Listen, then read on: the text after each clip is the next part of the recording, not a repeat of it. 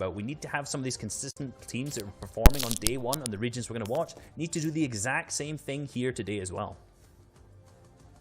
That's just OCE's story for the top 10. So many teams played overall entirely across the world. There were more FNCSs playing out in Asia as well. Their FNCS ended, and we have a winner, Reese. Yeah, we've got Ruri, Bob, and Moffin. The names may confuse you a little bit just because they're kind of a little bit off from their actual, but Drazna is Ruri, Mogrel is Moffin, and Bob, well, Bob's Bob.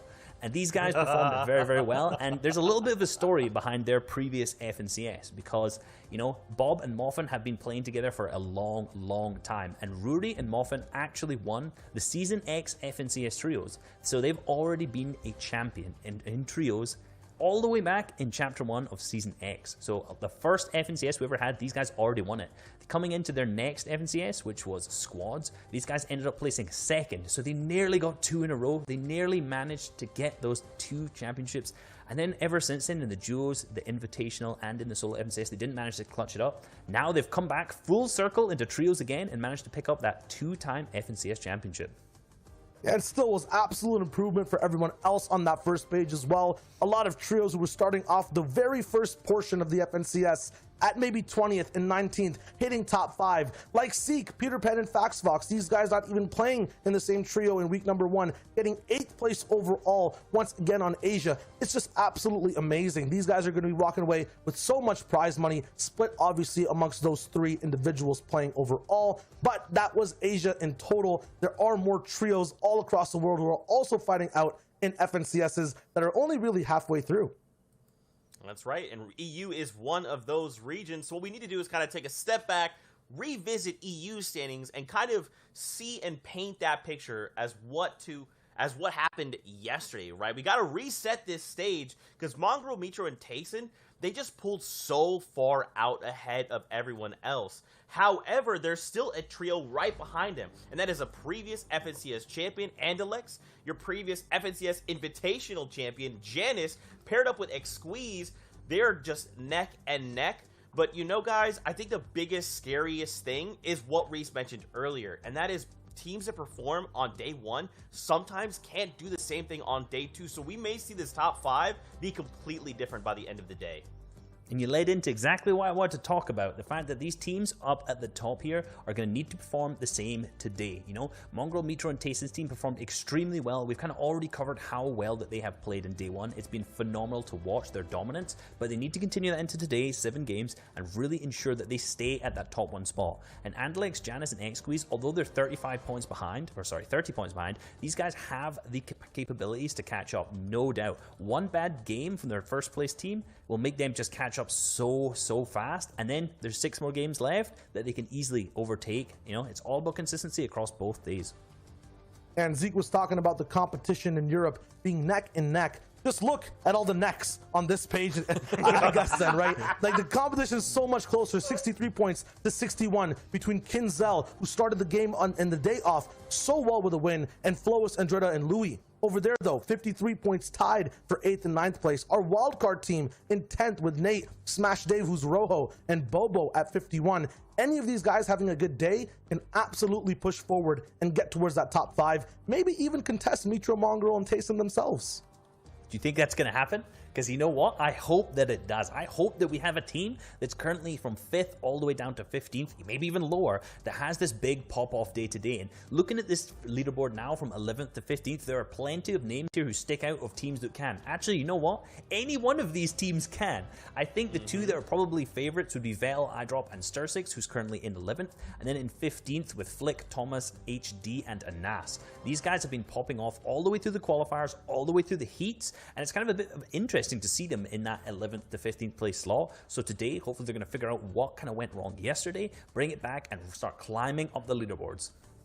Oh, they've reviewed, they've warmed up, and now they're hungry to have an amazing day of 7 games. We'll see how it works. It'll be a long one, but I feel like it might be the best Fortnite we've watched so far. Oh yeah, man, 100%. You know all these trios are looking to bring it. Now don't forget, yesterday, because we have 7 today, we had a matchmaking issue with one of our games, so we pulled that 1 game over to today, which leads us to looking at 7 games total. This is that added game I feel like is going to make a pretty big dynamic change to what we see the final standings look like. Now, we did have some VRs, 5 total yesterday, so we should probably reset those up, right? What happened? Let's talk about day number 1 in EU. It was Wolfies, CRR, and Kinzel in game number 1 that made it close and personal all the way to the very end, getting all the way to low ground, getting a win, and really showing everyone how much they've improved as teammates and as Fortnite players in this FNCS. And they actually struggled through the qualifiers a little bit, kind of only starting to catch steam at the end and then really start to pick up. And you can see that steam carrying over into the grand finals with their current 6th place slot and picking up obviously the first victory royale of the day.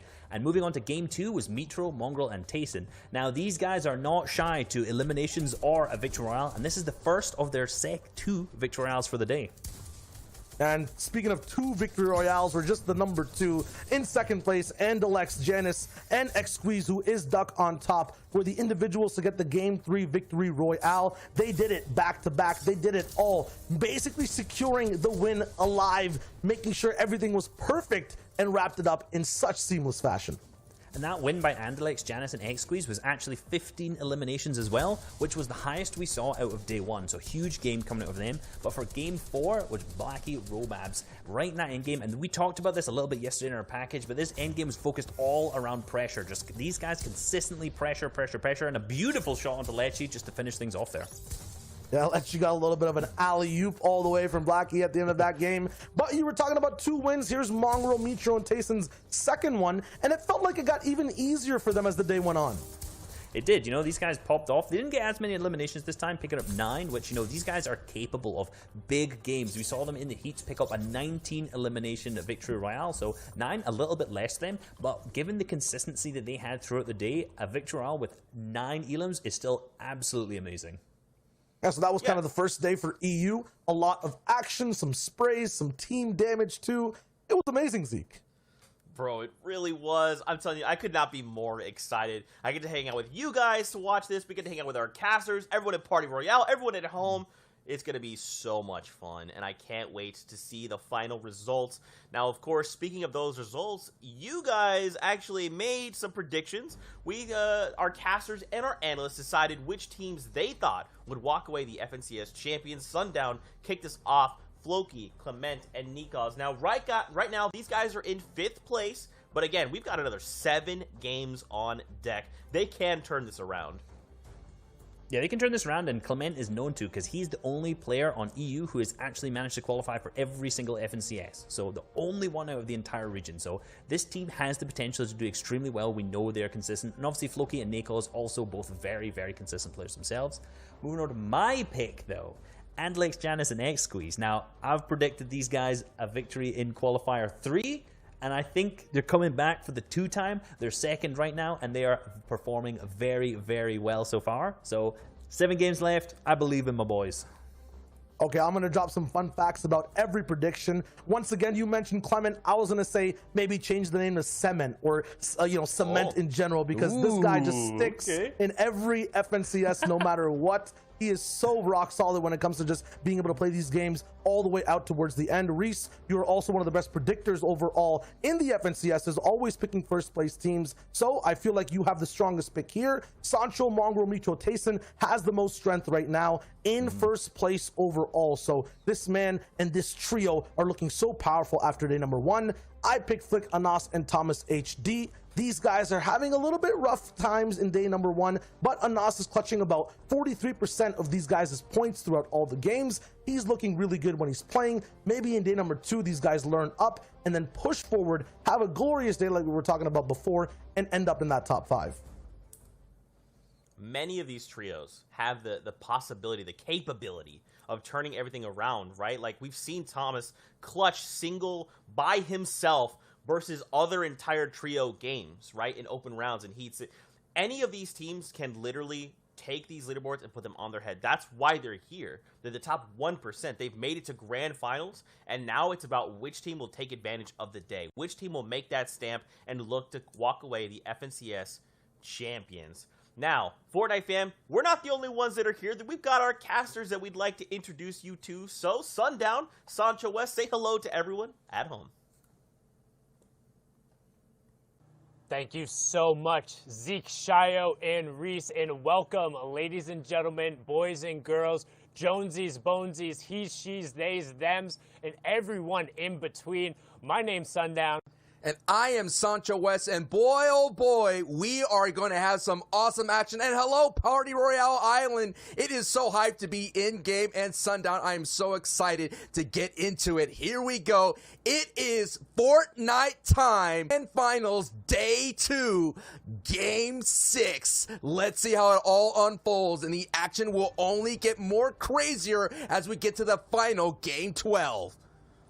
And here we go again. Don't forget, we'll have 7 matches today. And for those of you who are just tuning in, whether it's your first time, we'll be explaining a bunch of things. But what you need to know right now, that number 1 spot, they talked about it at the top of show, the best of the best, arguably one of the strongest and most talented trios in the entire world. And they've shown it so far through the first 5 games in Europe, is coming out of Stark Industries. It's E11 Tayson, FaZe Mongraal, and Liquid Metro, and they have had this place wire to wire the entire time.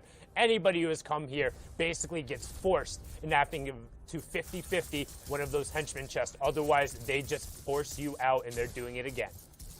The only person that's literally contesting, and he has to, is Iron Man.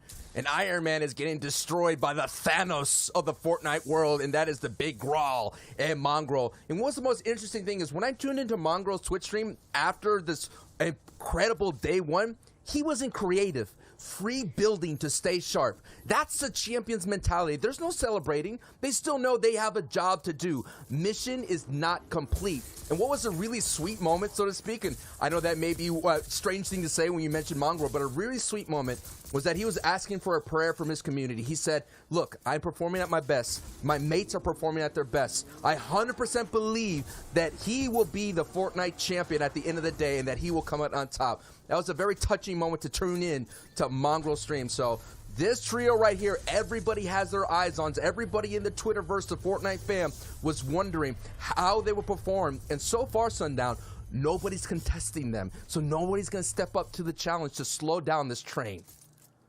And largely we've seen this is kind of beneficial to them. Again, we've talked about the stats over and over again, how this team is almost reliant on Mongraal staying up on his feet. He is the one who makes the plays. He accounts for so many, not only of their eliminations, but also just his number of them.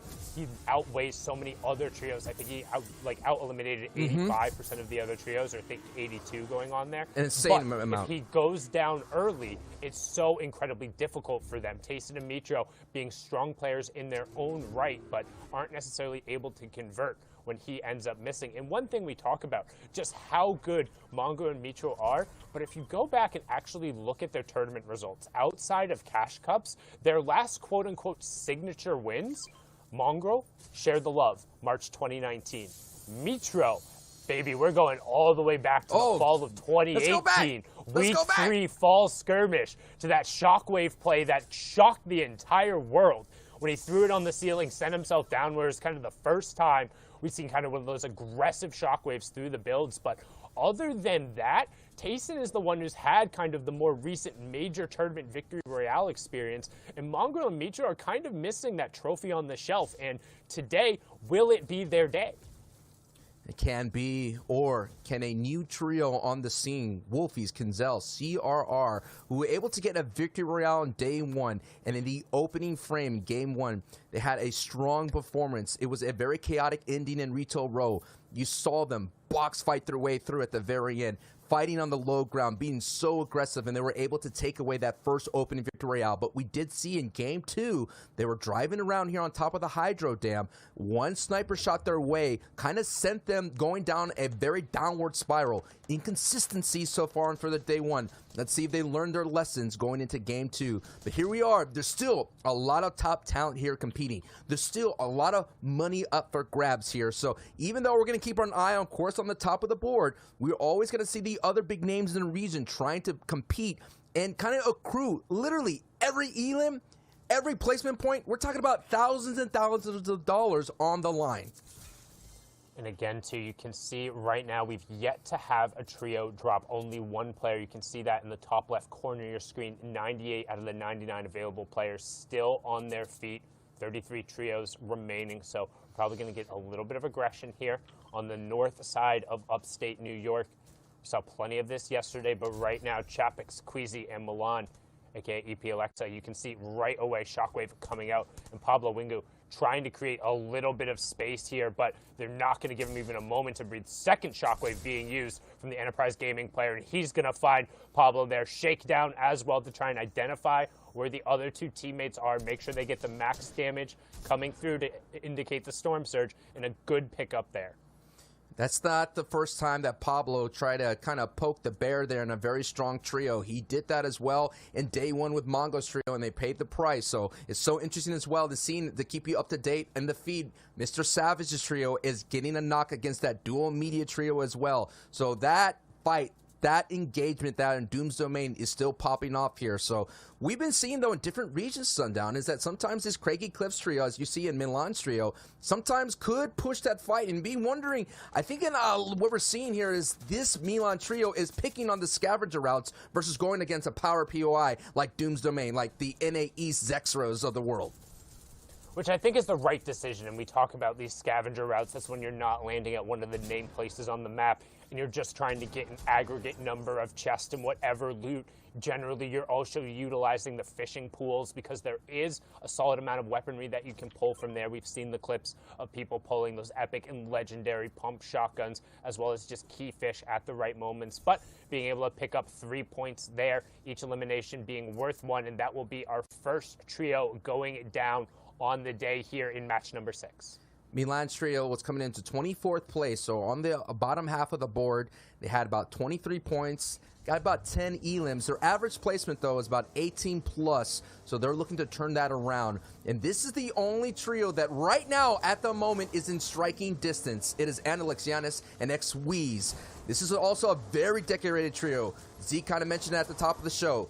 Duos champion, a solo champion in Yanis as well. Andalix is that duos champion. X-Wheeze is the only one looking for that trophy to add to the mantle. And already, Stir 6 getting fully confirmed in the Elim feed. That was another up-and-coming team. But I gotta say, that lead, yes, it's only 30 points, but that's a Victory Royale plus 5 elims. It's gonna be very tough for Andalexianis and X-Wheeze to kind of bridge that gap.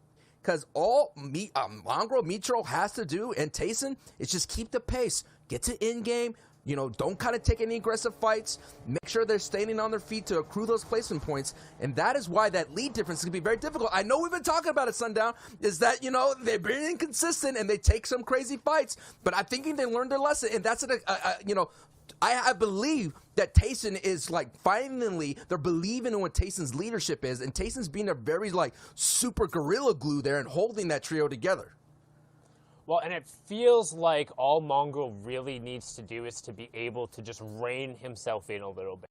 You can tell when he gets that red in his eyes, wants to go forward just like the charging bull that he is. But right now, CRR finding a huge headshot there with the Stark Industry rifle. We talked about the first shot accuracy reset on that being very, very, very quick, and they're going to be able to get a little piece of kind of this third-party action. We saw Stir 6 get taken down early, and they're using the Palm Blast there from the Sentinels to be able to send them forward. You get a nice little redeploy going off, and you can roughly control the direction because it's based off of where the hand is facing. But right now, using that to try and close the gap here. However, the revive is coming through, and it doesn't look like they're able to identify where Smudge is right away. Wolfie's trio and Co., they came right now into this match at 6th place. So they're coming in within that striking distance. They just got to string together a couple of strong games. And you're seeing here their box fighting skills as they pick up a knock on Smudge, who did get a knock on Stir 6 here. So Stir 6 trio is around this area if there's all the way up. So it's going to be interesting to see what Kenzo Wolfies did. They could get a strong start. They had a good start in day 1, getting that Victory Royale. Nice. Wolfies with the confirmation right there with 2 elims, looking really, really solid. I'm expecting this trio to start picking up elims, considering that is what they do best. Their average placements is about 12th place. The average elims is sitting at 3. No doubt this trio could do a lot more work, but it was that game 2 goose egg that really did hurt their stride, and we have to avoid those goose eggs going forward. So if you're on top of the board, you don't want any zeros. You don't want to get knocked out before that 17th place threshold. You want to keep doing what you do, and that is what Benji and Savage now they have to do. Now there's no Lechi, so that's going to be a duo moving on. So, it's going to be so much riding on the line for this to keep up the pace that they're sitting in 3rd place at the moment. Yeah, and they've had a tough time coming out of Dooms recently. We saw the dual media pressure come onto them, Lecce getting confirmed, but generally you've seen them be very good at prioritizing getting the reboot and then remaining 3 up. However, not quite able to get that over either, as they only got 2 eliminations, so seems like a little bit of a split fight out of Doom, but decent loadout right now on 100 Thieves. Mr. Savage there, you can see, also has the epic sniper rifle to help contribute kind of towards the picks. And so far today, we're seeing a little bit of a slower match. We're going to have 21 players threatened by Storm Surge. You can see the damage threshold warning there on the right-hand side. Luckily, these guys off of the contest are 890 above. Now, if you are new to competitive Fortnite, Storm Surge is actually active in every single game, even the regular squads and solo lobbies, but it only triggers when you have a certain density of players. The current threshold, when the second zone closes and we go to zone number 3, the number we're looking for is 70. So the 21 players who have done the least amount of damage to their opponents will be put under that Storm Surge pressure. It does 25 damage every 10 seconds. So while you can use utility to out-heal it, generally it makes you go aggressive.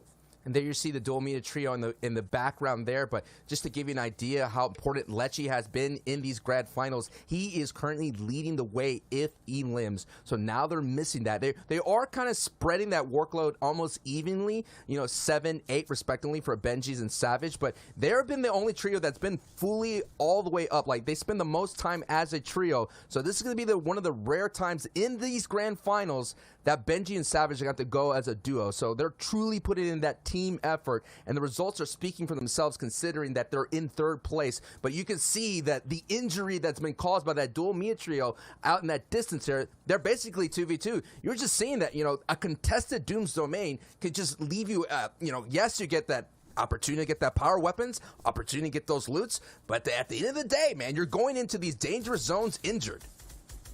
And you can see Squeeze picking up eye drop there. He's going to get the confirmation there. Matzo's getting busy on top of these guys. As Savage actually eats a bunch of bullets in the back. I think that was either the dual media or one of the other teams who's kind of posted up on the side there. They're going to work along this bottom side tunnel here, but they need to be conscious of the fact that they don't have a ton of white heals outside of the chug splashes, and largely they want to save those for endgame scenarios or when both of them need them, if possible, because now it's just going to be effectively wasted as they're thrown against Benji there. And you can see Savage has a player at his back as well, hopped into the box, but they're not paying attention to what Benji is brilliantly done there to get the first conversion. That's largely going to be Storm Surge pressure, but above them, raining down shots on the Centric, ADN, and the Train Hard duo, Matzo and Amplify. But Benji going to be able to clean up one. Savage gets the other, and a nice pickup for them there. 4 points so far, but Savage, man, very little white HP.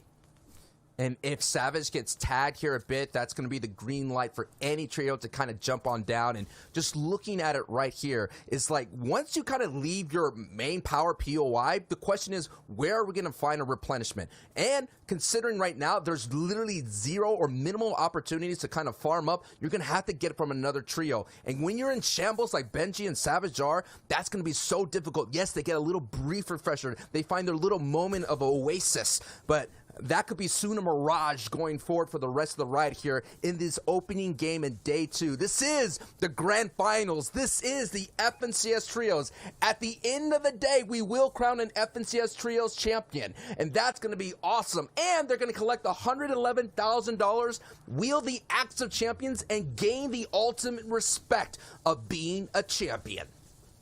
And are currently on board here. They were 5th coming into the day. Solari, Floki, and then Rams Clement and Nakos, the French trio, being absurdly consistent during their heats and having a good start to the day yesterday, but 2 really waffling games there. Games 3 and 4 made it tough and kind of allowed for the top of the leaderboard to separate themselves out a bit. Now, one thing about this trio in particular is they're a little bit more aggressive on average than any other trio in EU. They generally will pick up their first eliminations around 8.5 minutes in, which is more so than a lot of the other teams. So despite being uncontested, they're more than comfortable to go out and not only get tags, but look for confirmations. And one thing I want to note, we went from 91 players to 66 players in that nice little spurt there. So the Storm Surge driving plenty of action and plenty of points being doled out, but it's all in the form of those eliminations because the placement points won't come through until we have our top 17 trios. It's the same thing that we saw in NA East in their day 1, which was just a fantastic cast covered by Ozzy Antics and Monster D-Face. all those players in the NA East region were playing so tight to the chest. They were making sure that every build mattered and every peak mattered, every edit mattered, and we were seeing those crazy Storm Surge, or I remember like 5 minutes will pass and everybody will still be alive and up and running. As we've seen in the feed, Analyx gets a confirmation on Vettel, so Vettel, iDrop, and Stir6 are out. Benji is still cooking up right there, going against Carrot, a new star that kind of prop up on the scene in the FNCS Invitational as the coolest Carrot. But hey, I don't know how long you could be cool, man. It's time to heat up, man. I don't know what you got to do if you're the coolest Carrot, but now it's time to heat it up, because right now the action is heated up, as we can get a nice overview of Thomas HD and that trio who had a decent start. They pulled zone, and I really believe, and I'll get into it if we have an opportunity, I really believe that shifting that landing from Dirty Docks to Retail Rope is really affecting that Thomas HD trio. Yeah, it makes it a little tough to be able to get out when you're used to a certain circumstance, but you can see utility being used as players will jockey position here on the 4th zone, and positioning in this zone is so important because the change for the next zone, the 5th zone, will then be our half in, half out. What that means is the new safe area will kind of cut around the outside, so players, rather than heading central like you want to for the first 3 zones, will now crowd around the outside for the hopes of pulling that half in, half out 5th zone, so then they'll get priority on the moving zones that happen afterwards. So zones 6 through 9 will completely leave the safe area for the new zone, and that causes everyone to be forced to rotate, and that's where high ground ends up being so important. Here is our wild card trio who were able to get into with a very intense, super hype. All the metaphors in the world will not explain how intense that situation is. It is Rojo's trio, and they're doing really well here in the grand final stage, sitting at 10th place, and they pick up a big knock on Hen. And Hen, Puchik, and Deceptos were one of those trios that were a lot of people were picking as a dark horse. So this is going to be a big impact elimination, not only for Dave just on the leaderboard, but for Rojo's trio for just to have that confidence of knowing that they can compete. And that just what's really wild here about that the 33rd team can still walk away with the grand championship at the end of the day. Deceptos, Puchik, and Hen. And we all know, just like Mongrel's importance to that trio, Hen is super important to Deceptos and Puchik. And Puchik goes down. Puchik goes down again. Smash Dave, again, you talked about it. Rojo, the World Cup duos runner up there with Wolf. He's now representing Smash Esports. You can see SB Nate and then Bobo of Exalti as well. They came up clutch in the final moments yesterday, but now putting good pressure, and we talked about it. Hey, what's the difference between the 1st and the 33rd team in the finals? Well, they all get to play all 12 games, and it's a fresh slate once you get there. So all that matters is you got invited to the dance, and right now these guys have been very much so capitalizing on the opportunities and finding some great rifle shots. The angles here from these guys almost completely covered, and notice how they have the metal full belt cones above them, cutting down the angle on anybody else who might be or might even thinking about throwing shots towards them. So good effort there to convert into 4 points. It's all about the acute angles right there. Everything matters. Every moment matters. Every knock matters. Every confirmation and elim matters. This is what the intensity is of Fortnite competitive play, especially on the grand final stage. And some people will be able to step up to that pressure, and they're going to be able to play outside of their minds, and we're all going to get hyped and say, what are you doing? What did you eat for breakfast? How are you doing this? Or some of them are just going to be able to fold, but that doesn't matter. I mean, you made it this far. You have an opportunity to build off of this, to build that confidence. And that is what's so amazing about this, is that if you think about the EU region entirely, it's probably one of the most dense regions in the Fortnite competitive scene.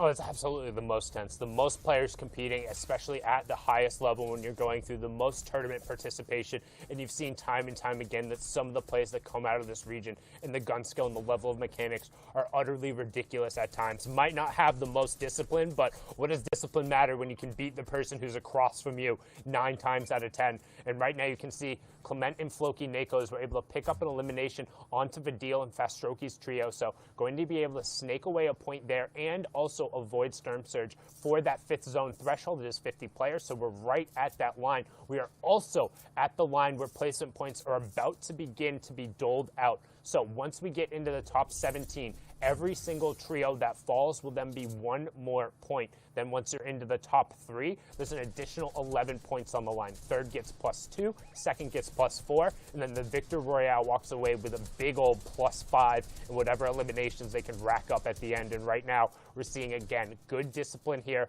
from the French trio, finding an angle, being able to put pressure. And they pulled priority on this zone here. You can see their bottom right-hand corner. They have the white line, and everyone else is going to have to pass them if they want to head to safety. And they're going to begin to try and head upwards a little bit. Nope, they open that up, and they see, never mind, somebody's directly above us. We're going to stay on this low ground.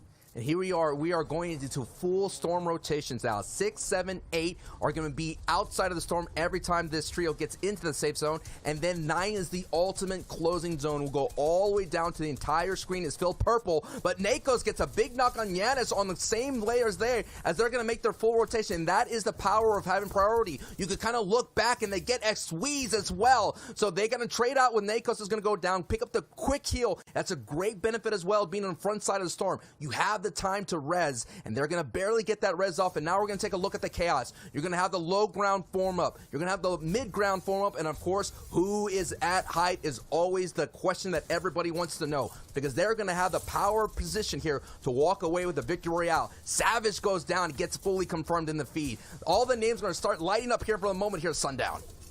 Yeah, now we have our placement points beginning to get doled out, and they're going to come in very quickly. 2 already ticking over as we're into our top 15. 35 players remaining, but a good execution there coming through from Nakos and Co to get back to a strong 3. Now they're going to about face and start spraying shots. Andalix will also get confirmed by Blackie, so that's our second place team being taken down. We talked about Rojo and Co, but they will be no mo there as he gets taken out. However, Mongraal, Tayson, Mitro, if the number 1 team doesn't fall and gets high ground every game, this is going to be a race for second as they open up match. As Cammy and Raxo take control of height, as you see on your bottom right. On the top right is going to be the low ground. And Clement, and man, look at them. They're getting so many elims right now. Already with 7, Sundown. And there's plenty more on the board. They're also getting the placement points ticking over. Top 4 with 9 players remaining. But all of a sudden, Clement is all alone. He's going to turn around and pick up CRR. It's going to be a 1v3. He finds a second right away. That was Mitro for the full confirm. But he goes down in third. Raxo up on the high ground, running it out now. And the challenge comes up from Kinzo. And he gets swatted down. Raxo and Gamma Gaming Cammy will close that one out. 9 eliminations and 34 points from the Victory Royale. Match 6 closes out there. In a blink of an eye, before you know it, a Victory Royale is accrued by Raxo and Co. We're going to need the breakdown from Zeke, Sayo, and Reese. What you got for us, fellas?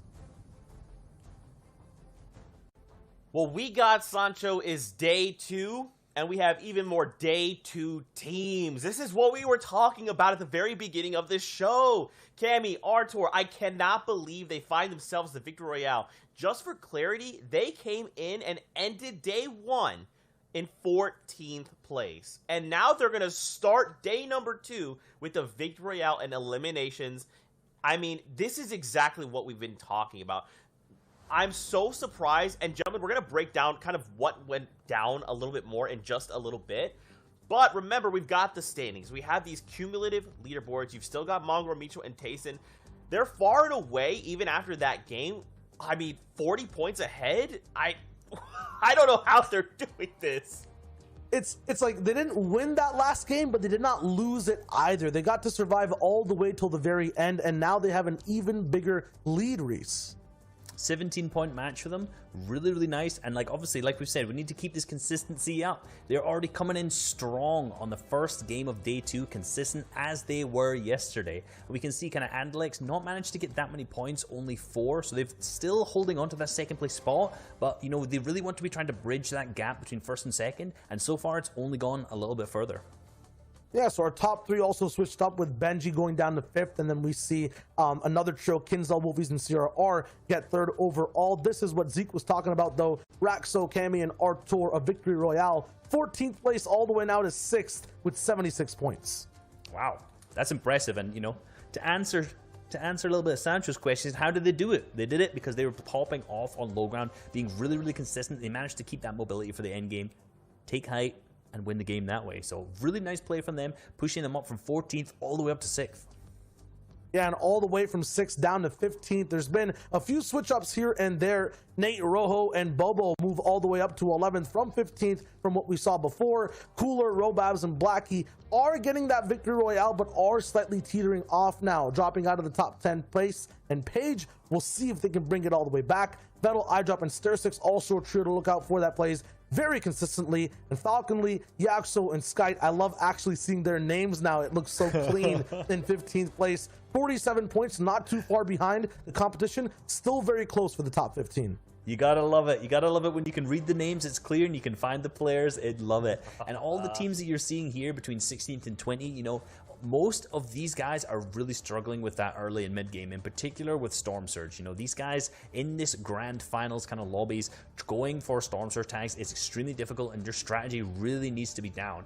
Queasy Milan Chapix in 19th, coming out of Craggy, is really struggling with that right now. So hopefully they can figure out their strategy, get their points, and keep moving.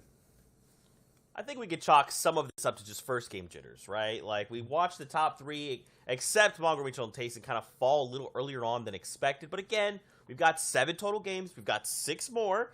It's okay, just first game jitters. Let's just test the waters. Okay, game 2. It's time to bring it. Let's go ahead and talk about what kind of transpired in this last game, as well as walk back through the victory royale. There's a couple key things that happened there that if you blinked, you missed it. Absolutely. Throughout the entire FNCS, we've been focusing on the top 8, the top 15. Now it's about the top 3, especially from day number 1 and how they looked. Mongraal, Mitro, and Tayson landing over at Stark Industries, one of the best POIs, and they had a very good game in day number 2. Some would say the best POI, but the second best POI, in my opinion, over at Doom's Domain. We're checking in with what was our 3rd place team, which was Benji, Savage, and Lecce. They are contested similarly to the end few games of day 1 by the dual media trio, fighting off spawn every game now. Yep, and Reese, this is your pick over at Sweaty Sands. They're looking pretty strong as well. They're looking strong, and you know, the Twitter was going wild about Sweaty Sands last night. They were talking about it heavily because it is a fantastic drop spot, but unfortunately they didn't seem to manage to perform out of it that day.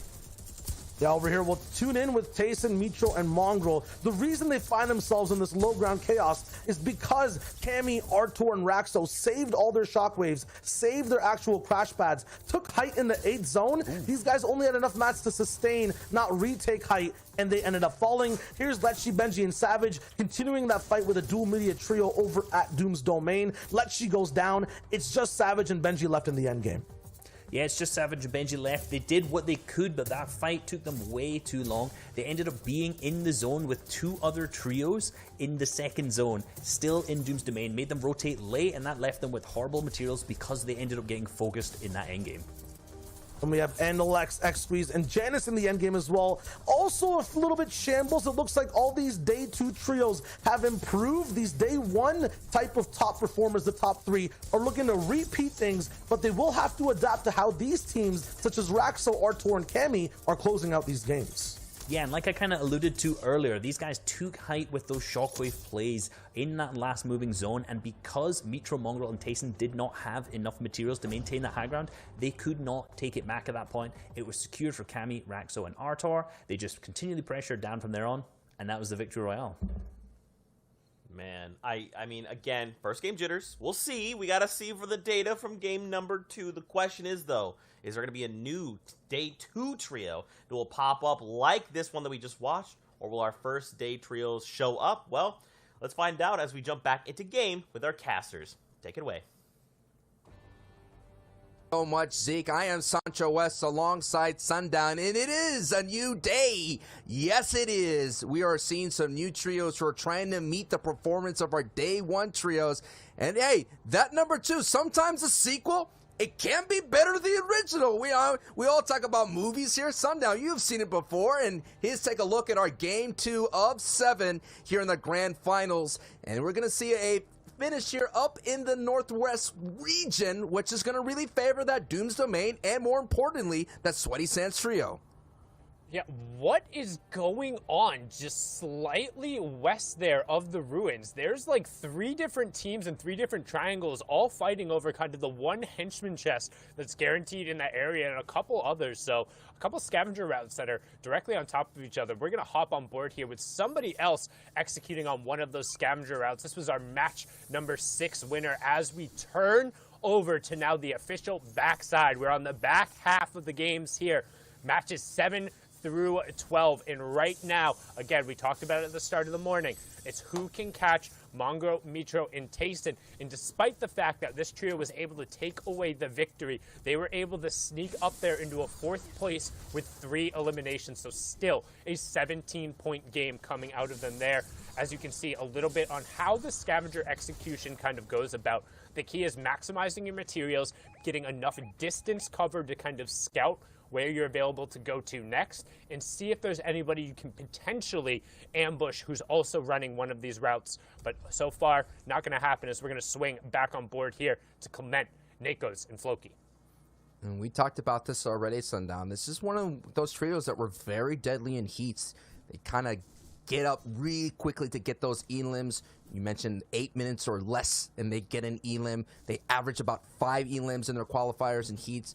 They looked really good. You picked them as well to walk away as the grand finals champion. And they had some day one jitters, a little bit of stumbling blocks. And now they're just seeing this new opportunity. They took a break that is so important. Now we're at that official halftime point. Just to be able to change your playbook, just to change your trajectory. And like we mentioned, it's just a shift in just a little bit. You don't have to do anything too crazy. Just a simple shift could get you back up into the leaderboard standings. And one thing to note, too, is they had just 2 really, really, really poor games where they weren't able to get into those placement thresholds. You can see on the right-hand side, each elimination being a point, but the placement starting to tick in once you're in the top 17. And for a trio like this in particular, they thrive on consistently getting placement points. They're not necessarily known for those absolutely massive over-the-top victory royales. They're more than capable of winning a game, but it's not typical for them to be getting those 15, 16, 17 eliminations VRs back-to-back. They did it in heats, though. However, now we're going to swing over to a little bit of contention going on. It's the battle here at Doom's Domain, and yet again, as we saw during the qualifier 3 rounds, Benji and Co. controlling the vault and then utilizing the secret passageways back and forth to try and get positioning over here on the north side of the house. And you can see the Dual Media Group now trying to rotate back over here. However, all of the onus here is really going to be on Benji and Co. to take this one out. And we're seeing this engagement could be so detrimental to run. Dual Media's trio is sitting in 30th place at the moment. And day one, Benji, Mr. Savage, and Lechi I think they ran them out of Doom's Domain at the very beginning, very early on. It looks like Dual Media has stepped it up just a little bit, maybe trying to take advantage of Mr. Savage, Lechi's, and Benji's slow starts. If they could shake off that slow start, maybe Benji could kind of put a run together to contest with Mongo's trio, to contest with Andalix. But right now, so far, we're just seeing another slow start here, Sundown. Just a little bit. We maybe see the early signs of it. You know what I mean? Like, I'm tasting the air, and I could taste that slow start. And the one thing to note is about the slow starts today, you think, yeah, well, we got 7 games today. That's 1 more than we normally get. Like, it's okay. There's time as Birdseye there gets picked up by Benji. And a nice little 50-50, able to swap over there to the Epic AR. Lechi is also going to be able to get a pick up there on the site. Benji's going to find the other one, and Lechi doesn't get converted. So saving some key resources there as well, not having to go over and utilize the reboot. We'll have to find some additional white heals. They have the bandage cannon. So not going to lose too much, but I mean, we've talked about it. Everyone is playing catch-up to Tayson, Mitro, and Mongraal. And one slow game, they got 17 points last game. So all of a sudden, that difference at the top, specifically if you're Benji, Savage, and Lechi, you lost 12 points last game. You have to make that up some way, shape, or form. And if these guys don't go down, if we don't see kind of that classic patented Mongraal over-aggression where he kind of overreaches a little bit in the early and the mid-game, and they keep getting their Storm Surge tags, I think, again, it's going to turn into a race for second. I mean, the biggest fear as well is if somebody or some trio just decided to do 50-50s and try to drop into Starks. It happened before. They did lose their spot early in qualifiers when Jaspy's trio, who is in the grand finals mind you, kind of contested. They kind of started to lose it, but I think that woke up MMT. That woke up this trio to let them know, look, we're going to have to understand that someone will contest us at some point. And they just obliterated Jaspy's trio in that next day in that tournament. So that is what we're kind of watching here. It's like, will it happen? Could it happen? We already seen OCE and Link's trio slip from that first place, going all the way down to 7th place or so. It could happen, but so far, I don't taste it in the air. I only smell grand final champion here. And that would be such a key kind of feather in these guys' caps. We talked about them being some of the strongest and best players in the world, and right now trying to put that on display, utilizing, again, we talked about this as well, the first shot accuracy from the Stark Industry Rifle and the high base damage of it, the fact that it still hits for 35 even at maximum range, and being able to convert on those 50+ damage headshots, make it one of the strongest weapons. And particularly, I mean, everybody has seen the clip of Mongraal on the high ground with an infantry rifle. This is about the same, and you'll also notice too, they'll generally run in terms of the rifle choice. They'll have a burst rifle on Mitro, and then Tayson and Mongraal will pick up those Stark Industry Rifles. That way, when you're spraying a wall, you have the fast first shot accuracy from the Stark rifles, and then the 2-shot burst coming through on the burst AR. It gives them a bunch of pressure to hit trios behind their builds. We saw that stat of Indretta, Safik, and Mongraal having 15+ elims, so they are slaying out. But what a metaphor. You see Mongraal's trio all decked out, swagged out in whiplashes, and then you see everybody else in the back of the pack trying to catch up in the coop. That's the kind of race that we're talking about. Can the turtle catch the hare? And this hare has an extreme crazy start, and they're not going to be lazy like that story hare. They're not going to take a break. They're not going to eat. They're going to keep running at full speed. They're going to take their whiplashes and cross the finish line. The question is, can the people in the coupes and the trucks, any kind of Fortnite vehicle, man, I'm going to take it all the way back to the board days and maybe the shopping cart days, who's going to catch up to that whiplash trio? I don't know who that's going to be. Yeah, you can see those Mark 51s being so fast on rotation, but I will say the one thing that could end up potentially being a little bit of a stumbling block for the trio would be if they end up struggling with Storm Surge today. We've already seen in the first 2 games, that first Storm Surge has been massive in a completely uncontested drop spot. If they aren't able to kind of get enough tags to get over the top, that could force them into kind of one of those classic Mongraal over-aggressive situations. Right. As long as they avoid that, I think they'll be okay.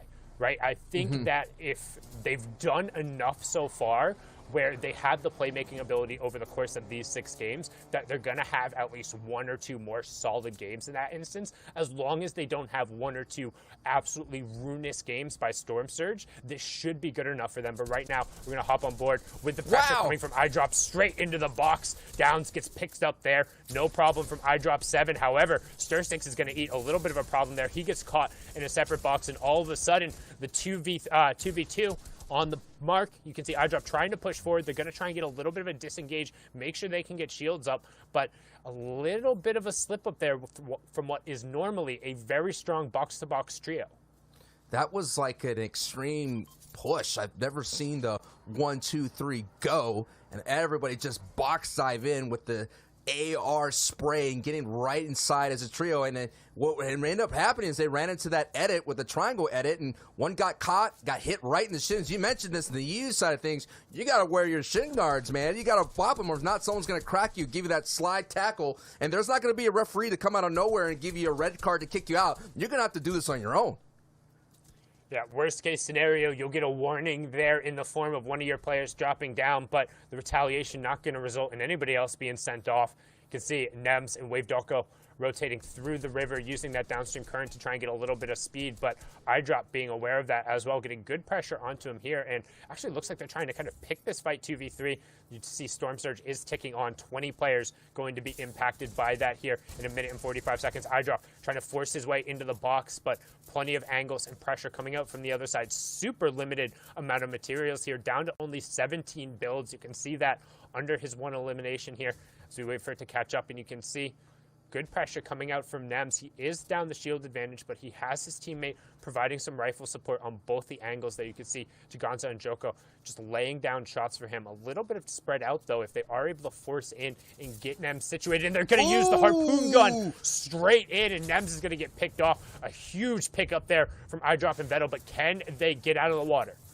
You're just seeing how great this trio is, but I think what's really affecting them as we're seeing them to try to capitalize and close out this trio is that essentially that change in drop spot is really hurting them. Look at their power weapons. It's not there. They're really doing this with green weapons and not having that firepower. Yes, you could be the most extreme trio that's going to fight hip to hip, but when you're not as strong as Monster was like to say, a 1.5 player that's walking around with an epic shotgun or legendary shotgun, it's just going to be so difficult for you to close out these fights. It's a matter of stamina, and you don't have the necessary stamina considering that you're basically going into these engagements in shambles, and already iDrop 7 goes down. Surstix is already out, and Vettel is literally on the green HP as Storm is going to overwatch them, and there it is. They get cleaned up, Sundown, and this is the same interesting that I was talking about Thomas HD, the change in drop spot.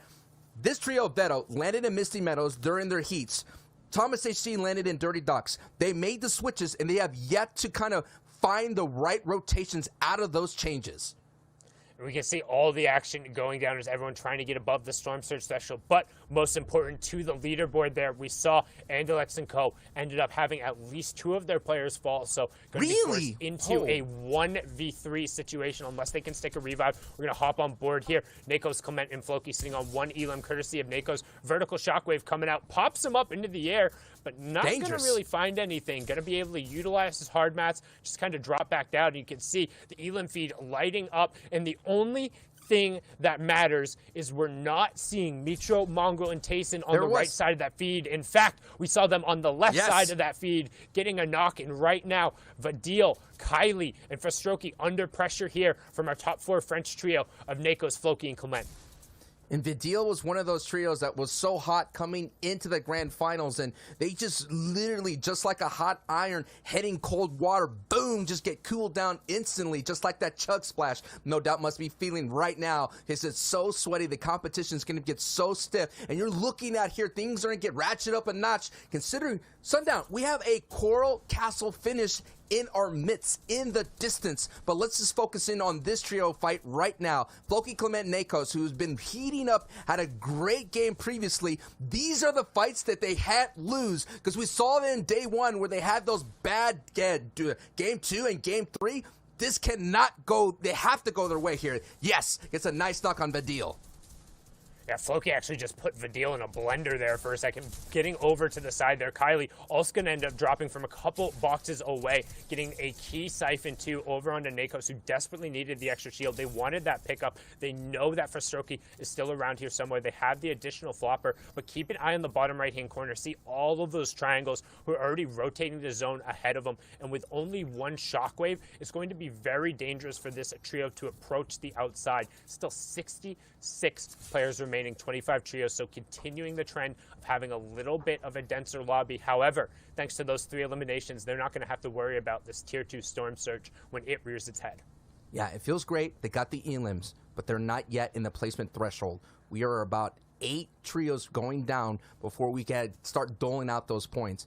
And this is the things they're already overcoming these engagement obstacles, but they're not out of the water yet. There's still some stormy skies ahead of them. Nakos, Floki, and Clemento are making their way up the board slowly and surely, but they're going to need like a big victory royale to catch the monstrous lead that Mongraal's trio has. And yes, look at the mini-map. So much aquatic terrain to kind of navigate here, and that's going to be so interesting to see how it all goes down, as Nakos, though, does get a little bit of lobby focus, but that's what you got to do. You're going to have to shoot back and let the people know that are doing those window edits, stop shooting at me.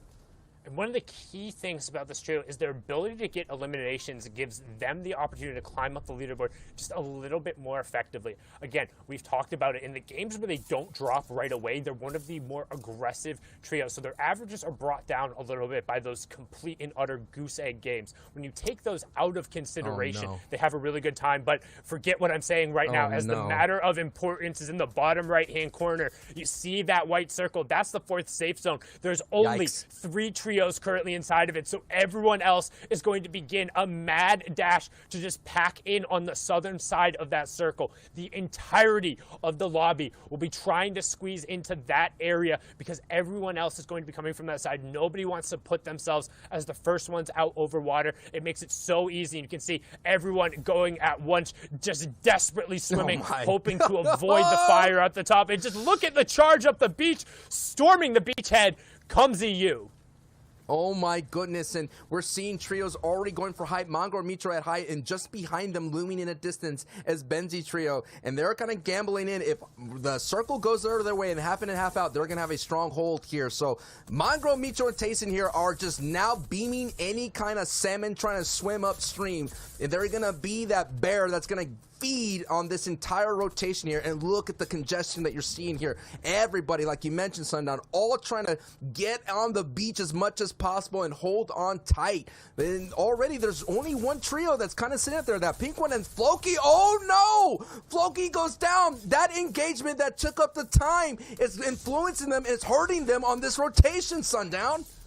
And they're completely out there. Clement got picked up earlier. Nako's going down right afterward in the long rotation. The top 14, we talked about their ability to get eliminations, but at what cost? Apparently everything, as our number one trio sits high atop their perch, high atop the throne. They're first in the leaderboard. They're first right now in positioning here. Nakos gets a little bit of a gimme there as Dave, aka Rojo, will tick over, but one more player will drop and our Storm Surge will turn off. We have 19 trios left, so almost into the placement points, but yet again, up on the high ground, Mitro, Mongraal, and Tayson priority positioning. Our second place team still in the lobby, but they're going to have to be toppled at some point. The clock is against everyone else as Janice and Andalex are also without a squeeze. They're in a duo. However, luckily for everyone, the lobby is pulling completely away from that with the little side note that we are going all the way over the water. So expect a ton of utility to be burnt here with only 3 trios having priority. Split Splash, we are taking a bath here in this in-game. It's all going to be aquatic. It's all going to be chaotic. It's all going to be dangerous. But at the end, there's going to be someone that's going to have a victory royale. They're going to be soaked. They're going to be tired from all the sweat and all the water. But it's going to be a big game. Somebody could easily kind of bolt their way up their leaderboard. But if Mongraal, Mitro, and Tayson, yes, they didn't get the victory royale, but Shayo said it best. They kind of got a mini victory just by staying up. And look at it. They're at height. This is going to be big considering everything's going to be over water. The low ground warriors are not going to have the ability to save their resources because they're going to have to build floors as well. Yeah, and we've talked about it too, the opportunities for when these trios could potentially be taken out, and that was it. However, the well-executed Shockwave, they didn't even need height. They just all needed to stay together. They said, Sundown, don't you know who we are? We've been on height nearly every single game, and it's going to have to be pried out of our eliminated bodies right now. As you can see, 3 eliminations, everyone still trying to pack on in. And again, placement points starting to get doled out. And as we keep an eye on the top of the leaderboard, every single placement point that Tayson, Mongraal, and Mitro get effectively nullifies the placement points everyone else is getting, because it doesn't matter if you get that point, they're getting it too. They'll continue to open up that lead, and unless somebody can knock them down off of this throne, it looks like it's going to continue to be a battle for second. As the 5th zone will close, we'll have our transition into the end game, and we're gonna head over to the Shark, baby. Yes, and now Cammy, that was a trio that was able to knock off Mongraal, Mitro, and Tayson with a Shockwave play. That is the EU thing to do. No doubt, Mongraal, Mitro, and Tayson know how to kind of combat that. They know the defense, and they get a good spread, and there it is. They're going to beam all these people trying to go for it. They're already going to the tip of the nose of the Shark.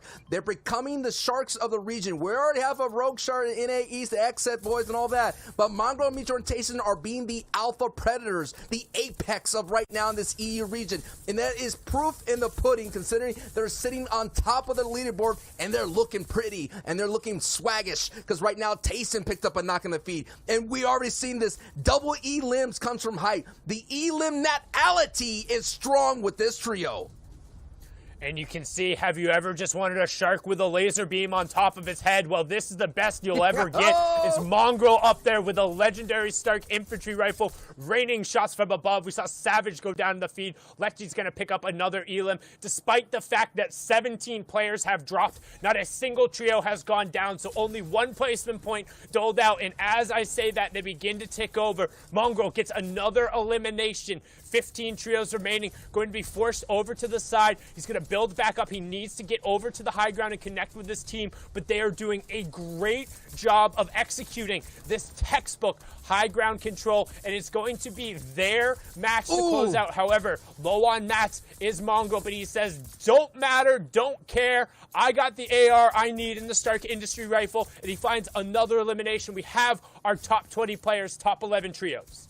And it's going to go back over water again. And it all is up to Tayson, the in-game leader, to kind of lead Mongrel and Mitro to the prime positioning with getting a knock on ZQ, getting them those angles that they need to send those beams down. We've already labeled these as one of the strongest players in the region with beams, and look at this, it's going to go off a waterfall, so the more elevation is going to go down and down. This is going to be crazy, this is intense. Coral Castle, and now we're going to take a peek just for a brief moment at what is going down in the chaos down below. We have the ultimate box fighter teams, Wolfie, CRR, and Kenzel sitting in third place, trying to say, wait a minute, not so fast, Mongrel. We are going to contest you, and we are going to have a chance to win, but it's going to require a huge effort to dethrone the Kings on top, Sundown.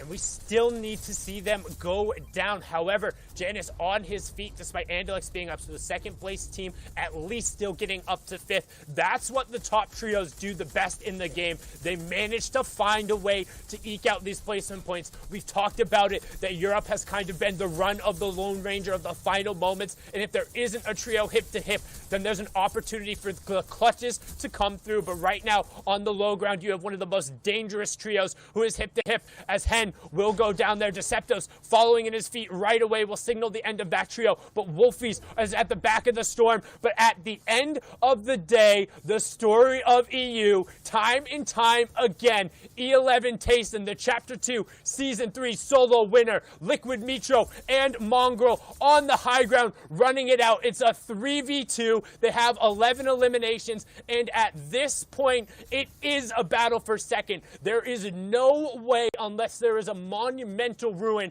that with the way this trio is playing so far, anybody will be able to catch them or repeat this performance. And this is why Mitro drops down. Tayson and Mongrel shooting fish in a literal barrel of the zone. 13 eliminations, 38 points. You know they're feeling it when Tayson edit downs Mitro to be the ultimate swanton bomb off the top rope, getting the big-time elims and the victory royale. Sundown. Wow, man. We all question, will Mongrel, Mitro, and Tayson have a successful hot start in day 2? And that right there, with the great consistency in that opening games, proves that they have a great chance of walking away to being that FNCS Trios champion. 55 points through the first 2 games. This trio is averaging now just over 25 points a game. That's a victory royale with nothing else. This run is nuts, but we're going to send it on over to Zeke, Shio, and Reese to show us how good it really is. First game jitters, no. Thank you, Reese. Thank you. Number 1. Listen, first game jitters are gone. The trio cracks back. I can't believe it. And these guys did a perfect job of calling this out for us, right? Tayson being your solos invitational FNCS champion from Chapter 2 Season 3. Coming in, you've got the veterans, the pioneers, Mongrel and Mitro. You slam them all together, and we may very well be looking at the next FNCS Trios champions. Let's take a look at these leaderboards. Look at this lead, gentlemen. It is monstrous. 186 points to 122, and these guys have 3 victory royales. That's incredible, actually. 64 points in the lead. And you know, Mongrel and Mitro have been known as this really aggressive 2 players. Solo, duo, trio, squads, it doesn't matter. These guys are very, very aggressive. And you know, when they started teaming up with Tayson, I felt like it was a personal fantastic choice because Tayson is very calm, collected, very keeps his own head, and he can IGL these guys into victory. And throughout the start of the FNCS, there was a lot of memes on social media about Tayson, you know, struggling to keep these two on their leash. But it seems like at this point, he's wrapped it all up, and these guys are just playing incredibly consistently. And we'll have much more to break down as to what they did in that last game. Pay attention to the second and third place, Kinzel and X-Squeeze's trio. These guys are now just 1 point beside each other. We'll see how their story kind of unfolds in these next few games and who gets to have that second place slot. Over here from 6th all the way to 10th place, Benji, Savage, and Letchi finding some success with Elims in a few games, not making those end games completely. 85 points right now. Past that from 7th to 10th, it is just a 4-point game from Floris' trio all the way down to Teeks. Yeah, very, very close between the 6th to 10th. And, you know, we just talked about Benji's team there. They kind of have been struggling being contested off spawn, kind of similar to what we've seen during the qualifiers. You know, they'll win that fight, but it'll drag out way too long, and the rotations just aren't good because of that. So I don't know what the next plan is for the next few games today, but hopefully they can kind of figure that out. But moving on to our next page, 11th down to 15th, kind of the similar names that we've seen over the last 2 days on this page. Yeah, I was going to say that the top 15 is really kind of looking standard now. These guys have found their pacing. It's about improving even more now, taking every game as an individual moment, analyzing it, making the best decisions, and winning, just like we saw Mitro, Mongrel, and Tayson do in that last game. From 16th to 20th overall, we also have a few new names coming in and out, but at the same time, the same teams still on the page. We see Lanouf, Marine, and Jaspe on this page right now, 47 points, contesting that top team in first place. Hen, Deciptos, and Putrick finding some success here on day 2, but these guys will have to have great games to catch up to that top 5.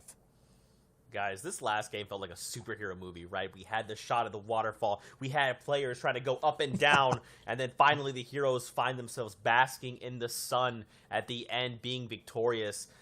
I mean, we very well could be looking at our next FNCS champions, but there's more that kind of happened here in the game. So I'm going to kick it over to you guys. Walk us through what you guys are seeing.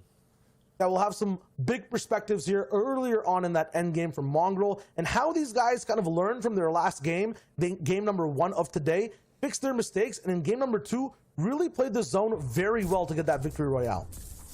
You can see they're already on height at this point, but they claimed that during the 50-50 zone because they got the zone right on them from 4th. But these guys are good. They'd already claimed a high ground position earlier on, so when they got that 5th zone, they could completely utilize that and keep height from there on out.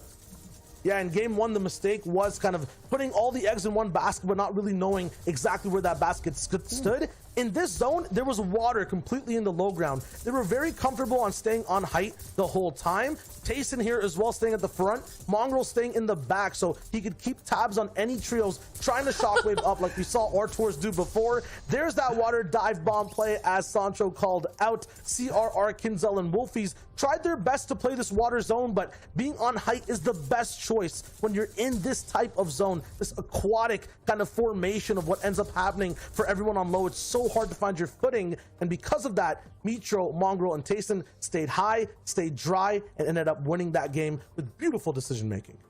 And Mitro actually, if you saw there, edited down by Tayson, which didn't seem like an accident. You know, initially when you watched that back, it seemed like Mitro was going to make the aggressive play to go pick up those eliminations. But, you know, even the top teams make a mistake at the end, accidentally editing Mitro down into the water. But because they were over that water, he was safe from fall damage, and they all managed to frag out and pick up that big victory royale.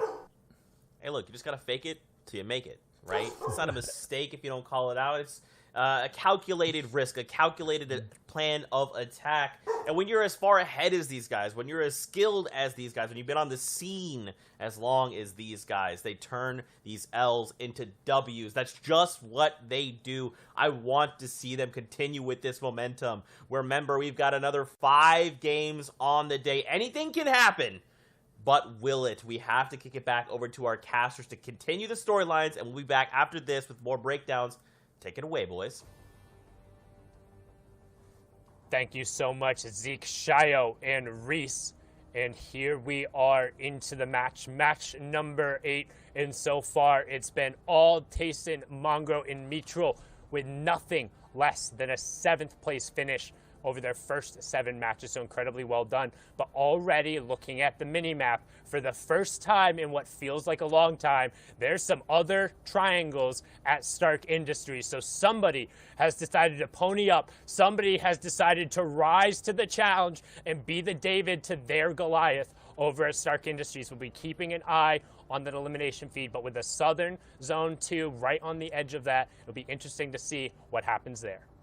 Hey, I don't know, man. I've been watching Ghostbusters getting me in the Halloween spirit. You guys released some awesome outfits.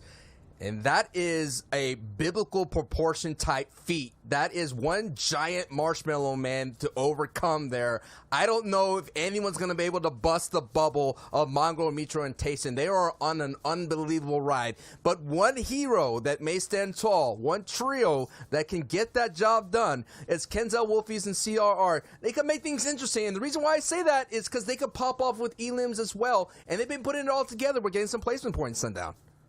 And one thing to note in particular about the last game, you saw how he had the bandage cannon on the low ground, but being out of mats, and when you're in the water, you can't actually fire the bandage against anything. It will go all the way down to the bottom of the water. So despite being on 20 HP, he didn't have anything to kind of mark himself against, as we actually see up in the elimination feed, and Dretta picking up another early elimination there. But also, we saw Lecce end up going down as well. So another one of our power trios over at Doom's Domain struggling a little bit here off of the start. The Dual Media boys giving them everything they can handle so far here on day 2. And I gotta know, as we seen that Snipe does pick up an Elim on Benji, what happened? What went down there in Stark Industry? We gotta see in a moment notice. We'll get that replay up going. Yeah, and that was Benji's full Elim as well. Their trio is down. You keep an eye on that top left corner now, as we're going to see. It's an off Thomas HD and Flick.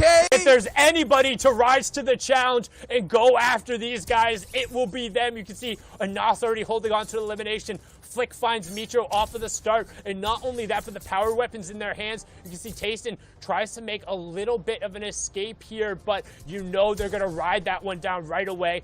Big white tags coming out there, and Flick, who accounts for 75% of this trio's eliminations pre-round or pre-zone 5, is going to find his second one here, and they're going to wrap up for the first time in this tournament.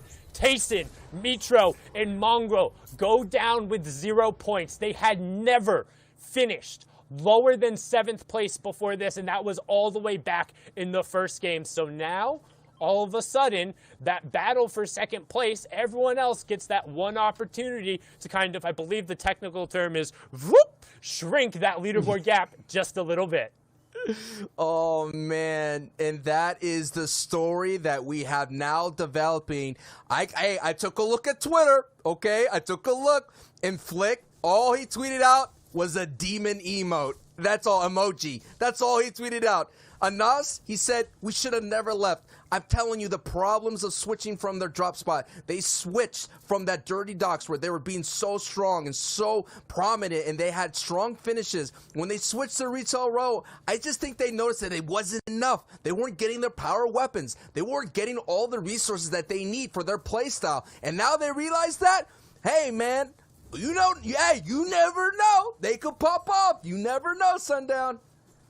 And we've talked about it before as well with this trio coming through. One, they're incredible in terms of their playmaking ability. Whether it's early or late game, we've seen Flick just kind of let running. They also get a nice little Llama 210 pick up there, some extra mats, extra utility. Not that the Stark Industries team will need it after that fact, but I mean, the playmaking capability. But on the flip side of that, let's talk about kind of the mental check that's now going to put on Mitro, Mongrel, and Tayson. Huge. Because for this entire competition, they haven't had to worry about sitting there in queues. They haven't had to worry about thinking who's going to come there. They haven't had to game plan something else. They haven't had to prep for somebody to come challenge them. Now, all of a sudden, not only are you eliminated in 30 seconds with 0 points, you have to sit there for half an hour, watch everyone else play outside while you're stuck there in jail. No more games for you back in the lobby. And they're out of that rhythm a little bit. They're a trio who very much kind of rides on that momentum. They're very, very emotional players. When they made the World Cup announcement back in the day, people joked about Mitro and Mongrel being the loudest duo, both for the keyboard clacks and just the way they celebrate when they make their plays. But now that they've been silenced for a second, how do they react? Tayson will have the biggest challenge of them all. Will Mongraal and Mitro put up that brick wall and not listen to his calls? It's going to be up to Tayson to kind of hold that ship from going capsizing completely. Giannis, Alex, and Xwiz, they have an opportunity now to gain some grounds here. They are about 60-plus points away. They're certainly sitting in second place. Another trio that we took a peek in down in Slurpy Swamps was Kinzel, Wolfie, and CR. That opens up the door to gain some ground, but we're talking about a difference of about 2 Victory Royales and some like close to double-digit elims. That's what's going to be required, and the difference is as well is we still have plenty of games to go, Sundown. We're just barely into the second half here of the grand finals here of the FNCS trios. And it was starting to feel like it couldn't be overcome because of how consistent they were. There was no hope. There was nobody who wanted to rise up and be the ones to challenge there. However, we've kind of talked about it before. Like, Jaspe and Co., yes, they 50-50'd the chess, but they were relatively successful, and they turned a couple of those late games around. So especially if a top trio comes in with a game plan on how to take those fights, and they come in not necessarily fearing those 3 off of the bat, which they're one of the 3 players who can really genuinely say, like, yeah, let's go fight these guys and maybe come out better than 50-50. Now, all of a sudden, you're going to think, okay, Mongraal really wants to get revenge there. But if they're not, they haven't had to practice this drop being contested through the first 6 or 7 games. Now, all of a sudden, 8th game, they lose it. 9th game, if they lose it again, there's going to be that seed of doubt in there. But right now, Razumi trying to get a little bit of doubt on this team, rotating away here, and a little bit of storm tags as they just remain utilizing their soft mats to get some positioning. And Safik's trio here is looking for a good start here in day 2. Haven't gotten any points at the moment in 11th place. Safik has been one of our slayers here in the region, picking up 15-plus elims by himself. But speaking of opportunities, opening the door here, it feels like, at Anas, Thomas, Stacey, and Flick have slayed the beast, right? Now all the villagers are going to have a good time to try to claim that castle up there. And Nakos, Clement, and Flokis have an opportunity to storm that castle. They're sitting in 4th place at the moment. They're still about 30 points away, so that is a victory royale. They could definitely do it in one punch, but they could slowly jab their way up their leaderboard, Sundown. I would say it's probably more equivalent to either scratching the dragon's nose and making him think for a second. Oh, okay. Like, that's where he breathes the fire out of, so he's got like a little, it's like, hey, that's a minor discomfort. Yeah. I wasn't ready for that. I'm going to come back in a moment, but like, the villagers are celebrating. They're like, yay, we drove off the beast. Or it's like punching a great white shark in the face. It's like, yeah, you know what? You punched the great white shark in the face, but that shark is still in the water with you. Yeah, you showed that maybe you might be a little bit of a threat, and maybe you can punch back. But he's still there. They still exist. And while they're going to be forced out for just a little second, one, who takes advantage of that opportunity? And 2, what happens when that angry shark, that angry dragon, the poked bear decides to come back in the next match? But right now, we're going to keep on board here with the teams who will have an opportunity to close the gap, because realistically, going into the back 5 of these games, only really the teams in the top 4 or maybe the top 5 can statistically still kind of overtake this route, and it's going to take a large effort. As you see Clement going and doing every little thing right, making sure they maximize on the utility here, going all the way out and picking up that second big pot, and then going to rotate back up the zone. I know the Halloween party is over and all that spooky scariness, but I've always learned to double tap. You always got to double tap and make sure that monster is down. And that's what Flick, Thomas, and Nos, they're going to have to double tap that down if they're going to keep Mongraal's trio at bay. So, Mongraal trio is out. Now let's just focus in on who is in and who has the opportunity to go up the leaderboard. And if you're questioning anybody out there, like, why would Thomas and Nos and Flick do that? Because they're slipping down the leaderboard. They start off the day with 15. They're going down to 17. Having Stark, that strong POI in their back pocket now, could enable them to get up their leaderboard and secure themselves thousands of dollars. All of it is on the line. And people are going to say, oh, why would they go and grief the top trio like that? And to my response to that, are you crazy? Are you crazy? They're competing to try to be the absolute top mark. Yes. And if this is a trio who is more than capable of winning They games, are. especially when you see Thomas and Anas enabled with shockwaves. That's kind of what you really need to take away. They have to have a reliable way of getting the late game utility. That's how they've won their games. And if you can go Stark and guarantee that, yes, you have to fight one of the best teams in the entire game to get them. But if you want to win, you have to beat those guys anyway. And they finally said enough is enough. And if you're going to post your spot on Twitter, if you're going to talk about how you're so good at defending this spot, you better have a game plan and you better back it up. Because anybody has the opportunity to land anywhere. This is Fortnite Battle Royale. And if a team gives you a hard enough time, you need to game plan better and find a way to deal with it. And that is what we call preach right then and there, Sundown. Now we're on board here with the BDS Robots. They got a victory royale here. They were able to have a very nice aggressive play. They kind of took the textbook of fighting on the low ground, doing really well, and they got a victory royale. So one of the few teams that have a victory royale, because Mongrel, Mitro, and Tayson have 3 victory royales.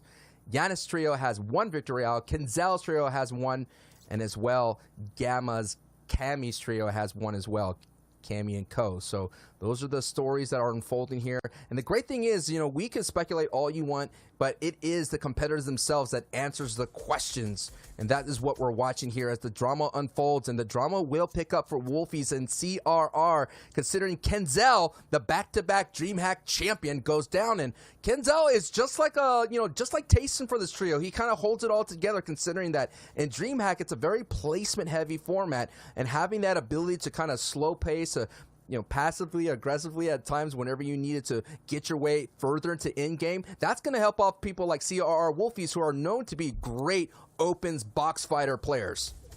But right now, we're keeping it on that Storm Surge threshold on the right-hand side, just above the map. We talked about them being below it. Well, the key snipe there coming from that World Cup runner-up there, the young controller player from England. Wolfies finding a great tag and a sneaky little bullet in there onto Kira through the window, just like a true sniper would.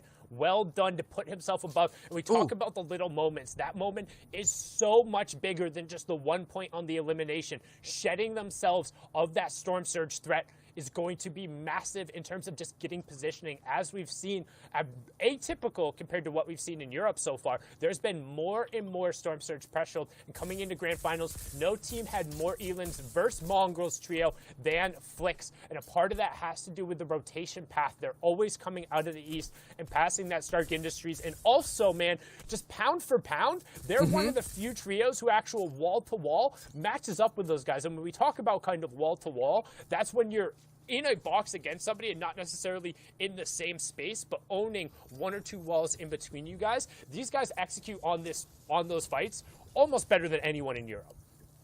And Thomas is a superstar, had a great run in heats. Anas and Flick are right behind him as well. They're forming a very strong trio. Thomas HG had some Twitter barbs with Zexro from NA East. Thomas HG was talking about, hey, who could come over here from NA East and compete? Should I go over there? It's so interesting. We all wish we had a World Cup Part 2. Like I said, sometimes the sequels are better than the originals. We all wish that. We all wish we'd be able to settle the great debate of EU versus NA. And don't forget about the Latin American. Don't forget about the Asia. Don't forget about OCE. We're talking about Fortnite, baby, worldwide. Some of the best competitors all throwing down, and it's all happening here in this amazing month here. I cannot wait to see who's going to walk away champion here for EU, and I cannot wait to see who's going to walk away for champion in NA East, so the debate's going to kick back up again. You can see right now we're hopping on board here with that second place team on the leaderboard, who's going to try and take advantage of that opportunity to shrink that leaderboard and shrink the lead of that top trio. But I'm glad you mentioned something about Latin America, because if there's an international land, we've seen just how good King can be in those circumstances. But right now, all the focus is on Europe, as Xqueeze, aka MCES, duck on top there, finds a nice little knock and some key shots on players trying to rotate in. Now, this positioning, we've talked about it time and time before, it's called the gatekeeping position. When you're in the safe zone and pressuring players who have the zone at their back, or either already into it and need to make it into the new safe zone. And it's where a lot of teams who had the foresight to rotate earlier are able to get key opportunities to pick up eliminations. And you can see right now, Duck on top doing a great job spraying down shots there, having control of the pieces in the area, and now trying to locate where that weak member is. And we're seeing already the rest of the lobby, seems to heating up at the right moment. Hen picks up a knock right there in the Elam feed, so that's going to be huge for them. Now that we know that the big monsters are out of the game, that's just going to make everyone play a little bit more loose. It's like all of a sudden the parents are not watching it anymore. The kids are going to run rambunctious. The Rugrats are going to do what they do best, and that's going to be an opportunity that they have to capitalize. You're going to have a big pop-up game here if you're Analyx, Xqueeze, and Giannis, if you want an opportunity to get that first place. And I mean, we're all going to have to keep an eye on. We talked about moments leading to bigger moments, and that moment of the opening engagement from Thomas, Flick, and Anas getting out Mongraal is causing so much waves throughout the entire time. And look at that. Analyx, Giannis have someone on the ropes in that back half. Let's take a look at the overall picture here and see who's going to have a strong position going forward. This is going to be a very interesting in-game, considering we have a lot of water and Lazy Lake POI in the distance. And right now, you can see Wolfie's CRR not having to move, just still perched up on top of the building. Lanouf, Moraine, Jaspe, the other team who had originally contested over at Stark Industries, but not brave enough to go over there in the grand finals, posted up.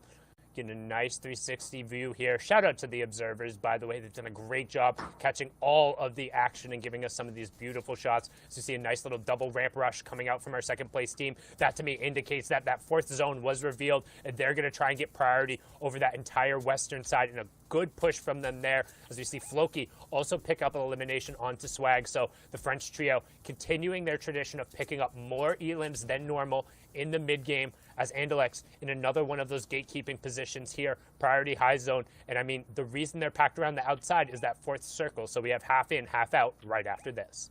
And this is a strong gatekeeping opportunity. The only danger they risk is getting sniped, returned. And that kind of return to sender type lethality is going to be so dangerous to deal with. But they're sitting good. They're covering angles. And someone kind of almost out of nowhere, kind of peekaboo, Jack in the Box, took a shotgun blast for Analyx and kind of woke him up for a brief moment.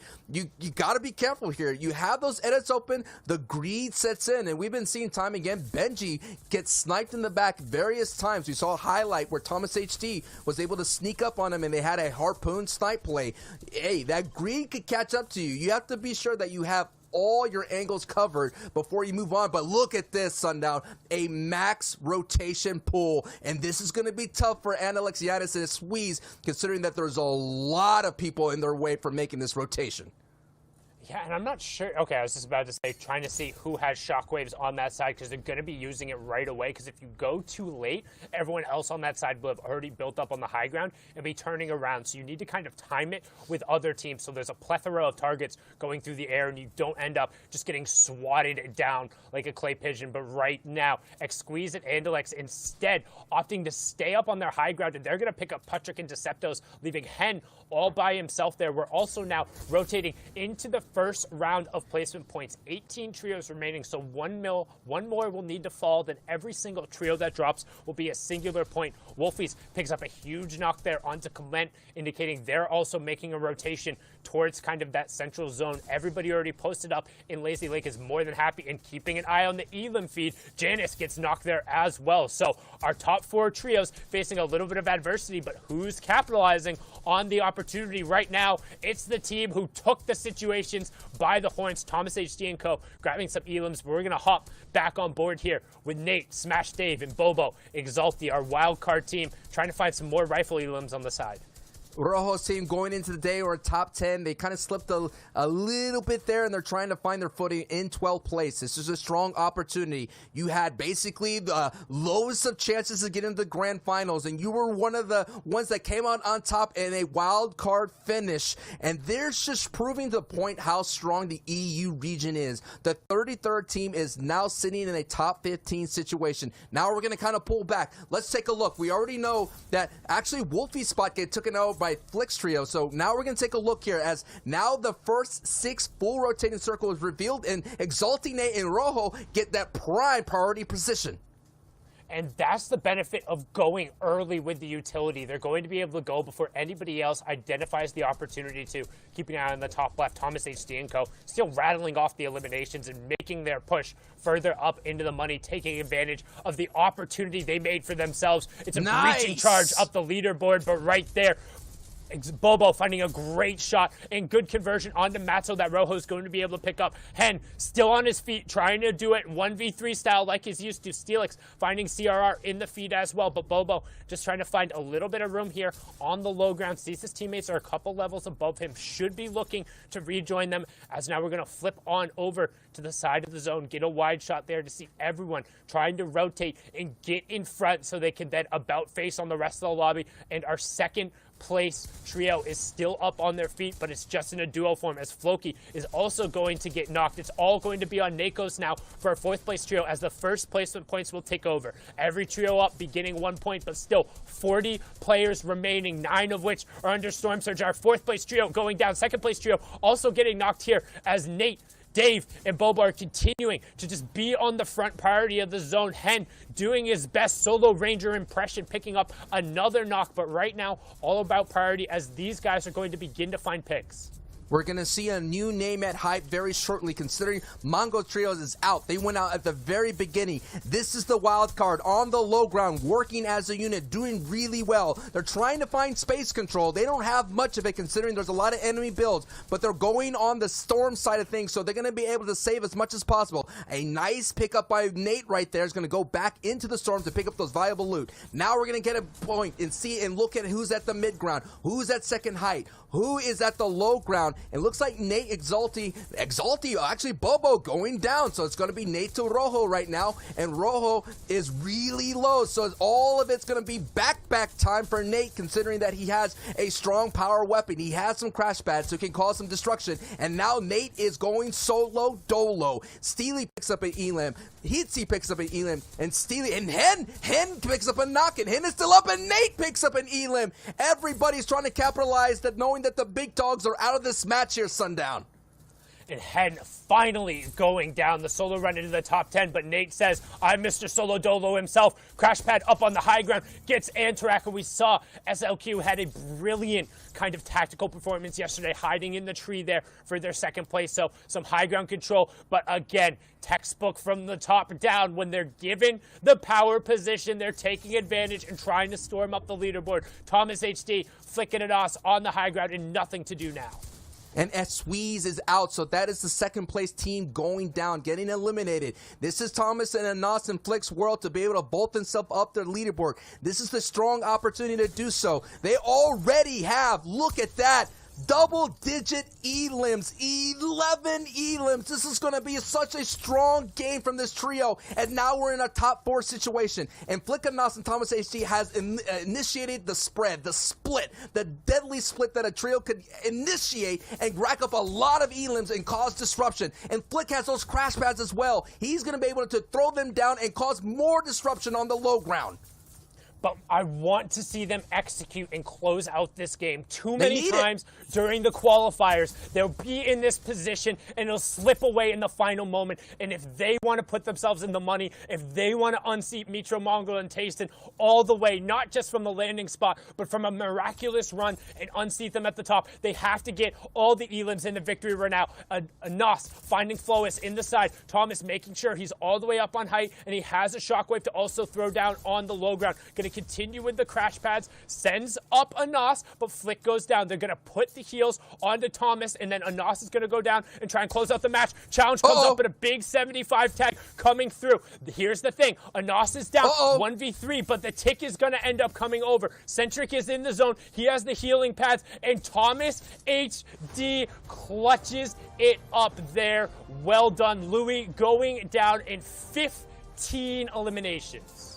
That was awesome. Unbelievable. It is grand finals. It is hype. We are going to need a leaderboard check. Zeke, Shio, and Reese, what you got for us? I'm sorry. Did Thomas just full send it with no build in that final moment? The confidence to say, look, I'm going over the edge here, and I'm walking away with a victory royale. Thomas, listen, okay?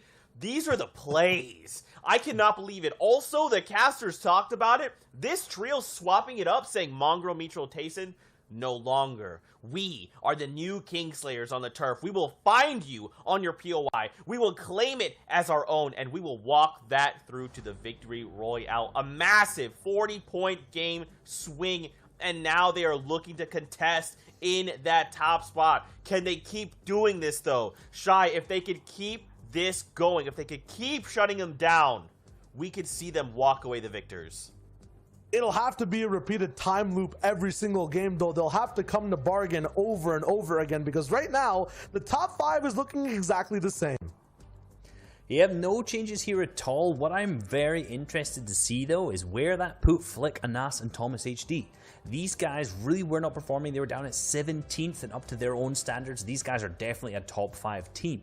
However, where's this put them? And here's our answer. 6th place after that. So that's moved them up 11 spots on the leaderboard just from one victory royale with 15 eliminations. Another team that we've seen moving up here there was Nate, Bobo, and Exalty there as well, down in 10th. These guys have moved up from 12th. I meant Rojo instead of Exalty. I said his name twice, but these guys are fantastic. They've moved up there from 5 eliminations, 5th, and we saw Nate going into a little bit of a solo endgame. He came 14th in the solo FNCS, so he's capable of that clutching, and that was really showing there in his gameplay.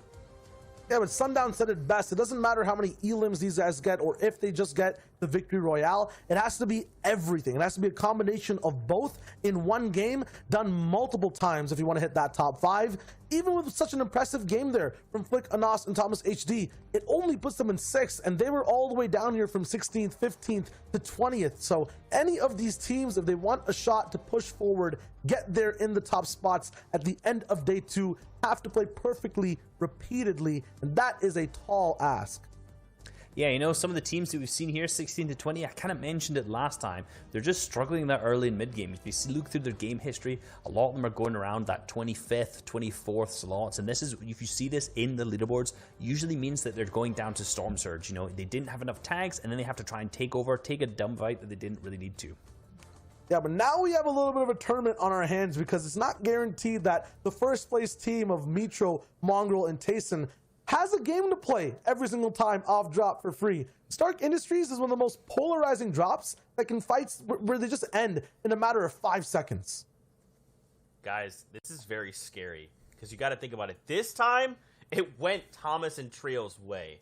But this next game, especially if they're looking to contest them game after game, if they are the ones that fall and then Mongraal, Mitro, and Tayson turn around and get a victory royale, this could really stunt their overall placement and like lessen the amount of prize money they could walk away on the day. We have a tournament on our hands. You said it the best. Now let's talk about what we have watched in this game, the change up of the drop spots. Break it all down for us. It was Thomas, the hype tank train engine we were looking at in that last game. From the beginning, we saw it happen on stream, but let's look at it again. Making the last-ditch effort decision to contest one of the strongest spots on the map, to contest the first place team, and win it without anyone going down. My goodness. And you know, Anas tweeted that they were going to be landing here for every single event once the place was actually initially put into the game. And they didn't really hold up to that. However, we've just seen Anas on Twitter retweet it saying we're landing here, and this was clearly the forthcoming of that, because they landed and they popped off big time. Yep, and they continued it all the way to endgame, a dominant showing of just staying on height, a clutch crash pad to make sure Thomas HD got that bandage cannon. Then he had position. He goes for a super shockwave. He gets mid-air shots down. That Stark Energy rifle you can only really get at those drop ships, but at the same time also at Stark Industries. That's where they landed. They got the win. Flick went down. It's all good. They had complete trust in their last man, who was clutching all the way towards the top. It was Thomas's show at the very end of the game, but it was this trio just playing so well and making the best decisions to keep their tournament dream alive. It looked like there was some baby oil on the low ground there, because so many teams all just fell at the exact same time going down. But Thomas HD, you can see the huge shockwave up there, and using the Stark rifle, kind of like Shio mentioned there, has really good accuracy from the hip fire, so while he's shockwaving, he's going to be able to hit those shots like that and pick up that big victory royale easily.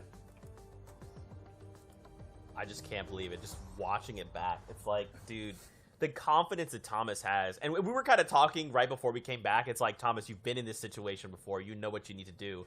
And he's just so comfortable. For him, it looks so effortless because in these times, he knows he can clutch. There's no fear. It's just, we're going. We're going to walk forward. We're going to find the victory out, and we're going to push ourselves closer and closer up to the top. I am so excited that this could be happening. I'm very scared to watch these trios fight it out again because, again, it may not go the same way. It may be very different. We'll have to see. Fortnite fam, we're going to go to a break. When we return, the final 4 games and inevitably our new FNCS Trios champions. We'll see you guys in 5 minutes. Come back. You won't want to miss it.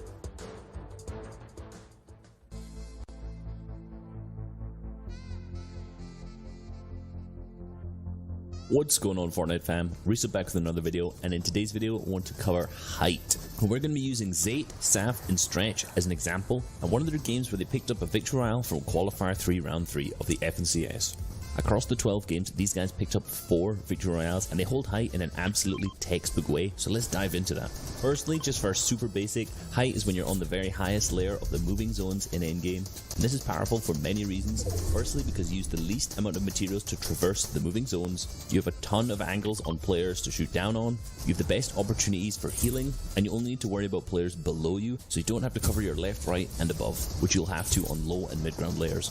I like to categorize the art of playing high ground into 2 separate categories: claiming and maintaining. Claiming high ground does not start in the end game, it starts much earlier in the mid game, and in this game in particular, Zayt, Saf and Stretch try to claim the high ground as early as the 3rd zone. You can see them take up a large amount of space horizontally here, with Zayt and Saf building over onto another area so they have 2 separate points of high ground. Later on in the game, when the 4th zone appears, they're not actually inside of this zone, so they wait late until other players have already built up there, and then they all shockwave over and claim the high ground there. The only reason that these guys get to the highest layer in 4th is because they'd already set themselves up on a higher layer in the 3rd zone. This allows them simply to just shockwave over and claim it. From here on out, our team's goals switch up from claiming high ground to maintaining it.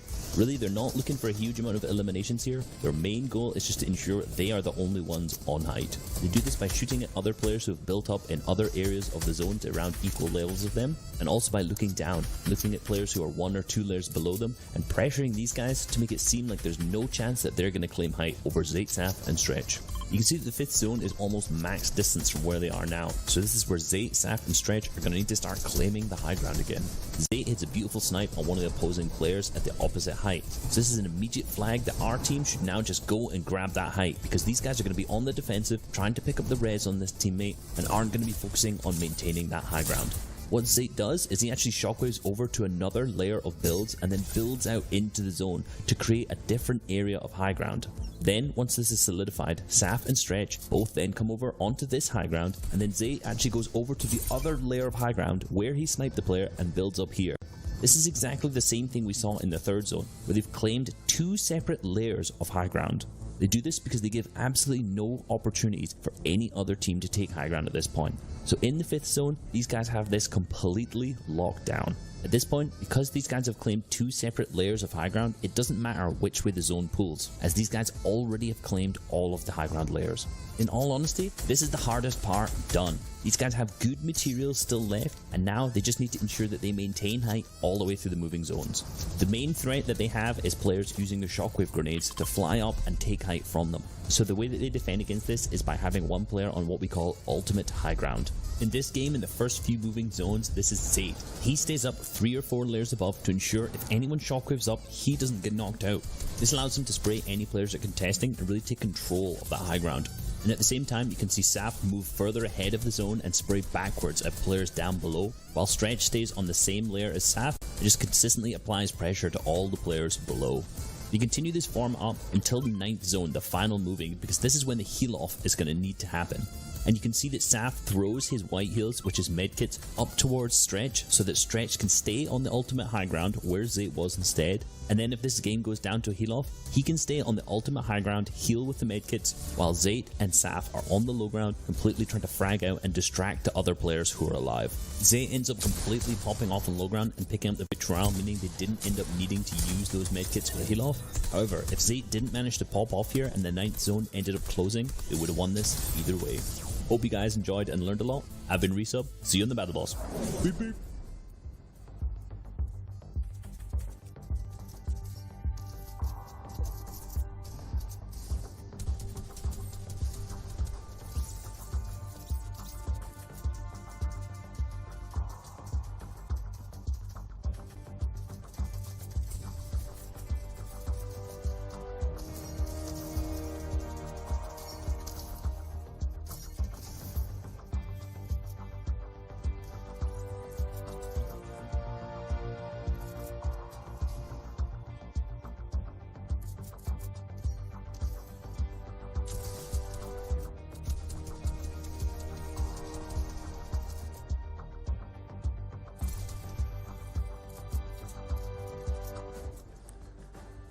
Welcome back, Fortnite fam, to the FNCS.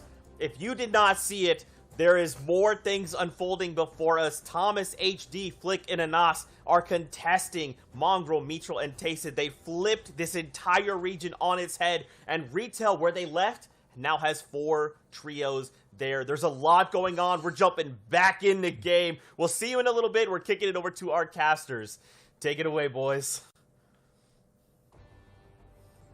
Thank you so much, gentlemen, and welcome back, everyone. We're hopping on board here. Thomas HD, Anas, and Flick, already 2 elims to their name. You can see right now we are a little bit into the match. We've already had 4 trios end up going down, 19 players total here as we're coming back from the break.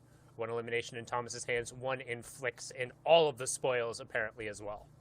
And also, it looks like we have more people landing in Stark's Industry trying to go for those home run plays. And his Moraine, Jaspe showing up here. Milan, Chapix, and Queasy showing up here. I think what's happening right now is we're getting to closer and closer. This is Game 9. We have a total of 4 left, including this one. We're seeing a lot of teams now going for those home run dingers. They're going for those, I guess, mid-pitch shots towards goal at the moment, going all for nothing, because that is what we have here. Everything has to be put on the line. So that's why you're seeing this. Now the question is Mongraal, Mithril, Tayson alive? Are they still up? Can they still build on their lead? Because already that gap is closing. And one thing here in particular as well, if you do get eliminated early, I guarantee you need to have somebody going back, doing your homework, and finding a secondary spot, because there's only so many games where you're going to be comfortable taking this type of pressure. It happens every single time up on the leaderboard, and now swinging over. We see Mithril and Tayson on their feet, 2 elims in Tayson's hand, but time and time again, we have talked about it.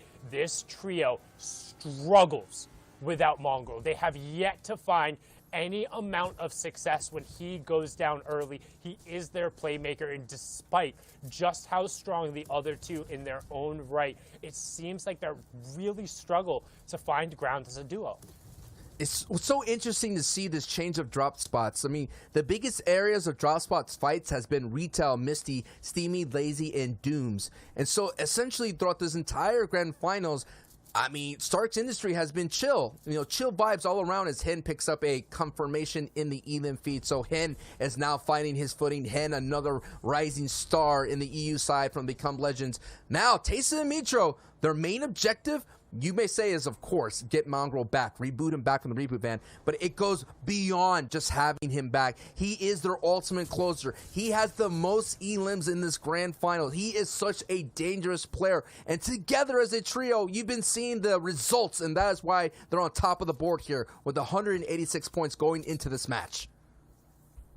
And one of the key things they're doing right now, knowing they already have the 2 eliminations, and also compared to every other game, this is so much of a sparser game. 78 players, 77 players remaining, when before in these situations, we've seen upwards of 91. They're hanging out in the side of the zone. They know there's more than enough bandages, more than enough med kits. They have a bandage bazooka as well. They're just trying to hang out and wait for this reboot van, knowing that the priority is, if they have the card, getting Mongraal back on his feet. It is the only thing that matters, because their potential for picking up points goes up so incredibly high, and here comes the play. And notice how they waited until the zone was pulling too, so everyone else left. They have excess white heals. They're going to try and get as much through. This is an incredibly intelligent play, because if they had gone and done the reboot beforehand, the other teams who are still there, who are still hanging out, or waiting for this top trio to leave, would have heard that sound and effectively would have been a dinner bell. This is the ultimate mental check. Every champion goes through adversity. That's what makes you a champion. Like Dwayne Wade said, that 3-time NBA champion. Fall 7 times, get up 8. So it's now in time for Mongraal, Mitro, and Tayson to stand back up and let the EU region know, yeah, you could send out your tweets, you could come and contest, but the ultimate tweet that's going to echo in eternity is that screenshot of you being on top of the leaderboard, saying that you are the FNCS Trios champion. And that is what's on the line for this trio. And a good job. We talked about it. Hey, they might not be getting out of here with all the spoils, but they got 2 points. They're not going to be under threat of the initial storm surge, and Mongraal is on his feet. That's all that matters. Yes, the white HP is going to be a little wanting. Yes, they're going to be lacking on shields, but because of the bandage cannon and because they're doing such a late rotation, there's going to be a minimal amount of pressure on them here. So this is realistically going to allow them coast to at least a little bit of a safer endgame. And if you don't completely wipe them out, it's not good enough. It kind of reminds me of the World Series here in the 2020 over here in the States. I know this is an EU region broadcast. In that World Series, the Dodgers, the Los Angeles Dodgers, went on to win the whole thing. They were mostly known as a home run hitting team, but then they started playing small ball, going for singles, doubles, triples to accrue their runs. So now it's going to be a small ball game for Mongraal, Mitro, and Tayson. They cannot go for that big home run with that big old, according to Twitter now, Starks equals Victory Royale. It's not going to be that simple for them, but like I said, a champion's ride is going to go through some troubles. Now, a champion going through troubles is Benji, Lecce, and Savage, who have not yet to kind of hold on to their day in day 2, but it could happen right here. Benji with the big time 200 back to back, and now they know Benji's here to fight, and Benji's able to clutch it up solo style, but man, clutching up this early in the game all the way to in-game, that's going to be a huge story to tell for Benji. That is a huge ask, but if anybody can step up to that plate, it's him, and he's going to get the pick, know he's clear of Storm Surge, and then just get out of dodge, knowing that rotating past him would have taken him past Andalix, Squeeze, and Janice there. So instead, going to move towards the north side, try and find the little bit of a more sparse, a little bit of a safer rotation, finds a big pot in there as well. So his loadout not looking awful, and he's got plenty of excess utility. So, I mean, he's set up for, and that was it just 2 slurpfish hanging around there? Hey, I mean, sometimes you just walk around and you vulture your way and you get some nice loot. Sometimes, you know, Lady Luck is on your side. And now that's what's going to be required for Benji. As you can see, there's a dangerous trio looming in the distance. This is their second place team in the grand finals. Is Andalix, and Xweez still really super behind here. We're talking about 40 plus points behind our first place of Mongraal, Mitro, and Tayson. And you know, their work that they did, they conditioned this leaderboard sundown, and all they have to do, you mentioned it time and time again, is just be on your feet, rack up those placement points. You already are going to be safe because you don't have to deal with Storm Surge, because you did have a very contested drop, as we saw there for that brief moment. And now, you know what? When you're on top of the board this way, the rest of the EU region, they don't want to be embarrassed. They don't want to walk around that someone was able just to put triple digits on them easily. They don't want that. You have a target on your back now, and the question is, how are you going to respond to that? And the one thing to note in particular, too, is their inability to capitalize on the one opportunity they got while getting the placement points and while getting some eliminations. It's not quite enough because Mongraal and Co. have 17 more eliminations than the next closest trio. These guys are still fragging out. They have 41 elims. They're the second highest, and they have a 7.2 placement. But the fact that Mongraal, Mitro, and Tayson are beating them in both of those categories, with the most important aspect being those 3 victory royales. Every single one of those victory royales is just a base plus 5 points. So from the victory royales alone, that's plus 15. The difference in elimination gives them plus 17. And then they also have a better average placement score coming through there. So you have to find a huge performance on top of them going down. And again, with 4 matches left, it's still possible. But every single match that passes makes it more and more unlikely and more likely that everyone else is fighting for second. And at the same time, you have Kenzel, Wolfies, and CRR who are right behind you. They're very close to up and your right here and get into second place. Every placement here matters. We're talking about thousands and thousands of dollars of prize pool money on the line, and that is what's at stake for all the other trios. We kind of joked, we kind of say, hey, Mongraal and Mitro and Tayson statistically are so far ahead. It's just a battle for second and third. But now that we're seeing that the EU region is stepping up, they're now landing at Stark, multiple trios. The question is, can Tayson lead Mongraal and Mitro to a better pasture when it comes to these kind of contestations, as now we see Tayson now trying to get a snipe in, and look at them, they're still being aggressive. Granted, they just left Shambles Town. They're still trying to do their best to enter that champion's row. I'm very questionable about drawing any attention to yourself right now. I know, We've seen they don't have excess shields. You're making a rotation through the open, but they say, Sundown, don't you know who we are? We feel comfortable with the lead. We feel like we need a refresher here. Let's go box to box. We're some of the best in the world here. Mongraal providing the support there with the burst rifle as Tayson leading the charge there, the E11 player, straight into the box. Forget box to box. He's inside the box. Mitro knocks Smudge. Pricolino goes down, and in the blink of an eye, 23 teams to 22 teams, well above Storm Surge, but we talked about calling attention to yourself, and what happens? They were able to get the mats, but now it's going to be on Mongraal to hold off the lobby focus, and everyone should know that's them. There was no other action. They should be pouring the shots in. Tayson is down. Mongraal is down. Mitro, no shields and just the white HP to his name. You would assume that everyone would just be pouring in the bullets right now and not giving him opportunity. They need to capitalize on this, and there it is. Down they go. 21st for Mongraal, Mitro, and Tayson. They get 6 points, but again, that door that looked pretty firmly shut, deadbolted and had a lock on it. Well, maybe there's a little bit of light. Maybe there's a gap, but the question is, who will step up?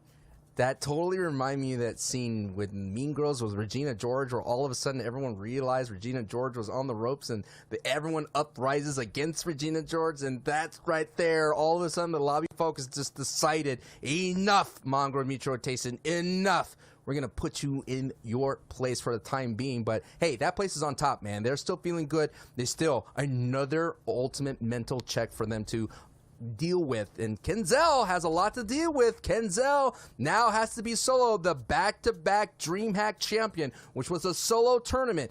That was an amazing ride, and Kenzel getting that signature victory on his resume showed the world, showed the EU region that he is a strong player. He's going to have a strong performance right here already. Benji with the biggest ask. Now we have Kenzel with the biggest ask.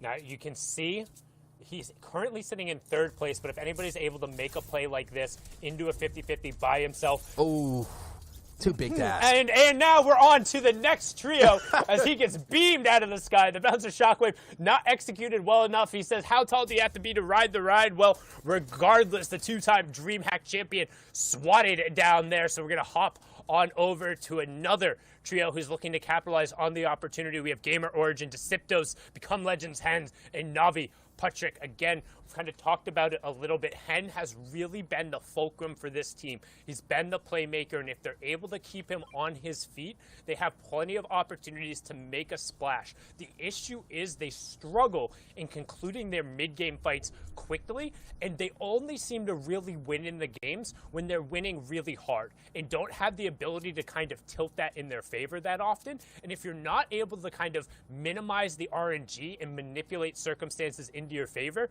it becomes becomes difficult. However, every once in a while, things that you could have with a pop-off game right here, right now. Thomas HG and Nas and Flick were able to go from 15th place all the way to 6th place with that strong finish in the Victory Royale. Hen, Deceptos, Patrick are now sitting in that 15th place. Can this be that pop-off game that they're looking for? Making that vehicle rotation is so dangerous, but Hen, Patrick, and Deceptos, their game plan is to go for height with a really aggressive retake. So, yes, they're currently sitting really close to low ground, but watch them as you're seeing on the top. Deceptos leading the charge, tunneling, tarping his way, and now you're going to have Hen and Patrick that kind of be looking in the backside of things. Patrick most likely is going to be the support player, but Hen is the one that's going to be the most damage as a fragger. And the one thing to note right now is they actually don't have any utility to go up. No crash pads, no bouncers, no shockwaves. What they do have is floppers. Oh, so they're gonna look Analyx. to try and find some picks or find a play there. They find Analyx and grab the body, huck him back, see if there's anything there. Shields sorting through. What they're looking for is a way to go up, because as you talked about, that's when they do best. And what they get from that is a crash pad, and that's going to signal the alarm. You hear it in the background. It's going off right now, and another down coming through. Navi Patrick finding the elim on the box-to-box. Deceptos is going to be the one who's able to confirm it there. And all of a sudden, with only one elimination on the low ground, they're going to turn it into 3 and some utility to potentially make a play. Crash pads and floppers in the inventory. And man, and what some great space control on this layer, and the EU region wanted the smoke, and now the fire is ablaze, considering that Mongo, Mitro, and Tayson are out. Who is going to stand tall after all the ashes are done? That is the question to ask. And Hen, Patrick, and Deceptos, we've all been waiting. We've all been wondering, where are they? They had such a strong performance in Heats, and Hen on your bottom left picks up a knock right there with some double beam, triple beam support from the rest of his trio mates. And now Hen, he's not done yet. Just like a machine, he's going to turn his attention to the backside of the storm. Very strong trio performance as we are now in the top 11. So placement points will be doled out. And here we go. They're going to try to make a move. And be careful, though, because height could kind of beam down on them, because considering that they're very close to second from height. And this is what it's all about. Players taking opportunity and rocketing themselves up the leaderboard. A huge pump there in the bottom left-hand screen. That's the one you want to keep your eye on. That's Hen with the floppers, with the shockwaves. He found Another it in a pick. one. He found another one. The backside of the zone plays. The young Englishman who's been on fire since the Cash Cup win on his birthday is trying to catch a dub here on the largest stage possible and take themselves from 15th back into contention, just like Thomas HD and Co. But Deceptos goes down. That's generally his partner in crime, so Patrick is going to have to do. But look who's still in the lobby. Thomas HD's name in that elimination feed. They're capitalizing on the opportunity and making plays for themselves. We're going to hop back on board here with Hen. 11 players remaining, 9 players remaining, 4 trios left as Thomas gets a nice double there to continue their push towards the top. High ground, though. Munch just raining down shots. We have Hen in the bottom right, Thomas in the top right. These are two of the best playmakers in the game as Hen finds another one. Shockwave's about to come out. It's all up to Hen as he goes for height. Doesn't find it there, but still has the floppers. Thomas also looking for his own room. Can either of them solo clutch up against the trio on high ground? That's been the theme of Europe, and here we go. And Thomas gets another elim. Thomas has the ability to do it. With 9 elims, it is a possibility. 2 Hands on solo players. Oh my goodness, Hen's on height. The trio is now between the sandwich right now of Thomas HD and Hen. Hen is raining down some fire, and they're going to go down into the arms of Thomas HD. Hen and Thomas pick up elims. No build for Hen. This is an opportunity. An opportunity. Yes. What a Hen play. clutches up and gets Thomas HD and Munch. Oh my goodness. Hen, what a way to close this out, and Sundown is speechless. And that was sick. We've talked about how good he is, how him and Thomas are the fulcrum. Well, the two of the best individual clutchers in the final moments there, going back to back, punch for punch, shot for shot, elimination for elimination. But in the end, Hen walks away, and that's now twice in a row. We've seen the 15th place team rocket themselves up the leaderboard with a victory royale. And that's all you want, man. That's all you want is a chance, is an opportunity to represent your trio. We are getting close to the end, and we are going to need a monster breakdown and a leaderboard check from Zeke, Shao, and Reese. Analyst S, what you got for us?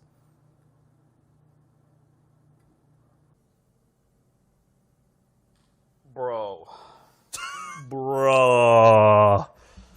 Day 2 of EU. Y'all bringing the heat right now. Oh my gosh. I'm just shocked. Like, Bringing the hype. Bringing the hype. Hen, first of all, I love that Sundown specifically yelled out the moment that Hen took this game into his hands. He literally goes for hype. He drops a person that's chilling in the circle safe, and he just holds there for a moment. The minute he picks up the siphon, he's like, okay, no one else. I've got the lay of the land. I'm just going for it. You'll love to see it. Now, we have to take a look at the overall standings because the story is still Mongraal, Mitro, and Tayson. I don't know how they're doing this, how they're pulling this off, but look at this lead. It's a lead that's shortening every single game based on what we're seeing over and over. This game, 21st place, they had 6 elims, so they made it work, and we'll break down how and why in just a moment. But look at some of the new names on this page. Flick, Anas, Thomas HD, 4th place, 45 elims, a victory royale, and 121 points. And how does this sound for Flick, Anas, and Thomas HD? Last game, 15 elims, victory royale. Now, 3rd with 13 eliminations. So they've I think they've tripled their points in 2 games coming up, and they've jumped up the leaderboard to 4th. And now look, only 3 points away from Kinzel, Wolfie, CRR in 3rd. So they're almost jumping up again into 3rd place from this play. And on your kind of whiteboard, it says hype. It's for me just shock. And for these guys, the word is hunger. They want to get that top spot. They're climbing from the depths, the pits of these leaderboards. Right behind them, too, look now. And Deceptos Putric in 7th place. They were in the top 15 before. Benji Savage lets you have to fall because some trios need to be moved down as others move up. Floki, Clement, and Nakos are still here, though, in 8th, trying to survive with all this chaos and pandemonium going on around them in EU. Usually we talk about this 6th to 10th page, and we're like, hey, you know what? Some of these names are the same. We're just seeing kind of consistent gameplay, and it's changing around every now and then. But this is just, it's all over the place. Teams are having huge pop-off games. They're moving left, right, and center, and this is the kind of excitement we really want from a grand finals. I mean, it's just ridiculous to think that Mongraal, Mitro, and Tayson are, like, slowly, like, climbing this mountain. And every single game, there's a new trio that is grabbing onto their packs and saying, no, not yet. Can they close this gap? We only have 3 games left. With performances like this, it can literally happen in the last game. Like, it's crazy to think as well, they swapped up their drop spots 2 games ago, and this is the result. These are the results. A memory check, there was no one landing there since Flick, Anas, and Thomas HD left. People saw it, and they decided, hey, let's all go there at once. And there's 4 teams at Starks too. You just saw Mitro and Mongraal trying to land, look up, and dip off. They go towards the garage, took a car to Retail Row after the fact, and there were more fights here for Stroky, Vidil, and Kylie in Retail Row. So if you notice, this team, Fastroki, Kylie, and Vidil, were not one of the teams who landed here originally. So he had 4 teams that landed here, and then this is the team that landed in Lazy Lake. They said, hey, we need Storm Surge tags. Where is everyone? And apparently every single team has landed in Retail Row, so that's where they went to fight and get some Storm Surge tags. After all the chaos in the early game and end game, it was pandemonium with Hen, a force of darkness on height, with a sick clutch, a trio in the midst with Thomas HD down below getting elims too. We have literally just the most 2 insane clutch players playing the end game, a trio that just got dismembered over there at the end portion of the game too. Hen with the beautiful timing and play to get up top, get the win. We would need like 6 different packages to break that game down on how many things changed and what ended up happening in this game of EU. With so many games left, this is just going to keep happening, right? Starks, it's no longer free. Mongraal, Mitro, Tayson, what are you guys going to do? How are you going to respond? Thomas HD, are you guys going to keep the ball rolling? Is there going to be some other trio that shows up and says, look, we're putting our name in the ring. We want some of this action. Guys, this is everything I could have asked for and more out of the Heats. My biggest question is, can Mongraal, Mitro, and Tayson hold on? Can they keep the ball rolling? I think they can, but it all started with Flick, Anas, and Thomas HD inspiring the whole region to just take a risk, take a chance, and go for different drops. I'm wondering what else is affected around the map. In all honesty, I just want to see 8 teams land there now. That's what's the, like, surely that's the natural next step. We've seen 3, and then we've seen teams in Retail Row landed there. Let's just all go start for this next game. Let's give us a good package to something to talk about, something crazy. the story is like insane, you know? It's like, okay, Thomas rallies the entire lobby. If Mongraal, Micho, and Tayson win, then they defeated the entire lobby trying to contest it. Otherwise, you're looking at Thomas HD's trio, and it's like they pulled off the unthinkable. It could go either way, Fortnite fam. And we're coming down here to the last handful of games. We gotta kick it back over to our casters. We gotta keep the action going, the momentum going forward. We hope you're enjoying all the action. For now, though, let's dip back onto the battle bus. We got Sundown and Sancho to take us in. Thank you so much, gentlemen, as we've loaded on in, and this is match number 10 in total. We have 3 more to go today, and then we'll crown our FNCS Chapter 2 Season 4 European champions. They'll be walking away with the axe. You can already see decent amount of spread going on here. Some triangles over at Stark, so there's definitely going to be a contention going on, but otherwise there's a decent spread of teams. However, it feels like there's a couple more people also lurking on those out route kind of paths just outside of Stark, as we're going to swing on over with our match 9 winners, Hen, Deceptos, and Patrick. And what a great performance from Hen, the clutch factor that he has, coming 15th place going into that match, getting the clutch victory royale as a solo, got them to 7th place. That is going to be huge, and that is thousands of dollars of pop-off game potential right then and there.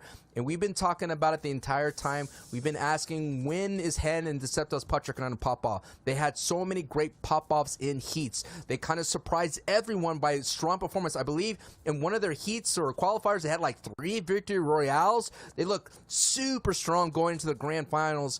And unfortunately, it took them a while to get their footing here. And finally, what a big way to get that foot through the door here. And having an opportunity to at least get into the top 3 now, considering that if they get another pop-off game, Sundown, it's possible that they could get it right up in there really easy.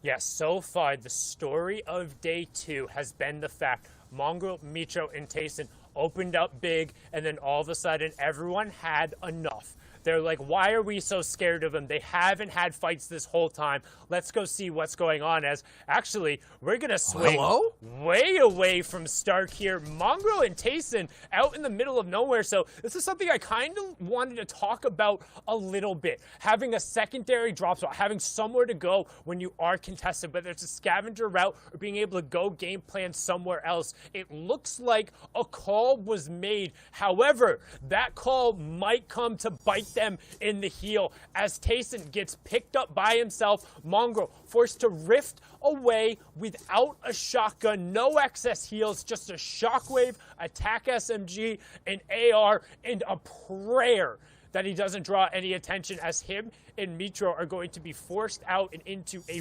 really rough scavenger route.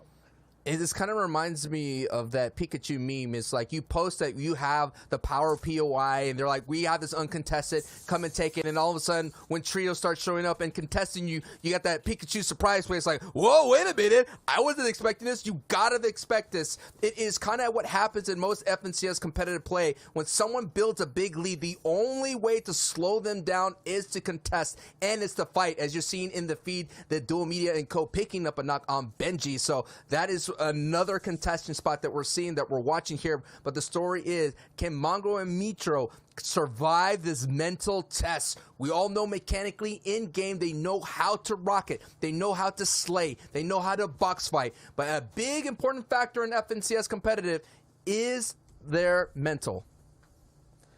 The mental is what matters so incredibly much, but we've seen before that as long as Mongraal is on his feet, he's going to be capable. However, they were forced to rift out, and you saw the shakedown come through as well, so there's going to be absolutely no opportunity to get Tayson back here. He's going to be forced into a backseat coaching role, and now, again, Mongraal is desperately looking for any form of shockwave before he gets caught into a fight, but Blaster Alpha and Nikov, the ones who got the elimination, are Tayson. they see red in their eyes. They see that first place, and if you're not ready to defend yourself, you're going to go down quick. Mongraal gets picked up, shakedown onto him. It's the one time he's been bullied so far. The last 3 games feel like they're getting to him a little bit now as Mitro shaking down, and he's going to be running away, trying to avoid going down here in 31st, but AR shots from both sides. Matzo Amplify and ADN on top of Ruins doing what they do best, looking for those AR tags, and it seems like 3 games in a row,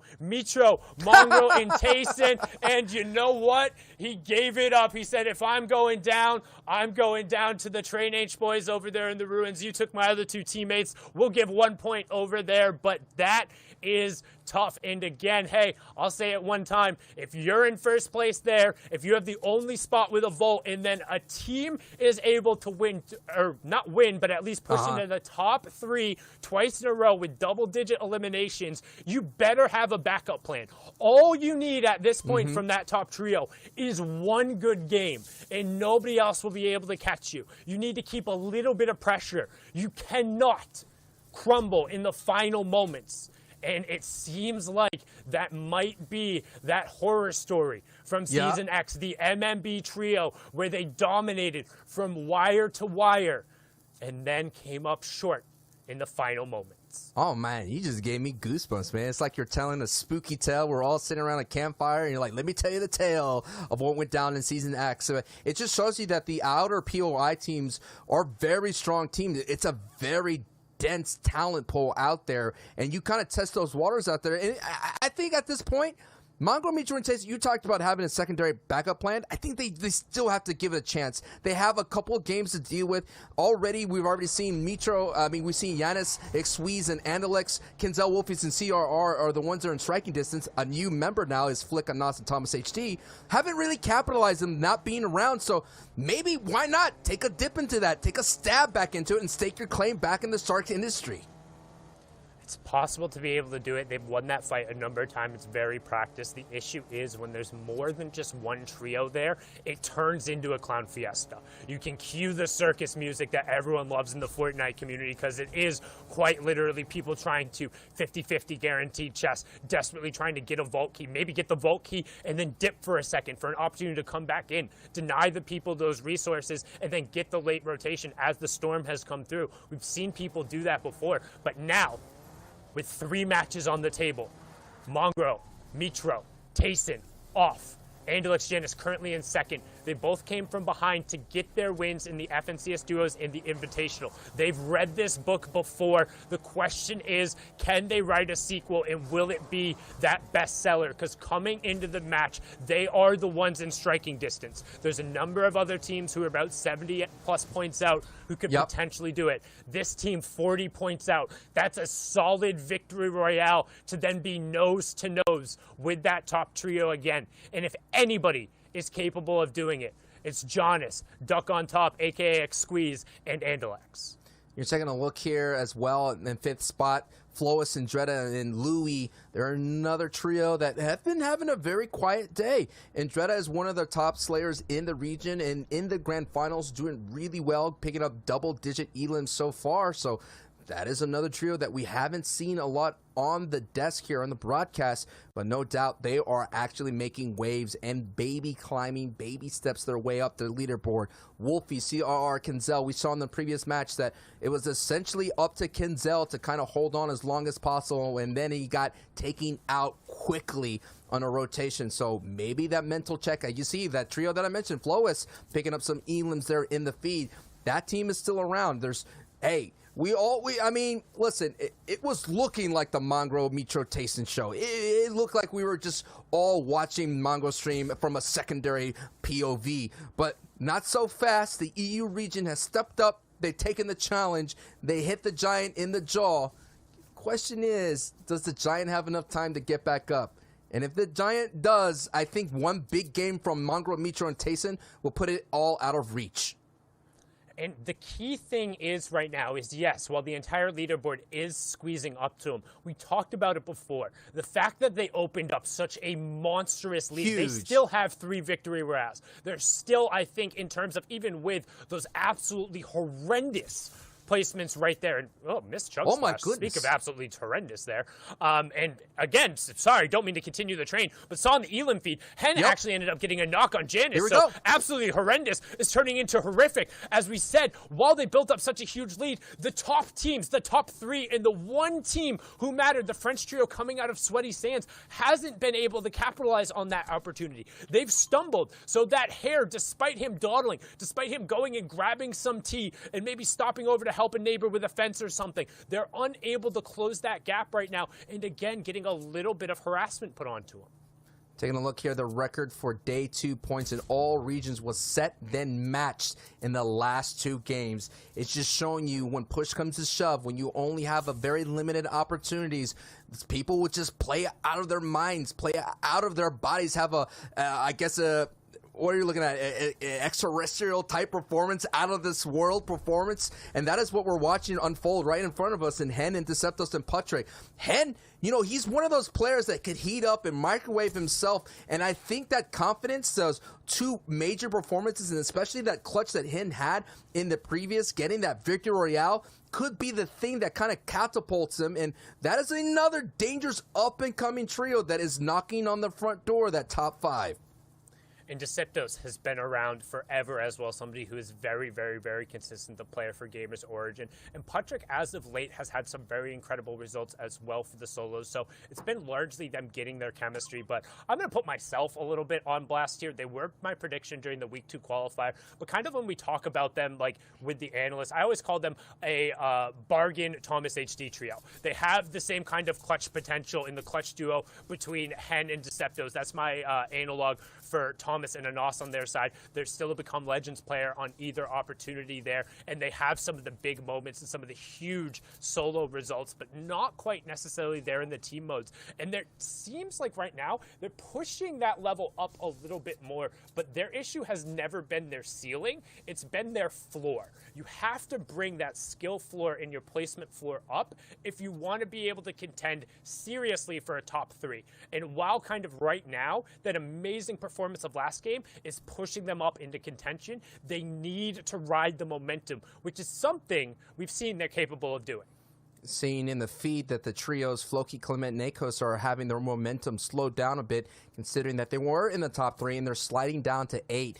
There's people moving up, and now we have trios moving down as Flois as well. That is our top 5. I already saw Indreda getting confirmed in the feed, so we've gotten some multiple volatile action happening in the top 10, and it's not over yet until the final bell has been rung, and this is game, essentially the last of the 3 here. We still have 2 more going in. This is the last moments, the last frames, and Cami, Raxo, and Altor are doing really well. They got a Victory Royale here today, and that's going to be a strong opportunity to at least stop the slide for the moment, because Hen and Anos and Thomas HD, that they just came out of nowhere, man. They just out of nowhere just heated up, and wow, man, that was just a crazy ride those past 2 games to see these trios that we've been hyping up the entire heats kind of perform here in grand finals to make us feel like, hey, at least we know what we're talking about.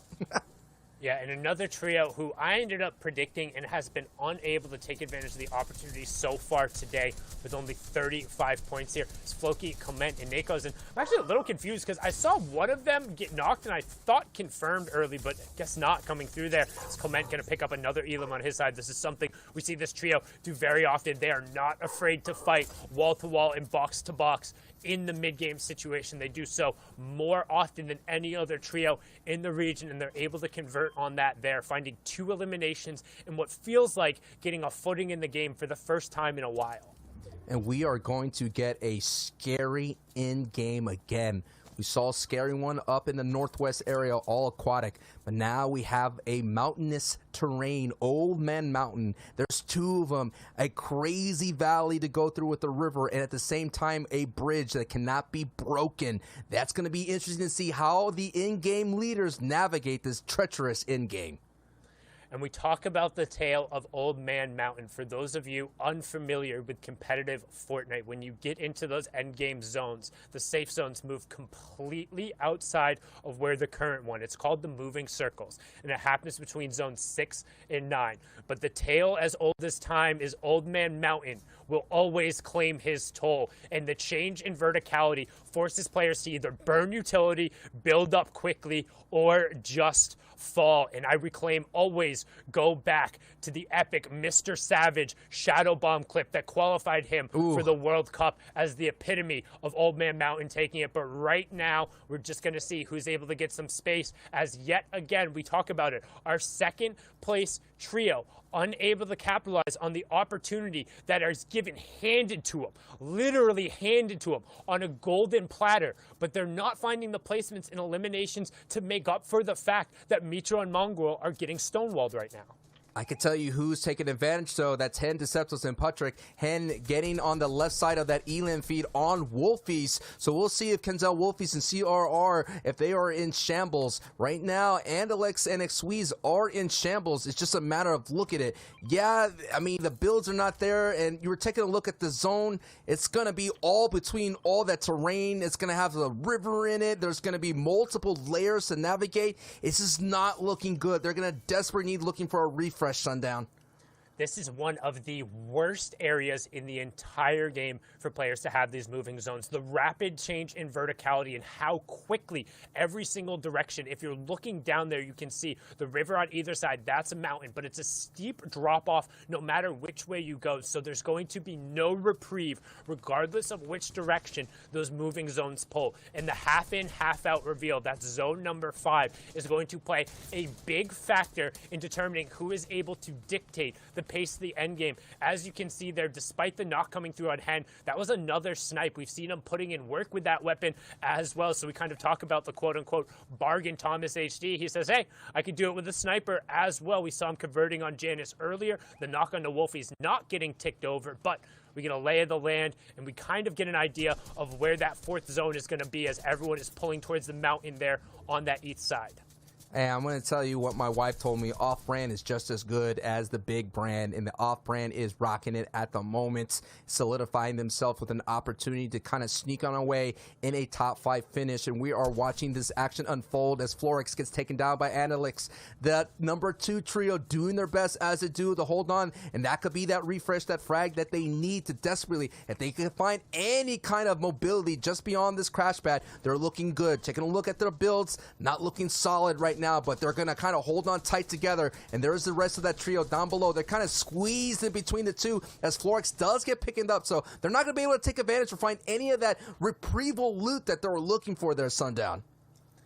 Which is really, really what they feel like they need. You can tell, oh no, did they just lose the shockwave? They left the shockwave on top of the cone and through the wall replace. Wow. It fell. That's disastrous. That is awful game management right there from Xweez. And we talk about in the moments when you have to do everything right, losing your one utility, your one vertical and horizontal utility tool in such a tremendous moving zone area with huge changes in verticality is going to end up spelling potential disaster for them. However, the disaster going to be averted for now as the 5th zone lands smack on top of their head, and it's going to come down to whether or not they can win this fight against the team that spitefully stole that shockwave away.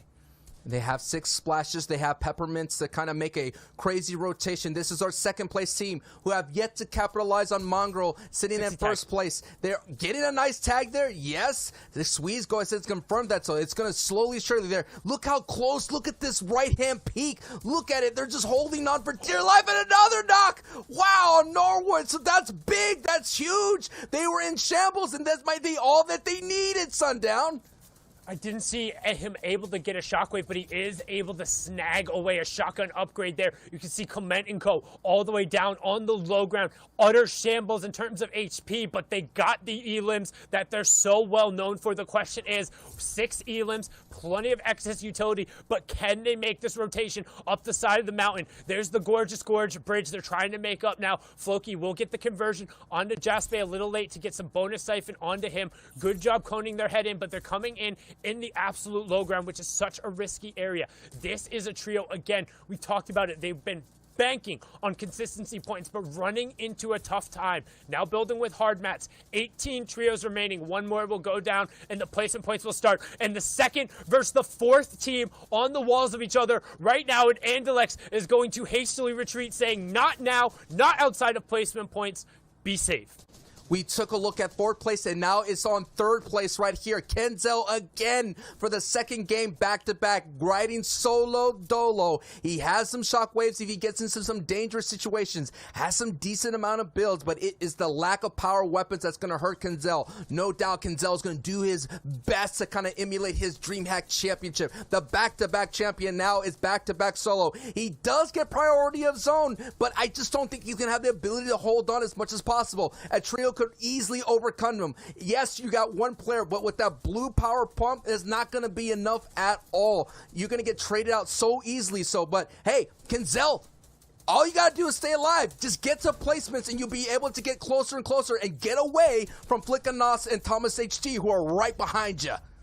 And he was trying to bait somebody dropping down into that box, knowing he had priority position on the zone. But it's got to feel bad if you're CR and Wolfies. That's 2 games in a row. They pulled that priority there in that first moving zone, but everyone has been down and they're not able to capitalize. It would have been a great opportunity to climb up the board, but the story so far has been the inability to get the key points you need. Get to pick there, but that's only one more, as still 18 trios are on their feet. We're going to wait for the replay to catch up here in a second as Kenzel gets dropped all the way down, but let's take a look at Height and an unfamiliar name up there for the first time as Skype, Yaxu, and Falconly are going to force Anas, Flick, and Thomas HD down. We're going to go down all the way to the water to Kenzel, doing his best Dolphin impression right now, trying to find some shots on the side as placement points begin to tick over. 16 trios remain. Nikov getting a knock onto Robabs there. Kenzel eats a huge shot with his teeth there, 35 HP. Will he result to the shockwave? Will he use it and position himself correctly? You hear the chug splashes go out on the wall, out of dodge, and gets goodness, right away. Unbelievable. Squeeze is still alive, though. Squeeze has an opportunity just to get a little bit of points, but it's going to really hurt because, look, he's at the very bottom, and he has to go up this elevation, and the trade hard trio of Falconry, Yasuo, and Skype are looking to have the opportunity now to add some points to the leaderboard and be able to get up more. These are thousands and thousands of dollars victory royale here that's up for grabs. Now let's take a look here at some other trios. Now we got Nikov, all with his trio of mates, looking very strong, but the story here is Andalex and Squeeze, who are still in this. Look at them in shambles on the low ground as Nikov picks up an Elim. That trio is fighting at full force. And now look at your left side here. The storm is going up and up Old Man Mountain. Old Man Mountain claiming his toll, first in utility, then in builds, then in your tournament, potentially ending right there. You can see still 2 games after this, but a huge pickoff from Nikov in the storm. This is what we talked about. You got to get the pickups, and then you got to find a way around the mountain. The bandage cannon will bind him sometime, but right now, Duck on top goes down, and if you have to capitalize, if you're Andalex, and into the box, and Deceptos he goes, gets a much-needed siphon, has some minis as well, but needs some space. Plenty of builds in a second pickup right away there by Andalex. That was massive, and Nikov finds some room as well. The individual plays continuing here, Sancho.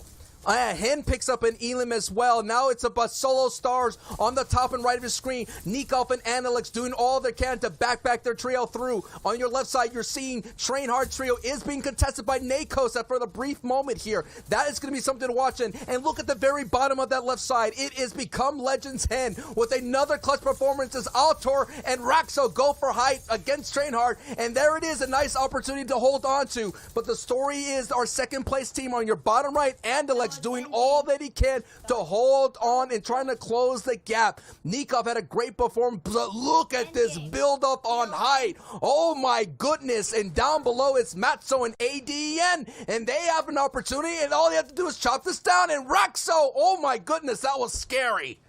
He was able to hit the bouncer to give himself some of the fall damage immunity, now ignoring Skype all the way up on the high ground as Kami is still up there, and he's going to be able to take it. And it looks like Gamma Gaming, Kami, and Roxo looking for victory number 2 on the day here as they have a 2v2 against the low ground duo right now. And you can see them trying to get the mats in the correct spot. Roscoe is the one who's going to stay up on the high ground. No, as I say that, he drops the flopper, which indicates he's going to go down. Kami's going to stay up. Nope, they swap it again as Roscoe is the one with the HP lead. So Kami's going to go hunting. Roscoe's going to play for the heal off, hoping that he can get an angle. He has small fries found there as well. So ADN and Matzo are going to try to Cammy! Excuse me, Kami, you okay there? But he's going to be more than fine knowing that Roscoe is going to pop a flop in the zone. As long as there's no bandage cannon in play, he'll be the one to walk away with the victory. And as Matzo ticks over to the 9th zone there, Roscoe, Artur, and Gamma Kami pick up their 2nd victory royale. With 9 limbs, and it comes on down to the smallest of fries. 2 games left. Let's get a breakdown and a leaderboard check from the analyst desk. Zeke, Shio, and Reese, what you got for us? Welcome back to the analyst desk. We got our boy Shio right here. This is him, Shio. Just kidding. Yo, this is just like, there's so much going on. My mental fortitude right now is about a big 0 because of everything transpiring from drop spots to end game. It's all happening so quickly. We have to take a look at the standings. Mongraal, Mitro, Tayson, the Titans that had pulled away. They've been shut down 2 games in a row. And now the standings are closing. These gaps are closing. Look at the point difference now. Wow, 192 to 173. Frozen in time in first place, like you mentioned, Zeke. Mongraal, Mitro, and Tayson now actually have a closer race they have to finish in these next 2 games. And we know Mongraal, Mitro, and Tayson these last 3 games have struggled a little bit. They've only managed to get 6 points total over the last 3 games. Before that, in their first 6, their average was 28 points a game. So obviously they're really struggling now that they're being contested. So we're going to have to take a deep dive into that in our package to see exactly what's going on. And Lex, that last game was doing so well. Past that, 2 Raxo came in, Artur getting that win. A very confusing win that went down to the last moment, last wire. 2 victory royales for those guys. This next game will be so close, even on this page, 120 to 94. That is a difference of just a victory royale. If any of these teams win, they can do exactly what Raxo did that last game and just get up into that top 5. Yeah, you know, Raxo moving up into the top 3 should be kind of motivation for some of these guys, 6th to 10th. You know, the tournament's not over. Even if they're 6th to 10th, their placements are still very, very good, and this is still a very solid performance. However, these guys should know that they need a big game to get up there into that bigger prize money. Guys, I'm so worried. We're going to break down specifically what has transpired here with Mongraal, Mitro, and Tayson. But something has shaken them, and that is Thomas HD. And now they're reeling right now. They're on the back foot. They need to go into preservation mode, right? I get that they feel they don't have Starks anymore, but what they're doing and what they did in this game isn't the play. So please break down what exactly happened and how they can hope to correct this, because they still have a lead. They can still do it, but it needs to happen right here, right now. Yeah, the dust settled a little bit. They went into preservation mode, I would say, last game. Their mental going through kind of like a hyperbolic time chamber. They've chosen to go Sweaty Sands. I mean, Reese, what happened over here?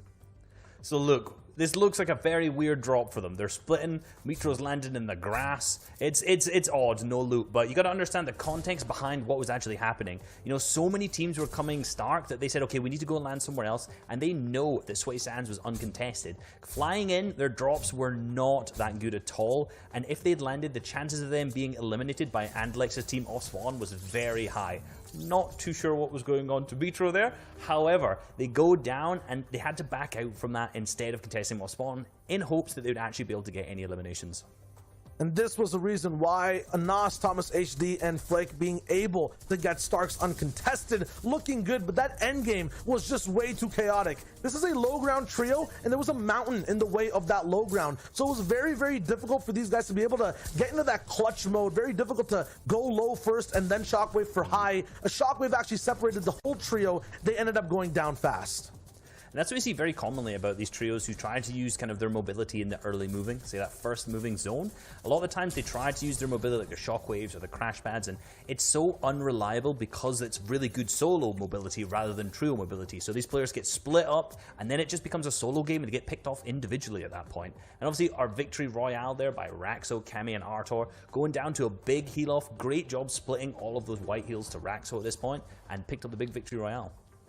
and Raxo had the best position too after that ultimate height build fight that we saw just a zone before. He actually went all the way towards the back, was the last person to land, so he had the most info. He knew the best places to hide while healing, and he got the heals at the last second too. So very good from him there in his trio. They're now in 3rd place. We'll see what ends up happening, and if anyone else in the top 10 can boost up and over. And for Raxo and his trio, they already doubled their points. They came into day 1 with only 41. Now think about that. They've earned 100 points, and now they're in top 3. That's fantastic. If they don't even make it to first, just being able to say at the end of the day, I made top 3 after coming in with a performance of day 1 like it was, that's going to be incredible. That's so much prize money, so much recognition. But now the question becomes, with 2 games left, what can Mongraal, Mitro, and Tayson do? I'm very concerned that Genis is going to take this away, right? His trio is only 20 points behind. This is striking distance. They can do this. They can, but I feel like Mongraal, Mitro, and Tayson have had that breather. They've taken 2 games. They'll be back hopefully at Starks or somewhere where they look confident. Yeah, they've made the mistakes already. These guys are now going to go, we tried this, that didn't work. We tried this, that didn't work. Let's get back to our bread and butter Stark Industries. Bro, they have to. They got to run it back. They have the pieces. They just need to reset themselves, center back up, and aim towards the end of the last 2 games. Fortnite fam, 2 games left. Who will be the FNCS champion? We're going back into game. Let's do this. Thank you so much, Zeke. 2 games left, and all is semi up for grabs here. We're seeing some great performances. The pop-off is all coming down, and they're trying to catch up that huge lead that Mongraal, Mitro, and Tayson built here in the first day, and a little bit of this one. I am Sancho West alongside Sundown, and it has been an amazing ride. And while I have this opportunity, I would like to thank everybody on the production side, Shayo, Reese, and of course Zeke. It has been an honor and it has been a privilege calling all the action. And man, just 2 more and that's it. It's over. A month's of work here, Sundown, all coming down to these 2 games.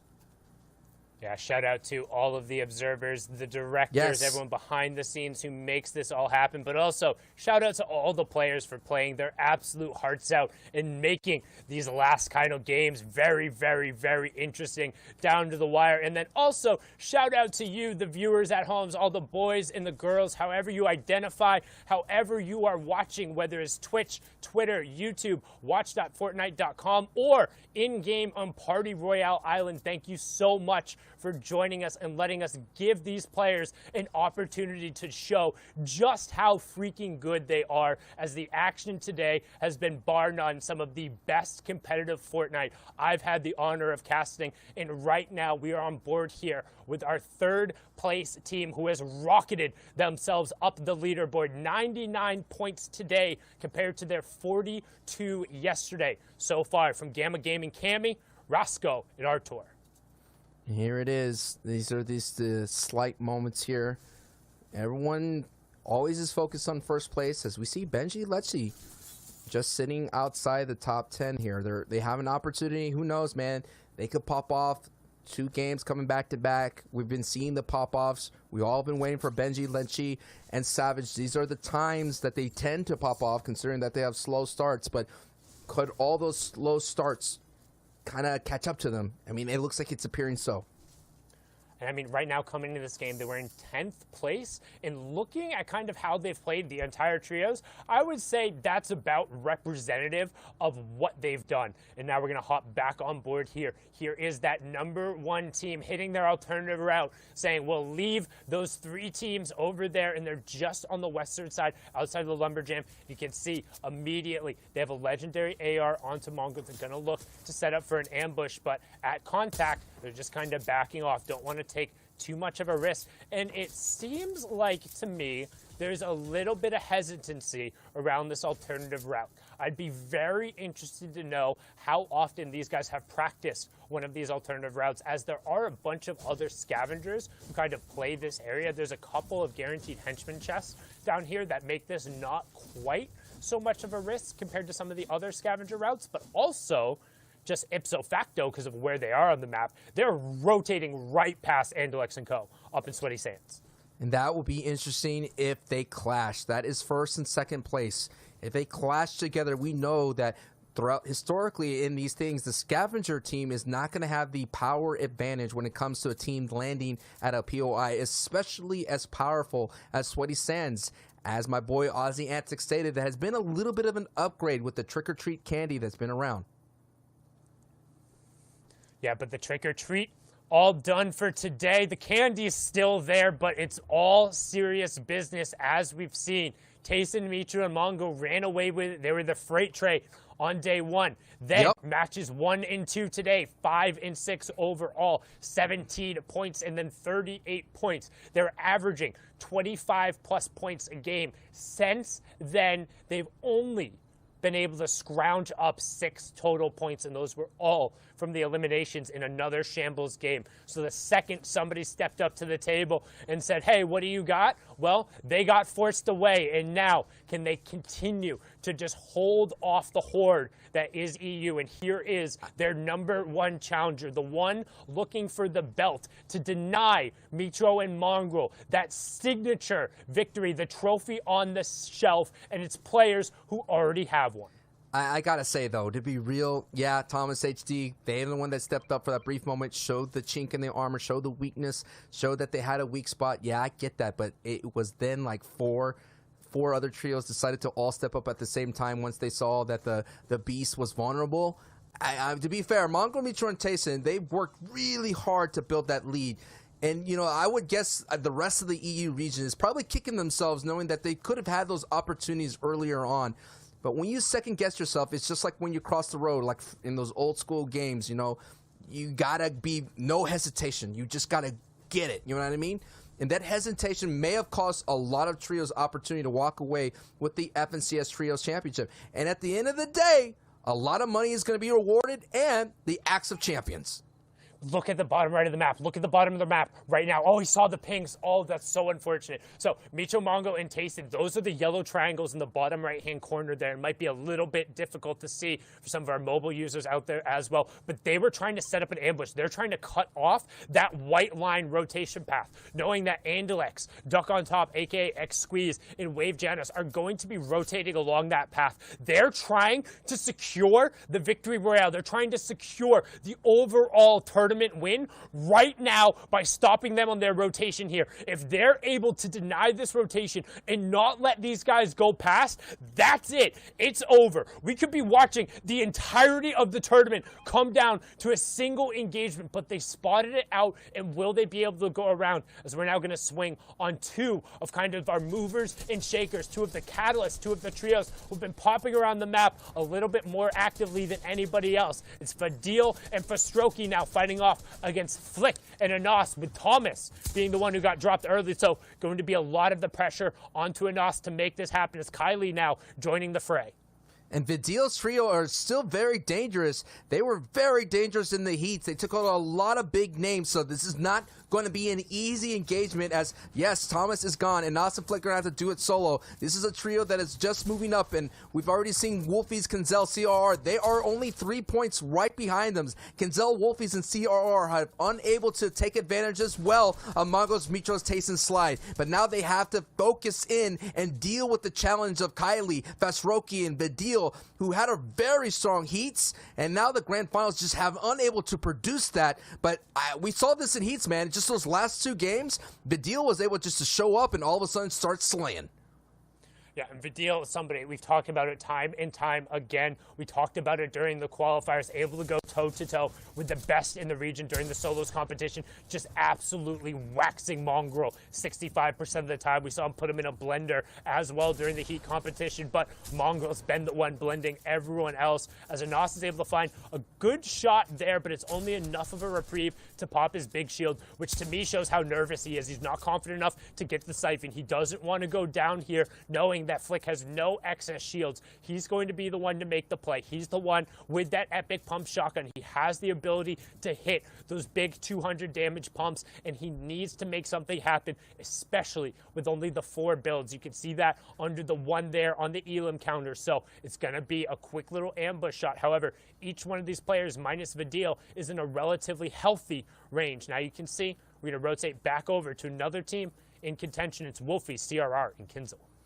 It's so dangerous. We've already seen Kinzel be back-to-back solos all by himself. It was up to, you know, him to kind of hold on to placement points and unable to do that. Wolfies and CRR have already gone down twice. They cannot afford. The slide has already begun. They were in top 3 for the longest time. They worked really hard to get there with a phenomenal day 1 performance. Their day 2 was getting just as good, and unfortunately they hit, like you mentioned before, a stone wall. But Kenzel, the back-to-back DreamHack champion, I just like to say that because that is an unbelievable feat in itself. Wrangle in the other solo stars, the CRR Wolfies. They've been cementing themselves as a strong trio, and now we're just seeing the inconsistencies kind of show its ugly head at the most inopportune time, considering there's only 2 games left, including this one. We're getting closer and closer to the end game. I think, actually, you know, to quote that famous doctor, it's the end game now, Sundown. We're in the end game now. And the end game for this game is what's going to matter, but keeping an eye on the top left, Tayson gets a knock onto Gianza. If they're able to convert onto that and just staying in the lobby is what's most important. But we've also saw in kind of that match number 9 situation, you can't draw too much attention to yourselves. You have honestly quite larger than a target on your back. It is a missile silo. It's a huge red X that everyone is looking for and trying to figure out where you are. You can even see Jonas, Duck on top, Andelix marking some spots here. But currently, our number 2 ranked team, the only one who can realistically catch Mitro, Mongo, and Tayson, they're below that Storm Surge threshold. And right now, they're starting to take shots from the Rift. They're trying to get on the opposite side of this, but they're going to be very heavily split out. They're the orange triangles there, and they're being cut off on that rotation by Mitro, Mongo, and Tayson. X-Squeeze takes a ton of damage. Duck on top, down to just 20 HP. Janus desperately trying to find room to pop some of those mini pots, and you know the pressure's coming. Storm Surge is also coming. There's another team on their back, but Nems gets picked off. Sometimes all it takes is a couple bullets thrown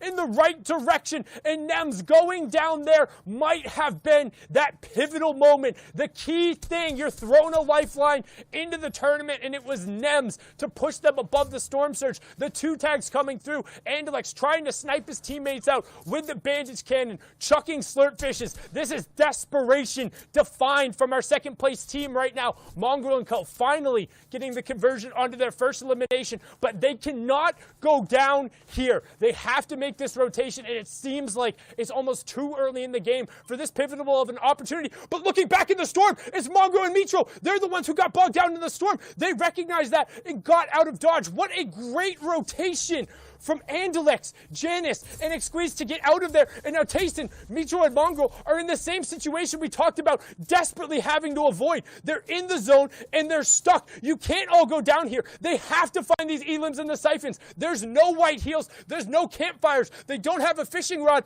to hit the double pool right there. As long as Doko doesn't give them the siphon, they're going to go down for what will be the 4th game here. Mitro gets a siphon ticked over. He's going to be on his feet. Tayson is down. The elim will finally come through, but they have such a long run, and the 2 points isn't going to be enough, as we already saw the second place team rotate ahead of them. This is the intensity that we're witnessing right here. The tournament is at stake on this rotation. Tayson, Mitro, and Mongrel, who have had a huge lead, now only sit with easily a victory royale from Andelix, Janus, and X-Squeeze could take that lead away, and Tayson, their in-game leader, is down. It's all up to Mongrel and Mitro to hold on, and at the other side of this rotation is this, and they're being gatekept. This is an opportunity to be sighting out as well. Janus is in trouble, only down to 1 mini. Oh my goodness, Sundown, as Mitro gets knocked as well. Yeah, Mitro going down on the side. X-Squeeze knocked. Andelix knocked. Janus, if there was ever a time for heroics, it's now. And Lanouf said, we're going to close the door for them. It's going to come down to the final match with an 18-point lead on second place. All of a sudden now, the teams 3rd through 8th. You know what, Sancho? You smell that? Smells like an opportunity. You know what? Meat's back on the menu, boys, as the top 2 teams fall outside of the placement points. And now, for what feels like the first time in a while, the European Horde can raise its head. They can kick open that door and announce their presence going into the final match.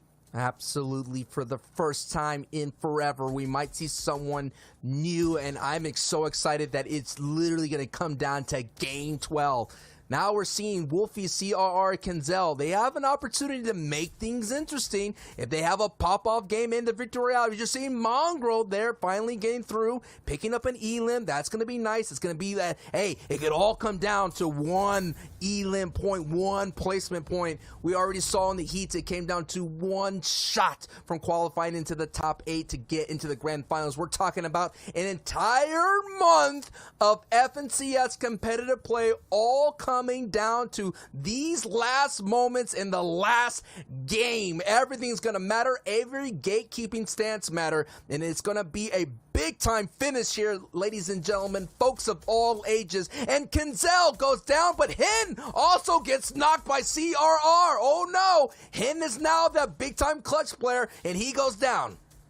How is Kenzel getting knocked there? CRR has a total angle on 3 different teams rotating through the zone. Kenzel off by himself. CRR finding another knock there. They needed to be together in this circumstance. This was an opportunity. CRR by himself converts into 3 eliminations, but at the cost of the 2-time DreamHack champion going down. Savage will pick up the Siptos and end the run there. So while Hen was fantastic on that individual run, we talked about them needing to pick up that floor if they wanted to stay in that top 5 contention, and going to drop again here. When you get one moment, one opportunity to seize it, will you? And right now it looks like he's got mom spaghetti everywhere. As we're going to swing on over, you can see ADN Amplify on the side there with Matzo, Chapix, Queasy trying to find a little bit of space as well. That 4th zone is revealed, and we're heading in towards the lake, towards Retail Row, excuse me now, with a little bit of zipline in play, but otherwise, pretty natural finish.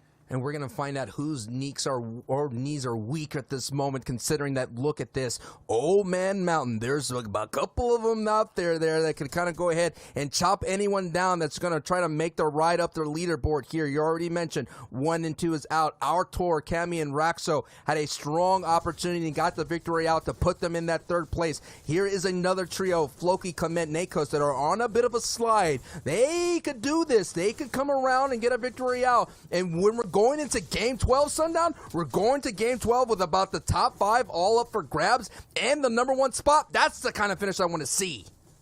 And while they're on a little bit of a slide, they've been putting it together better than their less consistent games yesterday. They're 3rd in terms of overall eliminations. What they're missing on today so far is that deep placement run with also combined eliminations. They've had one or they've had the other. If they can get both here, they're currently sitting in 7th. They can put themselves into that top 3 area in contention for 1st. But there's a number of other trios who can also do that. As you see, Savage, Lechi, and Benji, another full trio wipe. That's 3 more points over to them. They were 10th place on that outside, looking in for the top 5 coming into this game. But as we said, 1 and 2 are down. If you're watching and you're wondering what we care about, it's those teams 3rd through 10th and whether or not they capitalize, and the French trio has prime positioning to do it right now. And 4th place just fell. Wolfies and CRR eliminated out. So more shakeups are going to happen. The analyst desks are going to have a lot of work going forward here to take a look at their leaderboard, because so many teams are going to be able to slip and so many teams are going to be able to overcome them. And this is a trio right here, now down to a duo. Raxo, Kami, they get a nice one on Squeezy right then and there. Another big name going forward too. So Raxo, this is a prime opportunity for this Cohen company to kind of all of a sudden heat up, and they're trying to go on this rotation here on the other side here, but they're being greeted and met with some bullets. Now the retreat is on. They're going to go back into their old builds. This is what's so important about space control. The ability to have the retreat and not get lobby focus is going to keep this trio alive, and the opportunity to move up their leaderboard to kind of close the gap between 2nd and 3rd. Yeah, EP Alexa, aka Enterprise Queasy there, going down in a good pickup. But you've seen that this trio was able to get their victory royales when they had everyone on their feet, and they had a decent amount of utility as well. So the fact that Artur has gone down is going to make this execution a little bit more difficult. But one thing I want to call out for Kami, he's got those fireflies going on. It's one of the few things in the game that can apply that fire effect to builds. If there's somebody who is building out towards wood or ends up getting too vulnerable there, they end up running out of mats. It can be a surprisingly effective tool in the late game. But right now, we see Leneuf getting a confirmation there onto Flick. Eyedrop also going to down Floki. Nako's going down, so all going to be on the back of Clement. Otherwise, the top French trio going to fall short of placement points again. And Cammy finds the angle with a brilliant crash pad, floor replace, finds Thomas HD sticking his head out there. The 190 tag, enough to tip him over the top. And that's some top of the leaderboard crime right there.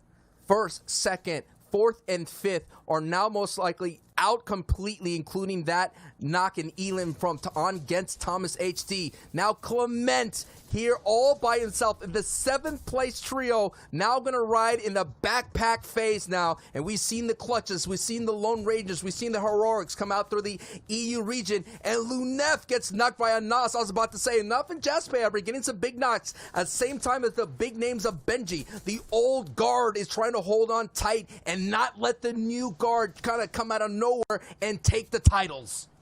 And now we're into placement points as well. 17 trios remaining. The full moving zones are out. This is match number 11 in total. We'll have one more after this, but can any of these trios, missing members, clutch up as first on board here with Clement? He's got a pepper pop, but can it turn into plentiful points? That's Rojo, aka Smash Dave, the wildcard victor, going down there. Some key mats going over to Clement, and that's one more point, but no additional placements coming through as Lecce going to pick up AD, and Clement checks his 6, but no bogeys there. Going to continue, try to get his HP up and riding right on the edge of the storm. The backside of the zone is where you're going to find excess utility and the most opportunity for these solo plays, trying to find people just stuck and ratting in the corner. And Clement now tracking through these old builds, looking for his next target, as we're going to get a pad and see what the control looks like, as I believe it's Vadil and Frostroki up on the high ground. We're going to swing back on board here with Clement, goodness, and he's going to go down 16th place. One extra placement point coming through, but they're beginning to drop like flies as Anas gets Nate as well. That was Karma who's able to pick up Clement, and the trios are beginning to tick over as we have a new name up on height. New names in the zone is going to go back into old builds. So that's going to be a little bit of opportunity, more box fighting, more chaos down below. And of course, Height is going to have the ability to maintain a little bit longer. They're not going to be able to get the E-limbs because it's going to go through these old builds, but still, holding on to Height is so strong because now we are in the placement points. Top 11 trios here alive, and Andretta, Lewis, and Flois are one of those top teams sitting at the top 5. They could totally make a move right here. They've been quietly doing it throughout the entire time, and this is a strong opportunity to do it with a loud statement going into the last game here. This is game 11. We still got one more, folks, and Anas picks up an Elim on Pink. Yeah, Anas and Savage still on their feet, but right now, Flois, Louis, and Andrata running the low ground. No eliminations, but plenty of control in 6 chug splashes as well. They're going to find Karma there. That's M10 Sniper God getting taken down. You can see Remix still raining down shots from the high ground. They're going to be more than fine up there. No contention necessarily coming out, but a late shockwave could be in play. We're going to hop on board. The 2-time and last match winner, Roscoe, looking for a little bit of space. He finds a huge shot. He needs the siphon, though. He has to get the siphon, and he doesn't get it. He goes down too late as the crash pad blocked his way out, and we talk about it. Sometimes it's the matter of moments, but pure seconds there denies Roscoe the opportunity to clutch up, as now we're going to hop on board with the World Cup Week 10 qualifier himself, or Week 9 qualifier, Andretta, who's doing it all himself on the low ground. First a 90 tag, finds a good replacement, then a 100 tag, second good replacement there, snagged, gonna fall to the storm. 13 players remaining as we head in towards our Tar 6. Steelix also gonna fall to the storm there. Once those conversions over, he should have top 5 and a little bit more room to work with. Here it is, Andretta being the ultimate maverick right now. Ooh, with the big time hit. Let's go, Andretta, one of the top slayers in the grand finals for the EU, showing why he has been racking up, but now this is an opportunity to actually put in some big time points here in placement. It's a top 3 situation. We have the full trio. We have Benji and Savage here. It's a 2v3 now for these last moments here, going into game 11. Can Benji Savage? This will be big. This will give him the big opportunity. But they have to go up the mountain, and down goes Lecce here. The Remix and Co are holding on. They get down Benji as well. Sean Squint here. It's going to be a strong opportunity. A game 11 finish. There it is. Remix and Co with the victory royale. 35 points coming across there, and that's their majority on the day, but it's going to push them closer in contention to the money there. But going into the last match, we got to take a look at what the leaderboard looks like and what's up for grabs. Zeke and Co, take it away. Gentlemen, thank you guys so much. You're on fire right now. These games are closer than ever. The standings will give us the perfect setup. We have a single game left to go. A championship is on the line. The FNCS winners will be determined in this next game. You guys, Shy, Reese, I'm going to let you guys set this up. Take a look at the points. Take a look at your top 5. Shy, kick us off. Reese, I want you to just tell me the one line that'll say it all right now. What is it? Well, I don't know what your one line you're thinking of, but I'm just going to let you know. Mongraal, Metro, and Tayson, if they go down, and Andalex, Janus, and X-Squeeze pick up 21 elims, they are going to take into first place. I don't know what line you're asking for, but I'm hyped because I want it. This is the line. The top 3 is all that matters for the win right now. They're the only people who are close together in contention, looking at going forward. And like you just said, if Mongraal, Metro, and Tayson go down, it's a big game needed by Andalex. If Andalex's trios goes down, then Raxo, Kemi, and Artor, based off the kind of pop-off we saw last game from Raxo, almost there, able to survive, they can overtake and go all the way for first. It'll have to be a huge game, though. Past that, though, there is Andretta, Louis, and Flowis in the top 5. That pop-off from Andretta that last game was crucial to get them on the first page. They might be able to overtake and get towards third, but at first, it's a 2 to 3 team game. And something we didn't see there was actually Benji Fishy's team really fly up. 17 eliminations in second. Something we didn't actually catch up too much on. However, it does move them up to 7th. They're not really in contention of getting up into that first place slot. They can, however, if they have another big game, take up and take 3rd, which would be a really, really big game for them. Lecce did tweet, we are going to drop a 20 bomb next game. Just a little bit shy of that. If they managed to win with the Victory Royale, they would have actually got that 20 bomb. So close attempt. Very close. And Kinzel as well. Wolfies and CRR are holding on and fighting every single game, whether it's against a trio or against the zone. We'll have to see what will happen with all these teams and their relationships with each other. And that's what you guys are going to set up for us here with these replays that you have pulled for us. Is going into this last game, we're looking at those top 3 trios. We're looking at who could possibly walk away a champion. Absolutely. And it's Sweaty Sands once again that we go back to with Andalex, Janus, and we'll see the last teammate there as well, Tayson, who's landing. But there's something new going on, Reese. We talked about this the game before, and I said that Mongraal, Metro, and Tayson need to go back to Stark Industries to contest, and they said, no, we are going to land in Sweaty Sands. They did that, they disengaged to the west, then they kind of wrapped south all the way around to this position you can see here, and they're just trying to rotate, but at the same time, they're trying to tag up Andalex's team as much as possible. This is a strategy that they need to do to ensure that they continue to go up. If Andalex's team has a poor game, then they are going to secure this first place game. So that's why they're deep in zone trying to fight at this point, but unfortunately, they overcommitted too much and went down. But because of this also, Janus, you can see 5 below Storm Surge. We watched this on the broadcast, ends up going down to Storm Surge. And that's what we're talking about, right? The top 2 teams going down. They're actually putting themselves at risk to try to make it happen. And there's definitely a reality where both teams are in the game, fight each other, get no points at all, maybe 1 or 2 Elim points, and then it's all up to 3rd, maybe 4th place to make that jump, make that rise, and get the clutch victory royale.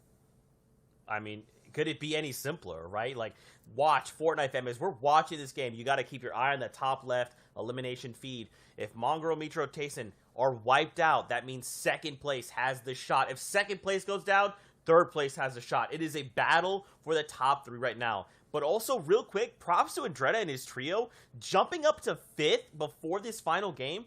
You know, again, it's not that one spot, but that's still going to make such waves, especially in your earnings, especially in your notoriety, to be able to say, look, whatever happened, we placed 5th. Very big hats off to this trio. Now, my biggest question will be, which trios come up here in the final game? This is it, the final shot. Because at the end of this, we're crowning an FNCS champion. They will hold the axe of champions. It is now or never. One final game. It's one final game with first and second place fighting each other at the same drop. Oh, I need to do it. I need to do it. I need to get the hype chart back off. It's off the charts. I need to bring the I'm on Cloud 9 one back out. I'm over the moon. I have all these. I have, you know what? I've come prepared and I didn't even realize. Andalex, Janus, Egg Squeeze. I also have my Mongraal, Mitro, Tayson. They're going to fight off against each other. I'm so excited. Oh my lord. Oh, wow. Thank you for that, Reese. Thank you. Man, I needed this laugh because I'm so tense. I'm so worried. My little baby heart can't take this pressure. We only have a single game left, and that will be it. Now, if you guys, you're looking for more action, you're like, man, I don't want this action to stop. Don't even worry. Stick around. We're going to be jumping into NA East. We'll have 6 games there. We're going to be catching up on other regions as well. The action today has been ridiculous, but this is it. We're jumping out of the battle bus one last time here in EU. At the end of this, there will be new champions. Sancho, Sundown. Let's do this one last time. 3 rounds of qualifiers, 4 heats. The historic wildcard match, and then 11 games so far.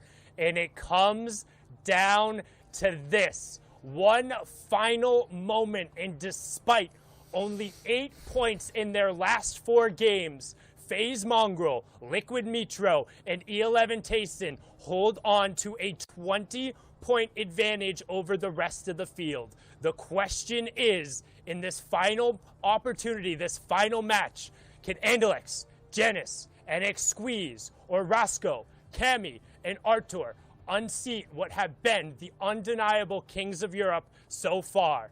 My name's Sundown, joined here by Sancho West, and we'll be bringing you the final game right here, right now, and we're going to kick it off where else but in Sweaty Sands, with 1 and 2 standing toe-to-toe, mouth-to-mouth in the ring at one of the strongest POIs, but not a vault in sight, just some good old-fashioned Fortnite. May your builds be strong, may your shots be true, and may your journey end with the ultimate victory royale. But this is going to be a baby victory royale. This right here, this engagement going down in Sweaty Sands, is going to determine the FNCS Trios Grand Championship. It's going to be crazy. At the same time, though, if 1 and 2 hurt each other so aggressively, that opens up the door for Raxo, Cammy, and Artur to snake away that grand championship. It's all or nothing right here, the top 3. And I just like this, that it's just so crazy that the opening moments, the drop spot, could determine your fate. But a key thing, and we saw it at the start of the game, Zone pulled to this side. The onus to go and take the fight is on Andalex, Janus, and Duck on top. The MCES duo in the wave player need to go and find them, because if Mitro, Mongraal, and Tayson just slip into the middle of the zone and are guaranteed to get into this late game situation, that's it. That's done. You're not going to catch them by outplacing them. They've done incredibly well when they've made it into those mid and the late game situations. They need to go find them and not let them slide into this horde and disappear into the shadows and claim that #1 spot. And we have seen that Mongraal and that trio love to kind of park themselves underneath that tower. We've seen it in the very openings of the grand finals. Andalex, Giannis, and Xyz being right on top of Mongo, Mitro, and Tayson. They kind of neighbors in this fact. And you're right. That is why Giannis is so far out there. He's in the pawn. He's going to be as if like he's a scout, making sure that he's going to be the first person to be like, yo, Mongo is coming. Mongo is coming. Tayson and Mitro are coming. He's going to ring that bell for Andalex and Xyz to stop looting. But look at this. The flopper plays. I like it. They're trying to get as many fish as possible, knowing the victory round, the bonus 5 points, every single aspect matters. But just keeping an eye on the bottom right-hand corner, there's not a triangle in sight, when typically there's at least 1 or 2 other trios in this area who are doing scavenger routes. To me, that's trouble for this group. That means there is so much more room for Mongo, Mitro, and Tayson to just go find space and disappear. Because every second that they're not on the right side of that elimination feed, they have an opportunity to just stretch that lead. But the Dark Horse and the Surge, not a prediction in sight, but they say they don't care. Roscoe, Gamakami, and Artur have stormed up the leaderboards with 111 points just so far today, 153 total, and they're currently sitting in 3rd. You gave me a lot of awesome high premium gas, and they're going to need that premium gas because they have a long trek as they're going to go coast to coast here, and it's so treacherous, it's so dangerous. A bad rotation, a gatekeeping stance from another strong trio. Again, the EU region strong in trios. I mean, we saw those in the stats. The stats don't lie when it comes down to it. Numbers don't lie. There's a lot of strong people rocking these scavenger routes, rocking these secondary POIs, and if Artur, Raxor, and Kami take this wrong route, that's the end of their run. That's the end of their chance to take that first place.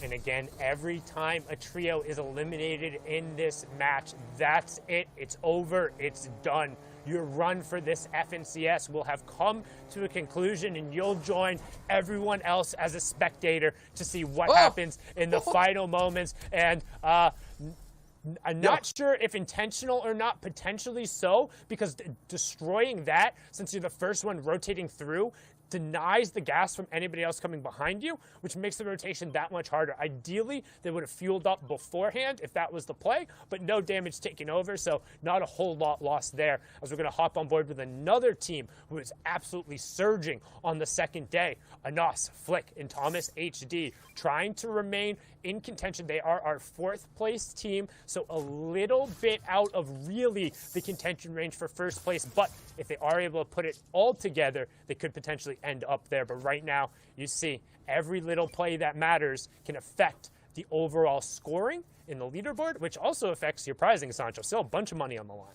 Absolutely, thousands and thousands. And Nas, Flick, and Thomas HG going back to their old stomping grounds, already getting 3 elims total. And Verox's trio was landing here. They kind of claimed Dirty Dogs. Verox was known to be the staple of Dirty Dogs for the EU region. He always landed here at the very beginning of the chapter 2. And that's what pushed Thomas HD out until Retail Row. Eventually, after time and time again, after Mongols getting in his trio, getting victory royales, Thomas HD said enough, and we're going to go ahead and push Stark's Industry.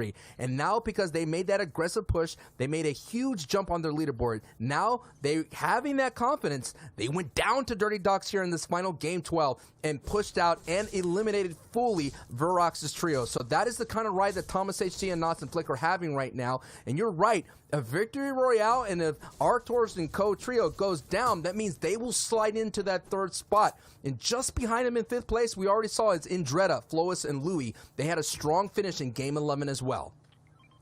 And there's going to be a little bit of a different pacing for this game. You can anticipate there not to be a storm surge right off of the bat, with already going down to 77 players even before that second zone has closed. That's because the aggression coming out from those with not really necessarily a horse in the race at this point. However, there's still plenty of people to be able to capitalize on those points, and this is one of those teams. You can see Louis Indretta and Fury Flois trying to find a little bit of room here. However, eyes on the bottom right-hand corner. There's 4 different colored triangles all getting together right now, and Indretta going to opt to box on over there. And I think one of those names, if I'm not mistaken, might have been Mongrel & Co. I'm going to need to see when we check back out on the wide side, but the question is always going to be, where did they go? Because they did. They disappeared in the center of the zone. They said, as long as we hold on, we're good. And now, for them, rather than being in that Elim feed the entire time, they want to be silent. They want to get tags. They want to avoid that second storm surge, because that's going to be the best way to close out the game and get that staple trophy for Mitro in Mongrel. Seeing Wolfie, CRR, and Kenzel, who have had a very bad slide recently in these back halves of the finals here, that is going to be interesting to see if they could kind of stabilize. A lot of fans, a lot of people in the Fortnite fam have become big-time supporters here of Kenzel, Wolfies, and CRR, just a little bit more, considering that they all have really strong solo performances, and to see them combine almost late in the FNCS Trio season, combine together and do really well. But now it's interesting. That's usually Mitro, Mongrel, and Datco right there, and Tayson in those whiplashes. There is a new people with that ultimate swag there, Sundown. Yeah, but it's somebody who's familiar with the Mark 51s themselves there. As you can see, Gamma, Moraine, Lenouf, and Jaspe rotating a little bit ahead of them, but flicking on over. The fight, they're just underneath, and this is the position we've talked about before. No. It's the bottom of the hotel. It's getting into that upgrade bench. I don't want to say a hot take, but I don't know if this is the right call right here. Keep an eye on his number of materials. And with the zone closing, he just went from having about 90-plus builds opportunity down to 30. He's going to spend the rest of this time farming. Granted, the Epic Shotgun is so huge, but if I'm Mongrel right now, I don't ever even want to be firing that. I don't want to be anywhere close to in shotgun range with any other player. I don't want to have to be hitting these really loud and obnoxious metal and brick builds, because so far, in the past 4 games, every single time my name has appeared somewhere else, somebody sees my skin, or anybody's even remotely close to me, it's a literal dinner bell where everyone is yelling, it's buffet time, and the shots end up come ringing in. When all you have to do is hold on. 20 points is a huge lead. Those builds are so valuable, but right now, still finding enough room. He's recouped about 50% of them, but still, it's tough, man. That's a tough decision, and we'll see if it ends up coming back to bite them. Yeah, man, I kind of agree with you. I kind of want to see Analyx and Giannis and Squeeze kind of like determine what's going on. But you want to beat the trio, you got to beat the trio. And already I took a look at the feed. There's some action happening. But you can see the top right-hand corner, they're 35 damage below Storm Surge right now. Granted, there's still 90 seconds to figure it out, but they're going to have to expose themselves for shots. You can see both Mitro and Mongrel are busy farming right now. That's another thing that goes into it. They have to make up the match from the upgrade. That's going to put the onus on Tayson to find those AR shots. Granted, he's very good at it, and the threshold isn't that high, but as we've seen in this final game, odds are good people are going to play safe for those last kind of moments, and you can't rely on somebody else breaking the surge for you. And the most scariest thing throughout the entire time, yes, Storm Surge, it's looming, it's ugly hat, but we're already going to have another finish here in the northwest side of things near Coral Castle. A lot of water we already saw cause so much chaos, and Mongrel, Mitro, and Tayson were able to hold high easily, but that is when they had very strong loot going forward. We just saw Mongrel upgrade, using that upgrade bench, eating up a lot of material. So that was another kind of maybe a calculated risk that you have to make, knowing that maybe when it comes down to it, you walking away with one Elim could be enough. But I kind of agree with you, Sundown, considering those kind of, mat resource extensive rotations into this deadly end game, you might want to hold on to anything that you could find and hold on to. And for those who are unfamiliar with Storm Surge, as it could potentially become so key very quickly, it punishes the most passive players in the lobby when we are above a certain limit. So for zone number 3, aka in 14 or more seconds, the players who are below the threshold, as you can see currently sitting 26 below, will take 25 damage every 10 seconds. They have to find an AR shot here. The damage is going to start ticking through, and because they were on the scavenger route, they don't have the excess utility to necessarily get it. They're 1 damage below. This is possibly the most important AR tags of Mongrel's career right now. He has to find a target. The damage is coming through. Keep an eye on that shield bar. It's 25 every single time. Down to 40, there it is. But he finds it. He gets the headshot. 39 damage above. 149 above now, and some rifle shots above. And we talk about every single shot, every interaction mattering. Sometimes it's a singular bullet, and FaZe FaZe Mongrel potentially secures the tournament right there by beating back Storm Surge and preventing that damage from giving the MCES duo and Janus an opportunity to yank it away. Oh my goodness, the intensity.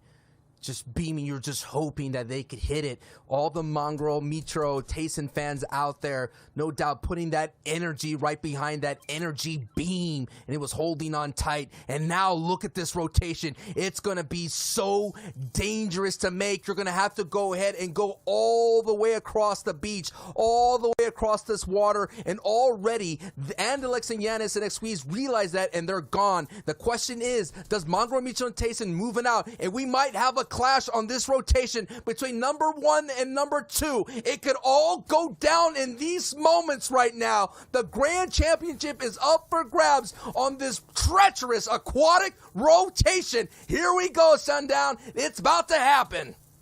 And you can see, keeping an eye on that bottom right-hand corner, when we cut back, the green triangles are Mitro, Mongrel, and Tayson. There's the one you want to pay attention to. Currently behind on the rotation. Now keeping an eye. Janus, Andalex, and X-Squeeze. They're on the front of your screen right now, but now we're going to hop back on board. Outside, looking in, no excess utility. However, the team in front of them, who they're spraying, they're marking it right now. They're saying, pour the shots into them. That's second place. We can finish it right here, right now. But look at how many triangles are in between them and the finish. They're going to have to push their way through here, and there's not a bunch of real estate. And 1 and 2, wall to wall, Sancho. This is what we came here for. We talked about being toe to toe. Who is going to be the big toe as Thomas HC is lighting up the feed, but the focus is right here, right now. The grand finals, we have 2, number 1 and number 2, being neighbors for this brief moment. And for somehow, Mitro, Mongrel, actually, Andalex, they belted. They're gone. They went right below the waterfall, and that's going to be a brief moment to extend this match right now. But right on the heels on this rotation is Mongrel, Mitro, and Tayson, and they have to stay alive as long as possible. We're not even near the placement points. 24 right now. It needs to be the 17th place. And some of the lobby focus is creeping in. They got to be careful when the bullets are going in. That's them underneath. That's the MCS duo underneath them, putting pressure. Tayson, this could be it. They can't go down here. Tayson's down. Mongrel on 20 HP. Mitro on 20 HP. And when it looked like they had it all boxed up, when they had the trophy already on the shelf, the chickens were counted before the eggs were hatched, and now it all comes crashing down. The door is wide open. Andalex, Janus, X-Squeeze, aka Duck on Top, they only got one of those eliminations, but the 1 point is now going to close the gap, and now the math begins. They were 20 points down to start. Can they find the 19 points to make the difference here? It's all going to come down to match number 12. And the rotation gets dangerous and more dangerous because now they have to keep pushing into the northwest all the way through Coral Castle, and as well have to deal with the waterfall on the other side. They have yet to capitalize every time Mongrel, Mitro, and Tayson. Throughout the entire day, the door has been open, and they have yet to walk through that door. This door is just not like any other door. At the end of this door is the Grand Finals Championship. It is time. It is your opportunity to clinch it, to go up and grab it, to seize it. Don't let it slip away. Let's go. And now it's all going to be on to them. This is the story we talked about. Just one singular opportunity, but they have to take it. An opportunity is nothing if you're not able to have the ability to capitalize. And with only the shockwaves and the peppermints and no extra shields, very limited builds, the opportunity looks like it's slamming in their face. The door ever so slowly creeping in. Storm Surge, not going to be an issue, but you see they need every point possible. If they drop, Mitro and Mongrel get their trophy. They have the chance to steal it away, but it's going to be so incredibly difficult, as you said, because look at the number of triangles in between them in the safe zone, and the ambush. Janus goes down, the solo champion, falling there in a key moment when you need to have everyone together, when you need every placement point in every elimination. He falls. Oh my goodness. It's up to Andalex, the duo champion here, to kind of form up and know the lobby focus is real. And when you're down to these kinds of mats, it's all but a matter of moments. It is second place on the ropes. Are they reeling? They might get knocked out right here. Down to green HP as Squeeze and Andalex are holding on for their tournament life and the opportunity to get the first place. It's not going to be easy. Sundown, they have a brief moment to breathe, but look at that half in and half out. They're not safe at all. There's still danger arising. Can Andalex and Squeeze overcome the adversity and have an opportunity to at least get a victory royale and the overall championship? They need the space, and we talked about being fortunate to even have an opportunity, but you have to be able to capitalize, and right now, they aren't getting that chance. There's too many people in between them. They don't have the resources. They have to find a key refresher, and right now, a smart path to go forward a little bit and over the side, but as you called out right there, 7 builds, Sancho. 7 builds, 21 HP, and a dream of first place, and an Axe of Champions as they begin to rat through the catacombs, but each door you break could potentially have a surprise on the other side, especially as you creep in, and we can see the yellow tiles right through the side, but Andalex recognizes their door opens up. They can't take any fire. There's no excess shields, and this is the tournament right here. Mitro, Mongraal, and Tayson have been dropped. We're getting closer to placement points, but the only trio with a mathematical chance of catching them has their back against the wall, nay, the wall, a massive mountain, as currently 21 HP, 121 between them, 0 shields, 2 builds on Andalex. He has to find a snipe to make this happen. One pump shot, one edit is enough to knock out Andalex and Squeeze, and that is why they're hoping. But look, Zone says, you know what? No way. You're going to have to go up the waterfall. Now, all of a sudden, we're at an all-time high in danger. The tournament right here is at stake. No doubt Mongraal, Mitro, and Tayson are happy, and this could be big. This could be big. This could be that refresher that they need. Let's see what that Squeeze finds. A brief moment just to relax and just breathe a sigh of relief here, but they're not done yet. They got a lot of work to do as they're unable to clean up that knock. Oh, and a bad shockwave! Bad shockwave separates Andalex and Duck on top, and this is horrible because Andalex has no build. No! We talk about being a fish out of water. He's a fish in the water, and now he's done. It's all going to come down to Squeeze, but they're into the placement points. It's a survival of the fittest, and how fitting. The story of EU has been the Lone Rangers and the clutch opportunity. Squeeze with the opportunity to rise here and to make it a historic moment. 34 players remaining, 16 trios left, but he has a pump, a epic burst, 10 builds, and a dream, and the dream is quickly dwindling like a candle. He tries to find a little bit of space, but it's not going to work right now. Zone is closing in. He needs a refresh. He doesn't have the tools to win the game with 4 more builds. Oh no! Somebody in his box! He finds the box. Siberian Jake could be the gift that he needs. The damage still coming through. 43, 10 HP, and he's down. It's it. It's over. They don't rise to the occasion. Mitro and Mongraal get their first Keystone victory right there. Tayson combines as well with his solo invitational one, and we're going to ride out the final moments to see who can move up the leaderboard and earn themselves a little bit of cash. And that is a strong opportunity for Andretta's trio. They've been silent throughout the entire day. They're in 5th place, and Andretta gets taken down, the lead slayer of that trio. So that's going to be an opportunity. So see who's going to get that game 12. It's all a matter of just technicality at the moment here, and we will be able to soon crown our grand finals champion. But let's see how this one rides out. We've had a month of intense FNCS trios competition. Let's see who gets the last victory royale before we close it down here on the EU side of things.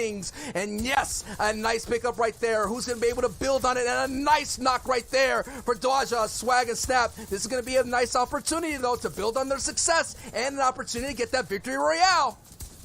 Yeah, and you want to push yourself up the leaderboard because, again, we've talked about it. There's always prize money on the line, and we've seen it plenty of times. Crew in the final game, World Cup Solos, 66-6, a monstrous performance, and who can take advantage of it? Let's see the names in the lobby. Who's still on their feet? Moraine is still up as well. On the backhand side, you can see Karma and Cartoon trying to get, or Legends and Cartoon, excuse me, trying to get a little bit more room as well. 4 trios remaining, as we can see who can steal away the final moment and get a little bit of that screen time, get that 12th game victory royale, and it's looking good for Dwa as he also has 3 floppers in the inventory. He's going to open the edit for his teammate, and it's going to come down to a 3v2 here.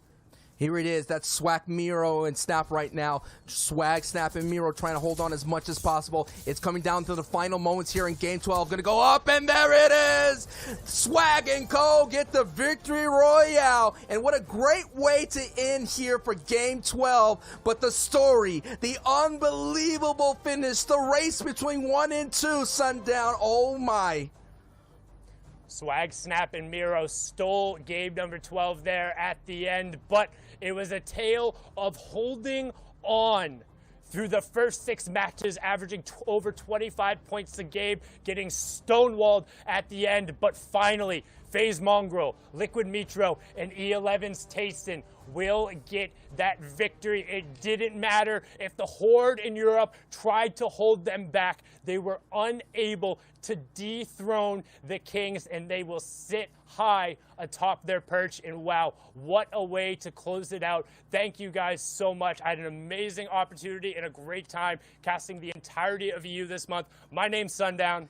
I am Sancho West, and Mongraal's trio of Tayson and Metro are the crown jewels of the EU region. Thank you so much. Thank you, Sundown. Thank you, everybody on production side. Thank you, Fortnite fam. Zeke, Reese, Shio, thank you as well. You know what, Sancho? Thank you.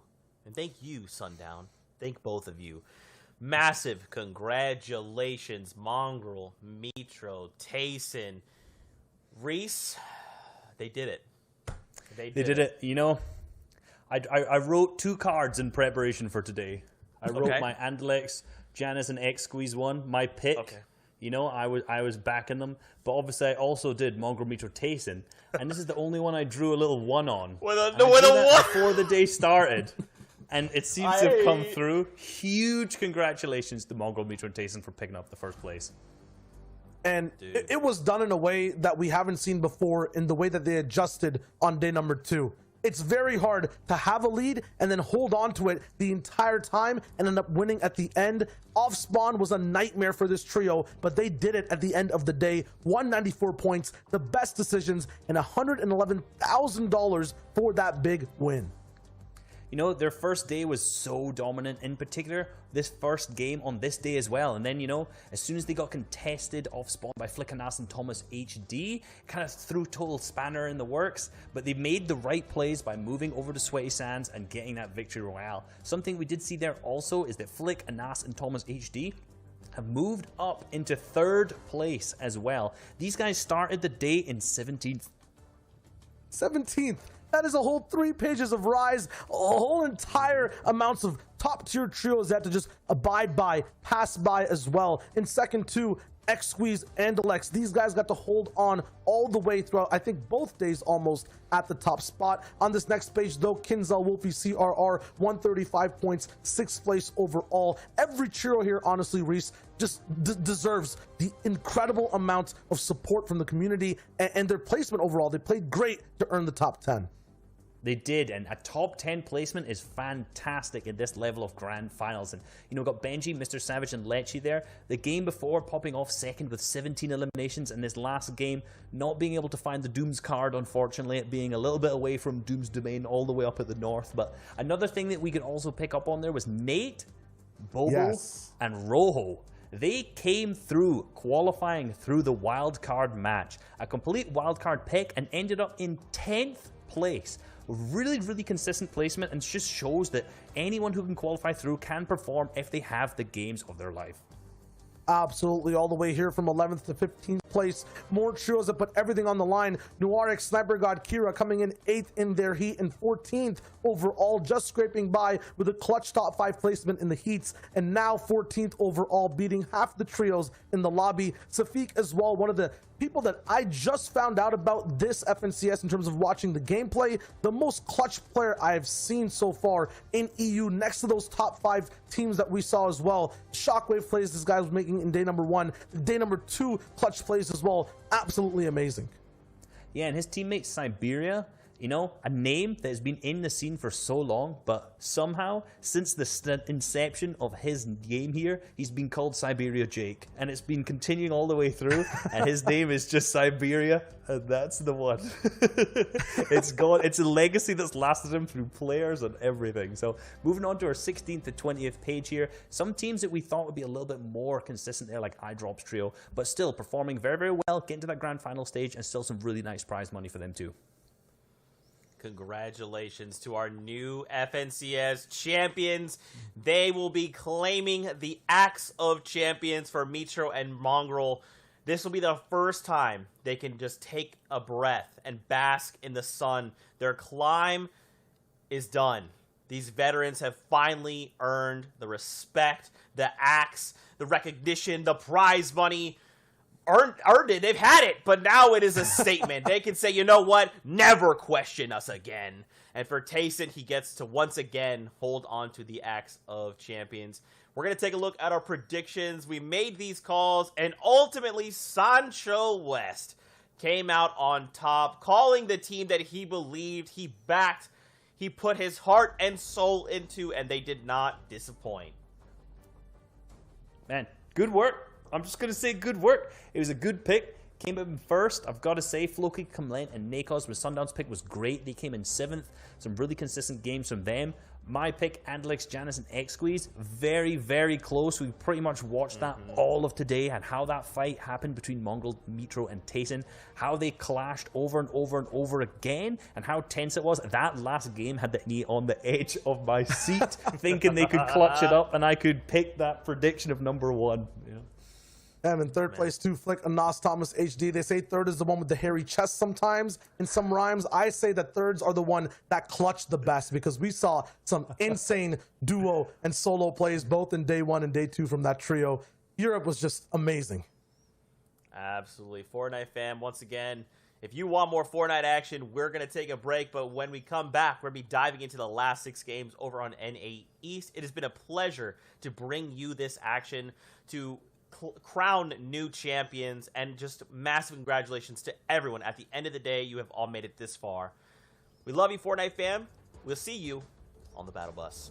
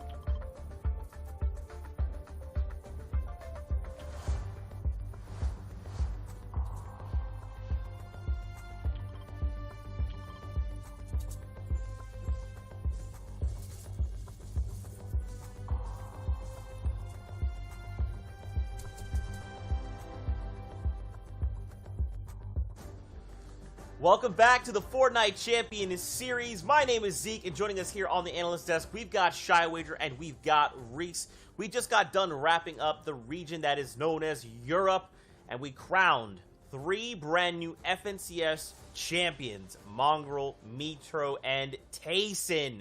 They get the Axe of Champions. Shy, Reese, that region was just such a pleasure and such a joy to watch. Yeah, it was an absolute foot race for every single trio at the top and the bottom and the middle as well. Honestly, it was a shake-up till that last game, and that is the best thing to watch when you're looking at grand finals in any region of Fortnite.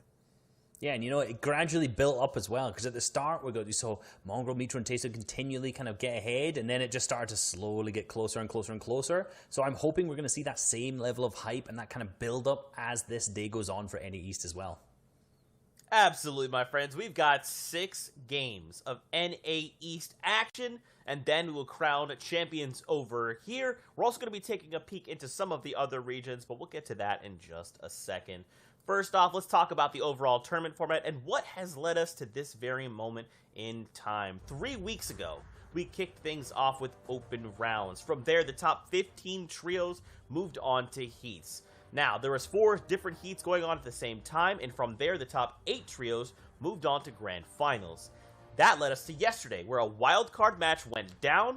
The trio that got the Victory Royale jumped in to grand finals and joined the other 32 trios that were already there and waiting for them. 6 games happened yesterday, and now we are back to end it all. 6 games on the line. And at the end of this, a brand new FNCS champion. Shy, do you still have energy? Are you still with me? Yes, absolutely. We're lit and we're live right now. The Axe of Champions is also what these guys will get for getting that big win at the end of the day. Today, that wildcard match team is also active for day number 2. We will see what the combined efforts of all these trios will actually amount to in the games that we have. 33 trios, 6 more games in NA East. It's about to be insane. Absolutely, and here is a look at your breakdown of the formats. We got the Victory Royale. We're 25 points. Remember, there's 33 trios facing off. So around half, or making it a top 17, will get you into at least a point. Then every elimination is worth 1 point as well. You know, Reese, right now we're looking at Day, Miro, and Reverse 2K. Their average placement is about 4, and average elim is about 7, a little higher than that. These guys have a pretty strong lead. An average placement of 4 is insane. Their best placement was 3rd, and their worst was 6th. Extremely consistent, and looking at the finals format that we have here, I kind of always talk about the balance. These guys don't have a Victory Royale out of 6 games, yet they're first. And the team in second, which is the Exit trio, has 2 Victory Royales. And it just shows that, you do need to pick up a lot of consistent placements, a lot of eliminations, and the Victory Royale is obviously very important, but you have to be doing all of the 3 to ensure they're actually consistently up there in that first place slot. We'll have to see. Now, of course, landing that first place spot, you can see here is a breakdown of your total prize pool. But not only the money, we're talking recognition, we're talking clout, we're talking the Axe of Champions, an axe, a pickaxe that they will be able to hold in game to show everyone else in their respective lobby, hey, I am a champion. What's up? I like to see it. We're going to get ready to hop into games in just a little bit, but there's a couple more things we want to break down here on the analyst desk. First off, if you're watching over in Party Royale, what's up, guys? Hey, everybody. Hey.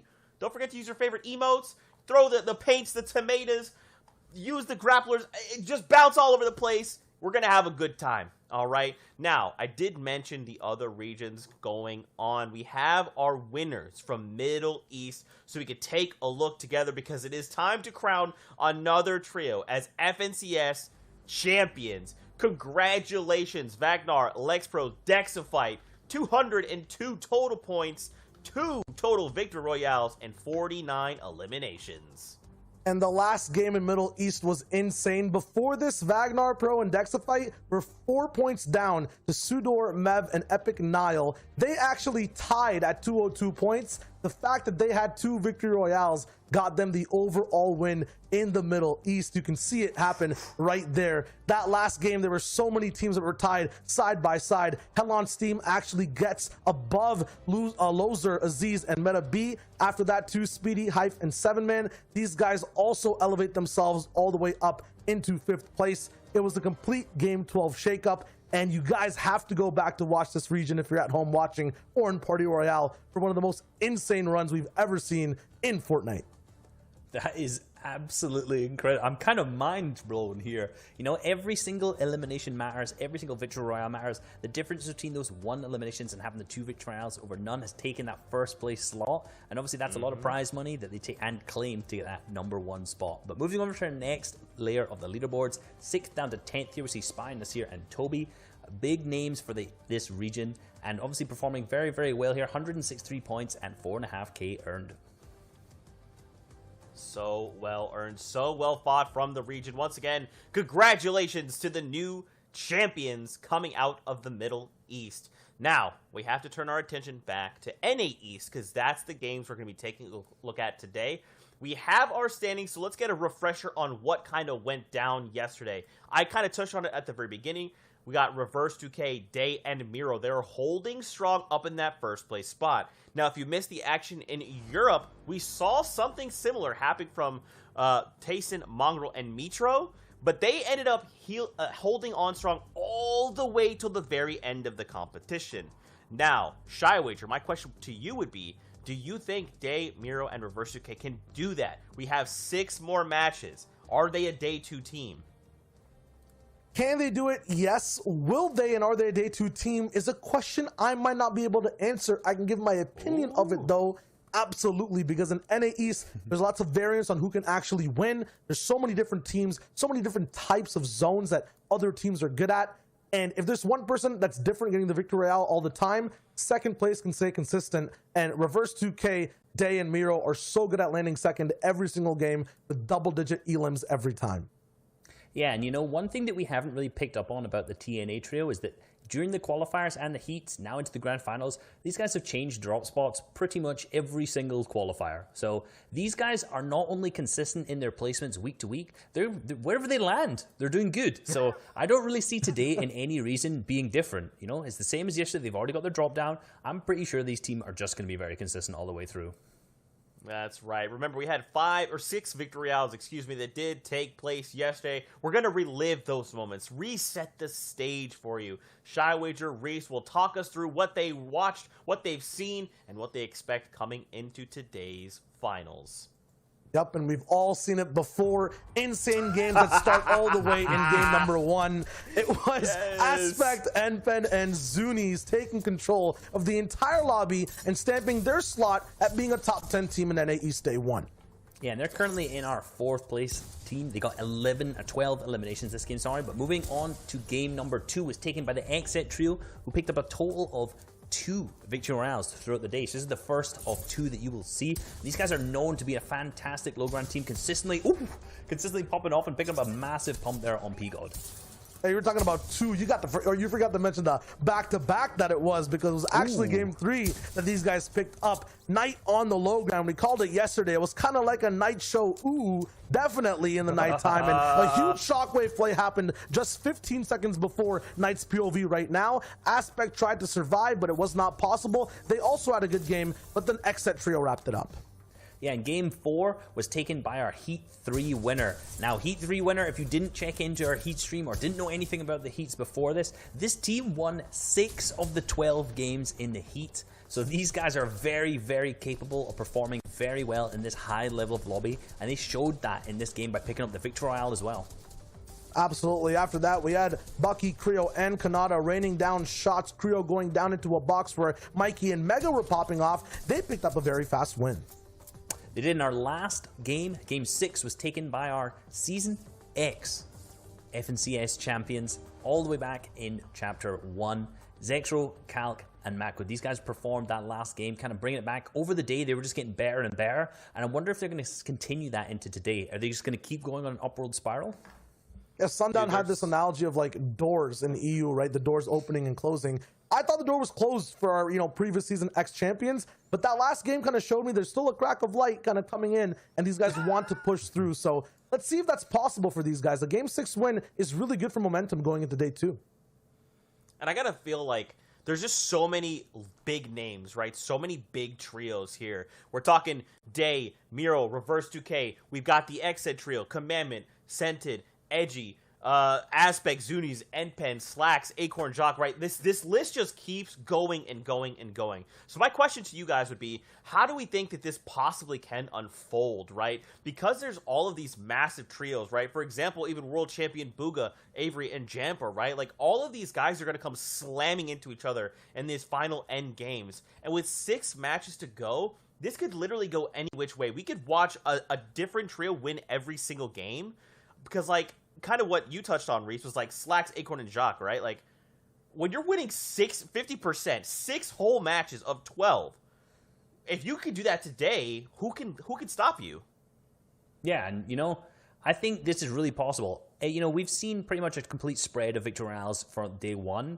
Day 2 could be dominated. There were some teams who didn't show up too well, like Zayt, Saf, and Stretch. These guys are known for picking up a ton of victory royales and being really, really dominant. Didn't show up too much on day 1, but this could be their day. These guys could easily pick up 3 of 6 victory royales, no problem. And there's a lot of teams in this lobby who are capable of having a performance like that. So we really could see anything. We could see big victory royales and big numbers from a kind of 1 or 2 teams, or they could be completely spread out. Teams could be consistent. The whole leaderboard could be close. I'm kind of hoping for that. So there's a lot more hype built up, into that last game. Everything's tense. That's kind of what I'm thinking. Nice. I mean, when it comes to Zeke's question of what do you think, my hot take one-liner is don't think, because there's nothing we could actually come up with to predict how the things will go today. In game, it'll be some next level play we haven't seen, like Hen, solo clutching against a trio, and Thomas HD on low ground from EU. It'll be absolutely insane today. Oh, man, the hype is building. We hope you guys are just as excited as we are with 6 games on deck here in NA East. Now, gentlemen, we did make some predictions. We talked about which trios we all believed would walk away the new FNCS champion. So we're going to talk through some of this. Now, Monster Deface went with Zayt, Saf, and Stretch. But, Shy, you kind of talked about it. These guys, they didn't have the day 1 performance we kind of expected. They're just trying to make it interesting, right? They're just trying to say, hey, let's make things a little more even. We'll take the harder route. That's kind of my headcanon for this trio. Aussie picking the Xed trio. They're looking really, really good today. We'll see if they can bring it back, hold up all the way to first against TNA. They had a few clashes in a few games, and these are 2 trios really trying to control the game in their own ways. We'll see if it's possible. Bucky, Creo, Kanata. These guys always looking good fast out the gate. Not, the expected first or second place performance that I think everyone was looking for from day number 1. But if there's a team that can learn, adapt, and then overcome, it has to be this one. I feel like they might even take away the whole competition today. Reese, what about you? I got Scented, Edgy, and Commandment. These guys have been dominant since forever. I wasn't going to give you an exact, but since forever, since their days back on West, these guys have been so good all of the time, and today's been no different. And yesterday's 6 games, they started off really, really hot. They were definitely in contention for that first place slot, and then the last 2 games kind of fizzled out a little bit. So hopefully they've learned from those last 2 games, bring it back today, and they're gonna get first. Hey man, it's all about the day 2 teams. Which teams can put it together, which one's going to gain that momentum and start the ball rolling. Now we do have the standings. We can kind of set the stage here, kind of take a look at which teams are on top, what the point values look like, what the eliminations, the victory route, all of it. Let's break it all down right here. We'll take a look at just a moment. Just kidding. It was a joke. I lied. Anticipation. Listen, I got to keep you on your toes, okay? Listen, that's what the host does. We keep you on your toes. No problem at all. But for real, though, I can kind of just verbally talk us through some of this stuff to kind of get you guys right where we need to be. So we got Day, Miro, and Reverse UK. They're holding strong, 128 points. Right behind them, though, we got the Xed trio. Shy, this is a trio that you did a package on, these low ground warriors that are also showing us from the high ground, they could get W's. Yeah, both teams kind of know when to play low and when to go high, but both teams prefer to play low ground. And if that's the case, it'll be a Royal Rumble matchup, a 3v3 maybe at some point that these guys end up in the final zone. That'll be amazing to watch. Past that too, though, we have Reese's pick of Commandment, Edgy, and Scented. They're in third place, looking very good with overall 96 points, so they're not so far behind. I mean, Reese, what do you think? What did they have to do to really overcome and take first place? You know, for me, it's just play their consistent game, as always. You know, the first 4 games, like Arda said, they were consistent. Something went wrong the last 2. Storm Surge issue, mid-game, early game, something around that they just didn't kind of perform the way they needed to. These guys just kind of fix whatever that was, play their consistent game. These guys are very capable of high elim games as well. Just that one pop-off can move them up. Consistency all the way through, they're going to win. Hey, now is the time. We only have 6 games, no time for mistakes. Let's run it all the way through. For now, we're sending it over to our casters to say hello. Take it away. There we have it. Thank you, Zeke. As things are going to kick off, this is the critical time in the competition. It's day 2 with Monster D-Face and Aussie Antics. Aussie, we had a fantastic 6 games yesterday. We had an absolutely fantastic 6 games. We said it, it's one of the most competitive grand finals we've ever seen in NA East coming into that, and the leaderboard shows it. It is literally anyone's game. Anyone's game here, and the battle bus is about to kick off, ladies and gentlemen. You do not have to wait any much more longer. I surely cannot anymore. And now, here it is. We're going to enter into that Fortnite world. Coming into this, Daymir Reverse 2K had a 21-point lead, or actually just a 19-point lead. Very, very comfortable start to today. The pressure is on them to maintain that. Yeah, I think it's a comfortable start, but it came at the back of something that you won't see very often. Them taking down XZ's team as a full trio wipe early in the last game. If that didn't happen, which you have to imagine it won't happen often, it would have been even closer, but I'm already seeing this map have some big shakeups, Monster. Stark Industries, contested. First time we've really seen it. We saw it once yesterday, but within 5 seconds it was cleaned up and over. So that could be changing up the leaderboard a lot, as that's our 6th place team who has the mythic drop. They were really looking to have a big jump up today. So Booger's team not looking too great, but Reverse's team, we get to finally see where all the success is coming from. That's what I was going to say. We get a taste of that true early game rotate here. I had a feeling they were going to be landing at the castle and around this area here, possibly claiming their way down towards the Rainbow Rentals. Regardless, a Quinjet to kick off your first round is a big one, and this is a huge fight right now. Wait a second. They gave up Lazy Lake. Cease and Blake are here to battle. They're here to battle. I mean, they were struggling yesterday, so I guess it's decent strategy. We saw it over on EU. We had a team roll up. The one game they dropped Stark, they won it and got a 15 elimination victory royale. So this strategy not completely out of the blue. This is the drop if you need to have an entirely different day 2. Things aren't going right and you've just got to put it all out on the line. This is the drop to do it. As Booger now, we know how strong this team is though, Monster. They have not lost this drop pretty much once in every qualifying week that we've watched and casted. Yeah, but with the pressure being on, grand final setting, new team coming in, will the New Blood be able to overthrow them? This is already looking very, very bad for Booga and Avery, who do not have shield. And the whiff shot here, Aussie. This is a rough one for him.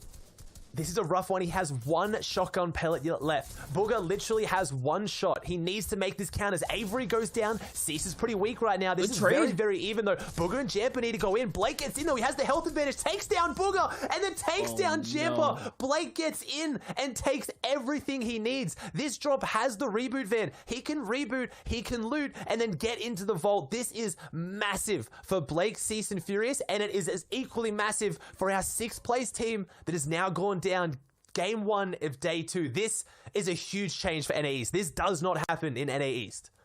What a shakeup do we have here. 6th place team down and out of the competition for game 1 of 6 on the 2nd day. That is the worst way to kick off your tournament run. Not only that, leading into the competition, you talk about the social media atmosphere. It was already in the air. He already had a feeling coming into this. So with that, and then getting dropped off the rip, that is such a major setback. We've already got another team creeping in, though, because they would have seen that, right? If you see Booger, Jamper, and Avery in the feed all going down as Pledge, they've come back and Pledge gets the sniper shot out of the sky to take Furious out. This is your wildcard team. This is the team that popped off when they needed to most, and now they're showing up here today. Connor Gage and Pledge drop at the lake house nearby. This could be really big for their team, Monster. They get to come in late and take all of this loot to themselves. If this is uncontested, there's no way they can roll up and win it, but they've got a really good shot right now. And we also have Saf, Oh Stretch, my and gosh. Zayd. Okay, this drop, NA East is already so different to what anyone would have predicted. This is changing things up in the biggest way. I mean, and Saf, Stretch, and Zay have been known to do this. They will drop on this spot every now and again just to mix things up, but they seem like they can sense the blood in the water. They are the sharks coming in to try and sweep things up. It's not looking too good for Connor, Pledge, and Gage here, who just did get a knock, but I mean, to have one of the other greats come on in, Stretch and company have to do a big deal. They even get security of the Vault keycard. Way to kick it off. That's what I was about to say. Have you ever seen in a region as competitive as NA East, or any region really, that a team would get double Vault? They've got the Doom's Domain Vault and Stark Vault. So if we talked about it, right? Zayd's team has come out in qualifying weeks and they won the first game of all 3 weeks. They're looking to do that here again today. They didn't have the performance we wanted yesterday. They started today in 16th. They have all the loot they could ever need. And now we have Zypher and Nosh rolling up. And we have Calc, Zexo, and Macwood. I don't even know. Did somebody tell these guys that it's grand finals? This isn't an arena match. What is happening? This has to be a joke right now. Stretch is going to body Zypher here in a 1v1 box fight. Saf already has a knock as well, so it's looking very, very good in their favor. Calculator and company, though, on the mountain. Remember, they won game number 6 coming out of day number 1, so they are on a high note right now. They're on a streak here. Momentum is high for them. If they can get away with taking out another top dog team that plays for high ground, I mean, you have to think at that point is setting them up for success. This is just going to be one of those days where now we have Keys, Nosh off in the distance. Everyone's showing up for this. This is not just affecting the teams to drop here. This is going to have a massive ripple effect now for the rest of the leaderboard. There are so many teams here with the opportunity and the potential to really jump up, not just in the leaderboard, but really control the end games. Any of these teams with this massive loot superiority could easily take down the TNA or XSET team just with that extra potential. So this is going to be so big going forward. And this isn't the last game. This wasn't like, your last ditch attempt to try and bring it back game 5 or 6. This is game 1 of day 2, and it's already this crazy. All right, looks like XSET heard there was news of a party up at the Stark Industries, and they're beelining their way towards the cliff as well. Another team getting ever so much closer. All I want to say is I'm not upset that any of this happened. This is entertainment at the top most form. Like, you don't get this every day. You don't get these kind of interactions and engagements with the best of the best players, yet alone on a grand final setting with all this money on the line. So they've made it that much more interesting in game 1. And so many games to react as well, right, Monster? So they can change it up now. Does Cease's team maybe pull out of there now? And if they pull out, does Zayd's team show up and Booger's team already has the loot? There's just so many little interactions that can now flesh their way out because there's 5 more games after this. You can usually pull off a cheeky strategy once, but these teams are top caliber. They will learn and they will react instantly. And next game, their whole gameplay would have changed. As we see XSET, though, on the exact same game plan that we know works. They had such a good day 1. It was only literally game 6 where things kind of dropped off. They took a mid-game fight against Team New Age, and they lost it. If it wasn't for that, they would have undoubtedly been in first place. Definitely, and you can see Creo's going to fall in the feed there. Talk about big names, big clashes, Legendian kicking things off for them in the right direction right there. The zone, though, pulls for a far northeastern draw. That is a big red flag for anyone still playing the outskirts right now. And it seems like whoever was up at the Stark Industry, whoever played the gamble to play that side of the map is going to get early dibs on the big mountains here, except being one of the few that is close as well. We also need to touch on the fact that we're hamming up how exciting this is. Most of we're talking about how crazy this is for NA East. Only one team has gone down, which is the most NA East thing you've ever seen. There was 6 pretty much top tier teams, all within 5-10 meters of each other, all in the same POI, and still the only team that has fallen so far is Booger's team. We still have only 7 players going down right now, so this endgame is going to be ridiculous. Not like they're clearing out the lobby, they're all just trying to get those little tiny advantages that will make the difference here today, as this team is hitting a rotate that we saw yesterday. We saw this zone yesterday, Monster, and it was incredibly exciting, straight to the stacks. And what's crazy about it, we also saw them do the same exact type of movement. Scented, Commandment, and Edgy literally decided that they wanted to play this cliff side, and they did it with a late rotate, which cost them so much material coming into it. It seems like they might have learned a little bit from their previous play, but not enough, because it's the same song and dance here. Getting tagged up, using material, and getting pretty much based up again on the side of the cliff. Here's a team trying a completely different strategy. They're going the opposite route, the wide rotate right now. Yeah, this is going to be a risky one. I'm guessing they're going to try and get to this point where, yeah, when the mountain dips down and they can go over it. They don't want to hug underneath, but this is your 5th place team, so they had a lot of success yesterday. They got 1 victory royale, and they've been performing really, really well, and they've been doing it again on a drop that is very difficult for these north zones. You have Centered, Edgy, and Command we just saw hitting the rotate. They're coming from Misty. We now have Jack, Acorn, and Slacks, who's coming from the Hydro Dam. But this does answer a big question for me, Monster. All of our top 5 teams right now are still uncontested. The only one we haven't had sights on is Aspect, Zunies, and NPen, but we haven't seen them in the feed. So NA East, as much as Stark Industries is going crazy, everywhere else is pretty standard. And Clicks finds Macwood in the feed there right as the glimpse takes to the wide shot, which means Macwood, Calculator, and what we saw, their rotate, right? Zexro coming up. They were just here not long ago. They hit a collision course up towards the northern part of this. That is very, very interesting. Commandment and crew, though, are finally making their way through. They made it up and over the mountain now, trying to play towards that lake house. You know, the opportunity here to find a spot is evergreen. They're just early enough.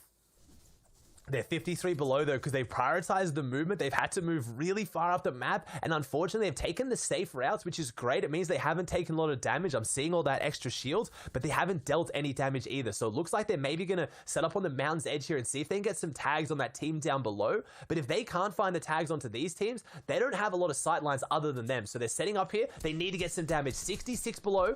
And they missed the shots on this team. So if you guys don't know, if you're following from home, Storm Surge right now on the right of your screen, Edgy, Commandment, and Centered need to do over 66 damage to get above the threshold. If they do not, in 44 seconds when this zone closes, they're going to start taking 25 damage every 5 seconds until they go down, which would be monumentally massive upset for your Team 3 coming into this.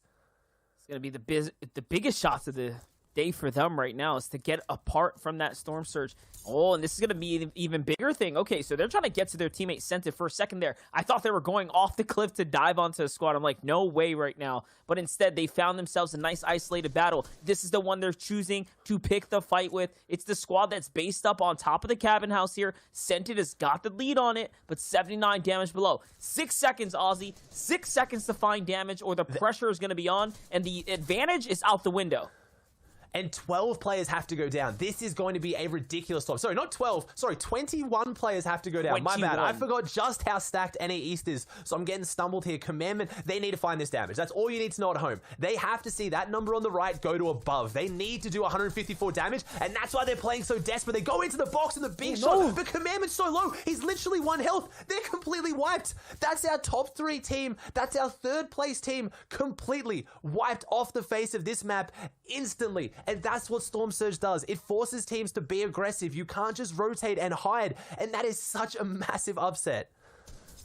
Huge points right there. 3 of those is going to get that team closer to a top 20 as Acorn's going to go down as well. We talked about 21 individual players needing to get into a fight. It's breaking out across the field. Ronaldo's going to fall. AV just fell. Acorn obviously falling here as well as we are just jumping in. And there, Groska's going to conclude onto AV. So that means Xset also already losing a member. Big teams at the top of the food chain all being stumped out. That's your 2nd place and your 3rd place team already hitting a wall here. A red light as Aspect, Zunies, and NPen just found a huge chain of eliminations. That's going to give them access to 3rd place now. They are in 3rd place already. And that's the only time you're ever going to see NA East, like, the feed light up that fast. It's going to be during Storm Surge. We went from 91 players to 70 players in the span of about 30 seconds. And not just any teams, a lot of the top teams. AV's now down. That's 2nd place. We saw eliminations going over onto 3rd place, completely wiped. A team down from 5th place. So many teams are now wounded coming into this end game. And the only one that I'm seeing get through completely unscathed is 1st place. The TNA team hasn't been on the feed, so they haven't gotten elimination and they haven't been eliminated. But that's a good spot for them. If they've survived Storm Surge, they're playing well. They're getting their tags and they're playing safe because they're the ones who, they really need to just hold on to their lead, right? You don't want to see them start playing safe because that's not what Team New Age does. But at the same time, they're not taking risks. And Shark is right out there in the zone. Something has gone very wrong for the Xset team. Yeah, 100%. We last tuned in. They were just on the side of the cliff, so it seems like they had not only a terrible time rotating on in, but of course, that Storm Surge probably being the biggest factor for taking them out.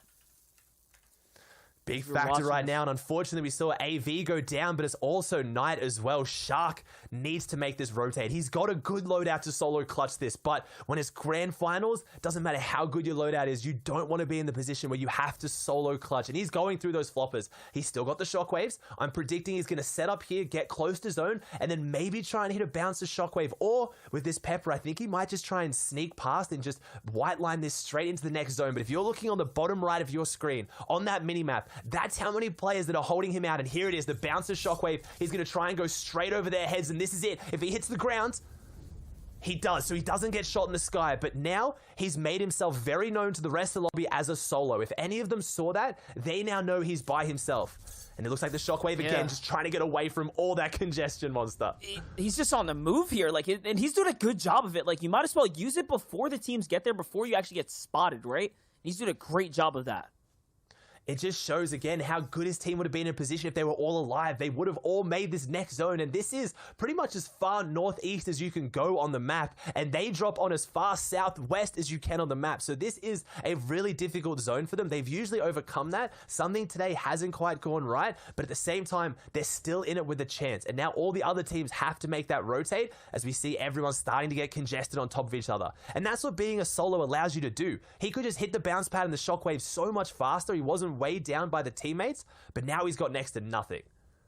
Here's a team on high ground. Iciv already on the way out the door. The crash pad's going to get them straight down to the safety of the new zone. Sumner, Typhoon still alive there. There's your trio. There's the first place team, Miro, Day, and Reverse 2K. They're just near XZ Shark, but it doesn't matter. They are very much comfortable right now. Like we said, they made it past the toughest part, that early first storm wave. And it seems like they are set up for success right now. Being at their dead side of the zone right now is huge, especially considering, just look at the loadout. They are comfortable, but the material count is the biggest question right now. Why is Day's count so low, and can they get their farm back? I think they probably invested a lot of those soft mats as well. They pretty much ran out of wood, but they still have decent metal, and that's probably how they got in so healthily. But we know, right, Monster, this team can get impact frags. When we talk about impact frags, someone from outside this wall, though, needs to be careful. Right there, Day just fires back. They get the spray down. All eliminations are impactful for points, but if you need the material, that's when you see plays like this, when they try to go aggressive on the walls to take someone out close enough where they can get the material back. 100%. And guys, just to give you guys an indicator, this is the closest region of the day. There's only a couple points separating those top teams. So when we say NA East has been intense, that entire day one atmosphere was so close. It is a huge toss-up here for day two. And I mean, second place being Shambles out, third place being crossed out of the competition, and fourth on a rampage right now, that is going to change things up. Day, Mirror, and Reverse 2K's position on first place is not safe by any means. This is a huge fight for them right now. They're taking it, and Day's going to get punished big time. And no, he has to back up. And this is why it's safe for nobody, because the caliber of players in this lobby, at any time you can see your first place team go down, and they just got a really unfortunate zone, Monster. That was a complete opposite pull, half-half, and it's going quite a fair bit over the water. This is a team that needs to step up. Zate, Saf, and Stretch, we know they can win games. They went all of yesterday without winning any, which is just completely unheard of for this team. Now they've gotten Doom's Vault and Stark's Vault. There is no excuse for why this team can't perform here on the day, because they have to show up now. 3 points, but they came in on 16th. These are your star-studded veterans, and they need to show why they're still at the top of their game. Let's see if they can pull off what they normally tend to pull off. It's a game one victory, because they need it more than anyone. One of the hottest teams coming into this, one of the most dominant teams that was held down yesterday. We don't even know what really went wrong for them, but there was something in the mid game that just wasn't clicking. If they pull off a phenomenal 6-game streak, now that Booga, Avery, and Jamper are all contested on the draw spot, they could make one of the biggest comebacks we've ever seen, and that's a huge knock right there onto Kraz. Stretch is going to go ahead and fill that up, and Kaz is down and out. 4 eliminations for this trio. Very good. Yeah, if anyone can make a monumental comeback like that, it's this team. They do it on the back of consistent wins. We said it yesterday. This team is wins or nothing. So what probably went wrong was they just didn't get those crucial little decisions like this in the mid game that set you up for the end game. As Stretch is now getting sprayed out. He's down to 18 health. He has the splashes. He has the big pots. As long as he gets away from this, he should be okay. And just like that, Saf instantly jumps into the line of fire and starts holding the builds for him. And this is what this team does best. It's the trust. It's the chemistry. They back each other up at all costs. They win together or they go down together. There's next to no solo clutching when it comes to this team. That was the perfect way to put it. Literally, Saf jumped out from the second and third layers there just to get in front of the line of fire. Saf is the pivotal type of teammate unit. He is the peak teammate on this squad. He is always there to back up Zayt or Stretch in their toughest times. I think he is the key to this team's success. And right now, Saf's looking like he's set up for it. Stretch, though, leading the rotate out with Zayt right now in front. Saf right behind them. What is it going to turn out to be here as High Ground's looking to put some pressure up? If he hits this snipe, that can open up a lot of things for this team. And that's it. They're a high team right now, and I think they want to go for it. But unless Zayt's got some shockwaves or something I'm not seeing, Saf and Stretch have a great loadout, but it's not a height loadout as they get split now. That rotation went a little bit astray right now. Saf's got the legendary pump, though, so if he has to work his way through the low and mid ground, he's one to be able to do it. And you see this right here. This is what I mean by them not being solo players. He doesn't even use his meds. Gosh. He takes down Legend D, and I saw TNA, and my heart dropped for a second. It is Legend D, though, but I was going to say Saf doesn't even pop his meds monster. He is so prioritized on getting back to his team that he'll try to do it with 26 health rather than stay away from them. That's a veteran, if you've ever seen one right there. Knows how to stick with the team, hip to hip with the players, and it works out best. And right there, the fundamentals being the key to success right now. Awesome. All of a sudden now, pressure coming in from all the layers here. Saf's still on the hunt. There's players behind the wall, though. Can he find another one? Oh, boy, it's getting very, very interesting now. And I'm seeing Miro in the feed, and I'm also seeing Zuni's in the feed. So that's your first and third place team. Miro in the feed again. So Team New Age has proven that day one wasn't a fluke. They're here to show up again. But Saf trying to do something on the low ground, and you can't count this team out. And this is a position we haven't had the joy of seeing them in, Monster. We always see them on height. Let's see if they can have the same strategies as XSET and TNA, where they can work the bottom as well as the top. And just like that, of course, Saf can. The big 200 pump from the legendary, but no, the finish off is too slow, and he gets caught in the back. But Stretch and Zayt are still in this, and they've got some good eliminations as we have an entirely new team on the high ground. 100%. This wide shot, though, does show Team TNA in the mid ground, still alive right now. As Simple YT's going to wrap up a couple elims on the side. Clix, Bizzo, and Illis do have that high ground hold, and it looks like a strong one. This is the traditional hold from this trio right here. Clix way up above, comfortable, out of sight, out of pressure from anyone else. On the other perspective, Kanata, Bucky, Creo, can they make a comeback? Such a strong qualifying week one, leading into two, but all of a sudden they fizzled out. They were out of the competition ever since then. Can they make this a big day two comeback? They have to make it a big comeback. They need big points, and that's it. They don't just need the placement, they need some eliminations too. So I really want to see Illis do what Illis does best and drop down and start finding those angles, because this team's coming in just inside top 20. They haven't had the usual performance, but as I say that, Riverstone starting to make his way up. Mega and Dubs hanging out there as well. This is two teams that needed to show up big on day two, as Kanata also in the low ground. So right now, we have a couple of our top teams up, but this is really a redemption story right now. All the teams that just underperformed yesterday, trying to start off day two completely different, and Clix is doing just that. He capitalizes, takes down Stretch, and that is Zayt's team out of this as they're looking so dominant. But we've seen teams win this from the mid ground. I'm seeing Dubs, Megas, and Riversan look so healthy to take this. They're definitely sitting there. They're waiting. Clix is going to get a little close to this team, as is Illis. They're going for the box fight. The Shockwaves are going to come out. Riverson challenges height, and Bizzle gets bodied. Riverson wins the high ground. Back to the low, though. The story continues. Kanata, Creo, Bucky, 9th place coming into this. All of a sudden, a huge game like this, at 10 eliminations, Ozzy, they can propel themselves way up the standings, but first place is still here to play too. This is not looking too good, but still, they are set up for success.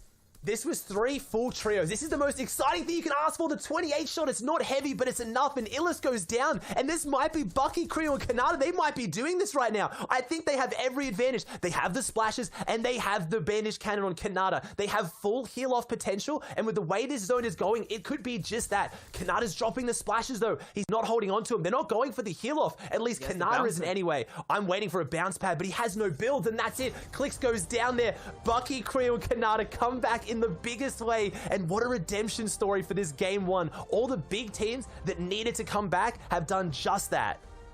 13 eliminations in a victory royale. What a huge way to jump up the standings right there. And big upsets across the board. Your top teams falling just like that. We'll see how it's all going to shake up, though, on the standings, because now it's a big question mark. We're going to toss over to the analyst desk here shortly for the boys to break down the action. That was day number 2, guys.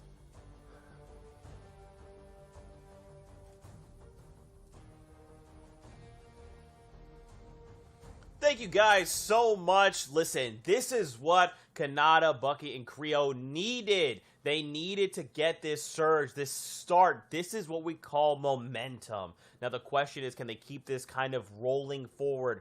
As we take a look at the standings, we can see with just this game, after the performance coming out of yesterday, this is the surge that they need because they are now in top 5. Yeah, and the words were adapt, improve, and then overcome. I never said win, but go for it, Bucky Kanata. Go. Yeah, you know, some people would hear what you were saying and say, you know, maybe that last word's going to be improvised, but there was no improvisation there. That was played out to a T, planned and performed. In first, we've still got Daemiro and Reverse after all the games. These guys actually popped off that game. They're performing very well up until the end game, still with 0 victory royales in first place. And this is something we mentioned earlier while we're looking through the format, that obviously they have way more eliminations than other team because they play that low and mid ground, and they just consistently get into those high placements. Yeah, if no one can find these guys, they'll be able to make every single end game. No one can really stop them. Their drop is also really solid. Past that, though, Xset got their boat rocked a little bit in the mid game. It gave a chance for Aspect, Zunis, and NPen to boost up, be alive somewhat in that last game 1 of day number 2. 111 points. They have a very small 2-point lead on that Xset trio in third. If we move over to our next page, 6th to 10th, we've seen, you know, some of the same names on this page, kind of just performing from that first game. Slax, Acorn, and Jack, you know, doing okay in the game there, but just going down way too early. Little Mikey and Clarity in 7th place. You know, they just in what's probably one of those frustrating positions. They came 16th with a single elimination. This is where you just start to rack up those points and then get eliminated from there on, you know? It's almost like just teasing you. You get a few, but you can't keep going further. Hey, some people who actually had nothing yesterday was Clicks, Illust, and Bizzle. Fortunately, though, today, and just at the back half, the last game, yesterday they came 8th, now 2nd overall. They were just placing 25th every single game all the time. They are alive and awake in 10th place now. The only place they want to go is up, and they sure will. Mega, Riverson, and Dubs had an insane shockwave play that last game as well. That'll knock them straight to 11th place, 66 points, but there's a 3-way tie with Bully and Zate's trio. Yeah, Zade's trio there, you know, performing actually very well on low ground. These guys are obviously known for their high ground dominance. And if you remember back to their heat, they got 253 points total and 6 out of 12 wins. However, in the other 6 games, they only actually got 33 points. So they were very, very dependent on high ground. However, today we've seen them just play low ground this first game. Obviously, they wanted to take height, but they didn't really have an opportunity to. And they came 6th with 9 eliminations. So much more than they previously have been getting playing low ground. I want to see the sparks, right? I want to see these teams come alive because just look at this. It's the top 20 trios that we've just looked at. We know all of these trios. We're used to seeing them all over the place at every single possible facet that they could be competing. They have been. They are. So I want to see how they can turn up, especially with 5 games left to go. Anyone can make anything happen. Now, with that being said, guys, we have to track these top 3 teams coming in on the day. Talk me through this. Yeah, top 3 turns into top 5 after the first game. In 5th place, Commandment, Scented, and Edgy are dropping over at Misty Meadows. Yeah, and these guys actually had a max distance zone all the way up to the northeast of the map. Really tough for the teams who are landing down in this side of the map. They struggled so much with Storm Surge, and we saw them go down because they had to make that really aggressive play, jumping into a box and unfortunately getting eliminated. And your drop has to matter, but so does the rest of the game. Over here, a huge split from Portilla to Shantytown, all the way over to Logjam. We have the Xset trio. There is a package on how these guys play as well. They are still completely uncontested and now in 3rd place. Yeah, and our top team, TNA, and these guys, like I already said earlier, been dropping at completely different spots through the qualifiers, the heats, and now into grand finals, but it doesn't matter. These guys are winning either way. Loot, these guys don't even need loot, although obviously there's good loot at these paths, but you know, they don't need a really great POI and drop spot. They just need to consistently have wherever they can, and they can perform on that low ground because of it. Yeah, and there's Day in the low ground being taken out by Creo, who led his trio with some great mid-ground actual pathings and calls, eventually finding the low and just taking control of the game. I thought you were going to get a 3rd rhyme in there, the Creo trio, but unfortunately not. But it all went down to the last moment where Dubs Mega obviously fell all the way from high ground. It was a 3v1, and at this point, it's going to be very, very tough for anyone to actually keep and contest this when they have 3 players all the way on low ground consistently spraying upwards. Yeah, the key over here for this game was kind of the sandwich that Creo, Bucky, and Kanata kept taking bites from in mid-ground. They had so many trios they edited on, got free elims, after that more mats to keep that sandwich big, thick, and alive, and after that, no one else could really, you know, take or stop them from continuously eating, staying strong and healthy. Clix, Bizzle, and Illis tried. They came second, but left hungry. His analogies, they're just legendary. I can't. You know what? We gotta step away. For right now, we're kicking it back over to our caster to take over because I'm losing it. MDF, Ozzy, please help. Please help. The worst possible situation. We done broke Zeke on the desk once again, but what isn't broken is these players' hearts. Let's see how they're going to be able to withstand the pressure coming into the Stark Industries. It's day 2, game 2 here, Ozzy.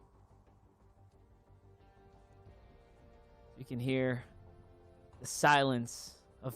I mean, it's setting the tone right now. It's Stark. Look at it. Right now, we're just panning shots straight out. And look, I see somebody downed already. It is 5 seconds in the game, and this is the drop spot that's going to change everything. We saw Zade's team up there. They got both. They got Doom's Domain Loot and Stark, and still just couldn't have the performance. We have a team. We have TNA. Right, they are currently averaging over 20 points a game, not even from a Mythic POI, from a non-named location, which is just insane. How can any team affect that? I don't see how they can drop off the pace right now. It's just going to be whether another team can match them and go even faster. 100%, I hear that. And just looking at Kanata, Creo, and Bucky here, that game right there threw them way up the standings, up into 4th place. Can they make a miraculous comeback? The first place lead right now is taking the charge with over 30. But with games like that, just a few more, all of a sudden, we could be looking at a new contender for the first place. We could. We've already seen this team do it. They've actually won one of the qualifying week round 3. So we know they have the potential to pull it off. And they've done it from this exact drop spot. So nothing is different at all for this team. They've just shown up here on day 2 and shown why they are in contention. Because they weren't way down the pack. They're one of those teams that was underperforming a little bit, but maybe not as poorly as, say, Clix's team or Zade's team. But Clix's team had a big comeback as well. So we're really seeing NAE step up. But I just feel like this team right here is just stepping up to a whole nother level. But it looks like, I don't know if this is going how it normally does. No, I think it is. So this is one recipe for their success. They've now got the Quinjet on their way in, and they get the Slurp Truck. This is big. 100%. As you can see, Miro was the first player to reach 100 eliminations and has more elims than any other player. This stat is referencing to this FNCS, showing that across the region right now, Miro is that guy. He is the elim sealer for the squad. He's the fragger of the team. That's such an impressive stat to hold on any region. Yeah, and then you've got to back it up with the equally impressive stat that right now they have an average placement of 4.3 across 7 games. To put that in perspective, the next closest is second at 10.1.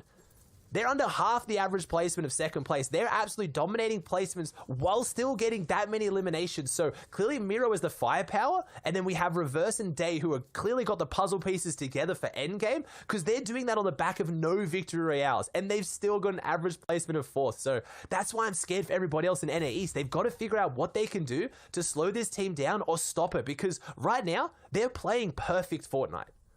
Yeah, which is crazy because Reverse 2K is one of the most on and off players, right? Like, we talked about Reverse, his history, the way he feels about competitive. There's been moments where he's really felt like he wasn't sure of whether or not this was something he wanted to pursue. But then you see him on the biggest stages when the pressure's on, and he has been showing up. And honestly, big shout outs to players like Day and Miro to keep up with such a vet, right? And they're doing it now too. This is all of their opportunity to solidify their legacy and take a full-on championship. I mean, we already saw Magro finally get one of the biggest titles. Can Reverse 2K earn his?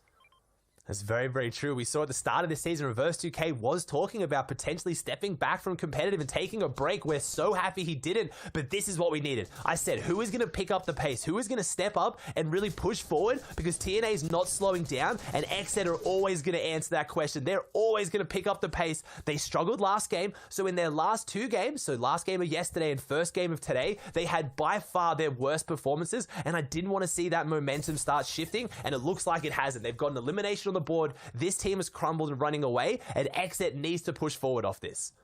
Yeah, this is their first point of the day, so already changing up the strategy, and I like this. Remember, the problem was they were a part of that 21-player pack that had to get Storm Surge. Ooh. Huge tags right here. Knight's not trying to hear any of that Storm Surge nonsense this game. He's finding the tags.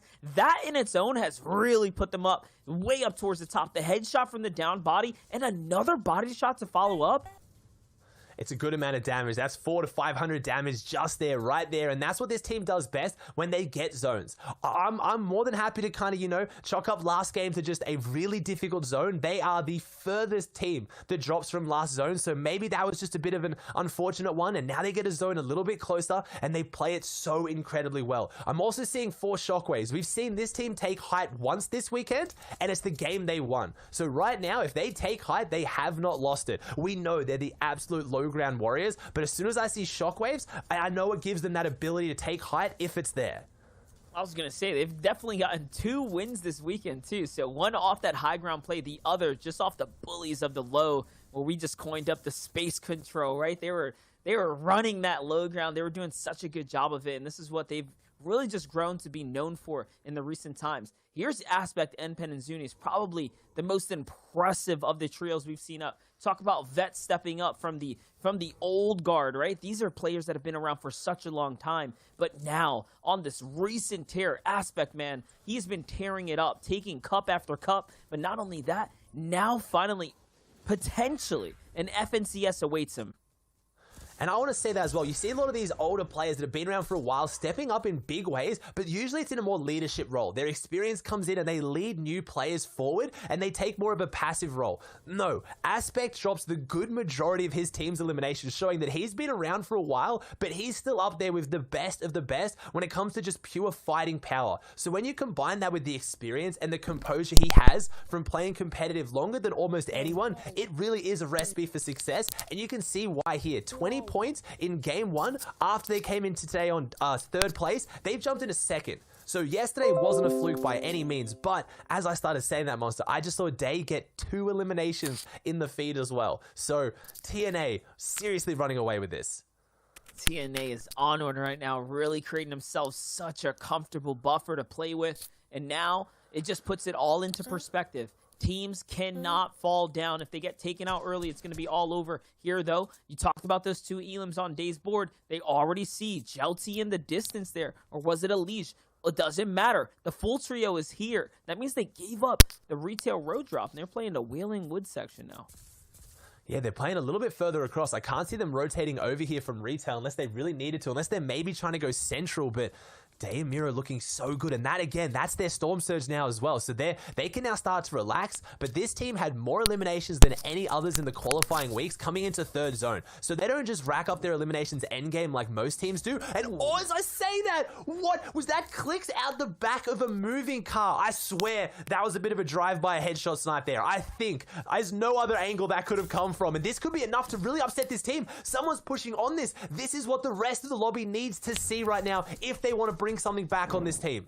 That's what I was going to say. Realistically, this needs to happen for everyone else's sake. It's not just their tournament run on the line. It's everyone's in this lobby right now because they have such a comfortable buffer. The TNA team is too far ahead. Miro's going to get tagged. Day's going to get tagged down as well. Everyone is pretty hurt on this TNA team, but they've managed to bounce back.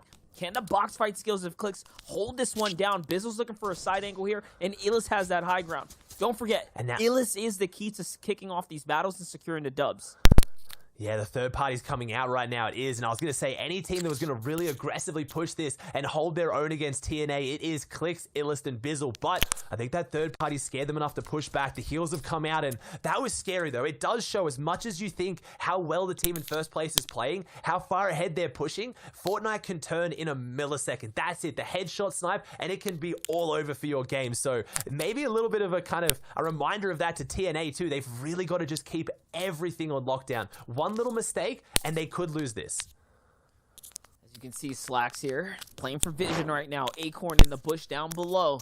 This is a very, very cheeky setup right now. They're waiting on the outer storm line for teams to come into them. This is a Storm Surge strategy play right here. It's not one that you see in a normal game. Like, if they didn't need these tags, they'd already be playing for a mountain, playing for a strong spot, but instead, they're waiting for a team to hit this bridge. This is such a popular location for teams to rotate through, especially at this point in the game. There's really no other way to do it other than going and gambling your risk into the waterfront. As we're tuned in with another team now. The big tags come in, while Saf almost gets 3-2-1 right there by the sniper shot. Yeah, they're looking pretty weak right now. They've got the meds, they've got a good loadout right now, and they're not in the best spot. There's so many teams around them. I'm looking at that white line going straight through 2 full trios as Zayt pushes forward and tries to get this angle. Surely this team starts to build and hold out. Yes, they know that Zayt's lurking. He's already taken 1 snipe shot, and no, never mind. The timing on that. That was a pre-fire. Remember, snipers in Fortnite are projectiles, and that extra, like, millisecond it takes was enough to have Class step out into that bullet. Zayt showing why this team really has been one of the best teams coming into today, and that's it. Class is down and out of this, and they're going to get the max damage.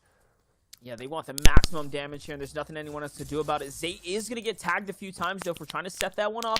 But luckily for him, his teammate is going to be here to back him up. Saf saves him from getting dropped out of the competition as well, as now Crims is set up by himself, isolated from his teammate. If this trio figures it out, they can easily dive on this, get themselves another big point. Saf, Zayt, and Stretch have set themselves up for a big 2 games already. 22 points on the day right now. A lot better than the pacing that they had yesterday. They have jumped up to 13th place.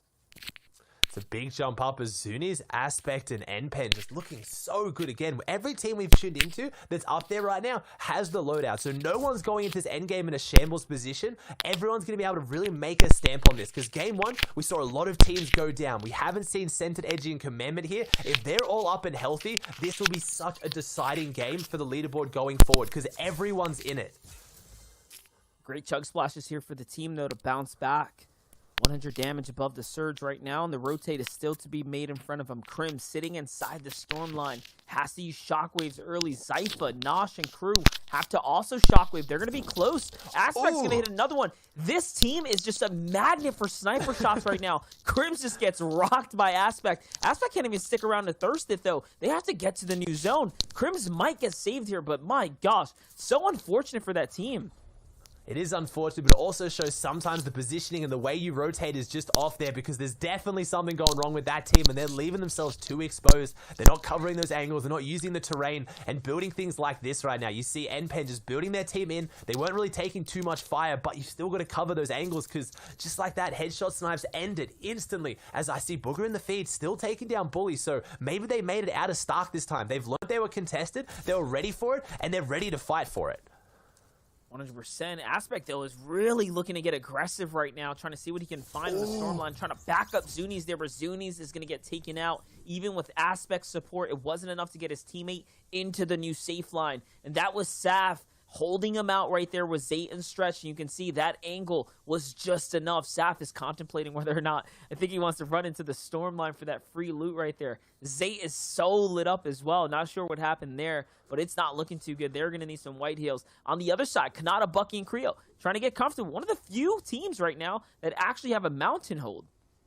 They do have a really good mountain hold, and this team is very, very prone to coming up here. Anytime the zone pulls eastern, they always come up here for their tag, so they know this area so well, but it's very rare they get complete center of the zone for it, though. So they're in such a dominant position, and this endgame is going to be one that's going to be really interesting. We actually haven't seen that many mountain endgames this weekend, Monster, especially these in the Misty portion. We've seen a couple of Stark endgames, but none down this part of the map, and this is where Bucky, Creo, and Kanata really thrive. This is their area. They come out of Slurpee, and they know this mountain area so well. And it looks like it's going to be Jamper and Avery who are going to left by themselves, because Booga was knocked in the feet and potentially taken out there for a second. As I talk about big names falling, though, Illis gets finished off by Reverse 2K. They were already on a good track, but it looks like the TNA boys fire back once again, maintaining their lead and showing that you don't mess with them. That's a bit of karma. It's crazy, because you want to think that it shows that, yeah, this team's getting contested, so at any time they can go down, but they're not. They have never gone down in the mid-game so far here in the grand finals. We've seen so many teams try to step up. We've seen second-place teams step up, go down to them. We've seen some of the best fighters in NA East, Clix, Illis, go down to them. Can anyone at this point stop them in the mid-game? Because once they get to endgame, they just play so consistent. really have. And that was one of the biggest engagements yesterday.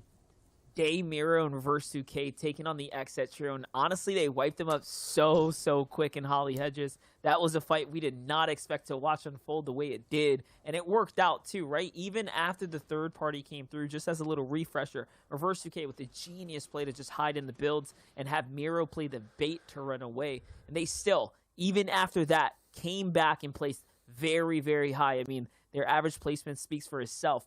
4.3 coming into this, and that's why TNA is so dominant. And that was really the turning point as well. That's when XSET was in the lead. They were kind of having a small lead over TNA, and that's when it really flipped. And that's where the pressures come into today. TNA did it in 2 big games. It was the last game of yesterday when they did that to XSET, and then XSET's team went down again in the mid game of today, and they really ran away with it. It's just that next level consistency, and they could potentially go on to be a team that wins with no actual victory royales as well, because they're just that good in the end game. But if they piece that last 30 seconds together and get the extra points for the victory royale on top, we'll have to see. But XSET looking really good, and they're the ones who can upset this right now. If I'm looking for any team to find TNA in the mid and end game and find them and take them out, it's going to be this trio. Yeah, they're going to have to do it hopefully before that 15 place mark, when the big placement points start being divvied out to everyone. If they can get them right then, right there, doesn't matter how many elims you have, those placement points turn out to be so crucial to the success. That is the crucial formula for taking away the tournament. It's stealing away consistency all the way through to the very end. Looks like Bugha was picked up and Avery as they dropped. That's a full trio right there. Tahi and Sprite, they're 1-1. So that trio already getting dismantled for collapsing on the big boys. That's payback. Yeah, they're coming back out and they're fighting hard. They weren't happy with that game 1. Like I said, that was probably the first time we've seen that team get straight wiped at Stark in all the qualifying weeks and this grand final. So they were really unhappy with that, but it didn't disrupt their momentum. They thought about it, they reset, they came back, and that's the second trio we've seen them take out this game. So they're really coming back, and they're in 8th place. So they can have big jump ups, especially if they get that loot. But if they're going to have to go toe-to-toe every single early game, we really need to see them step up like Zay's team does when they're contested at Dooms, and have that massive victory royale percentage, because they need big games if they're not going to make it to endgame every time now.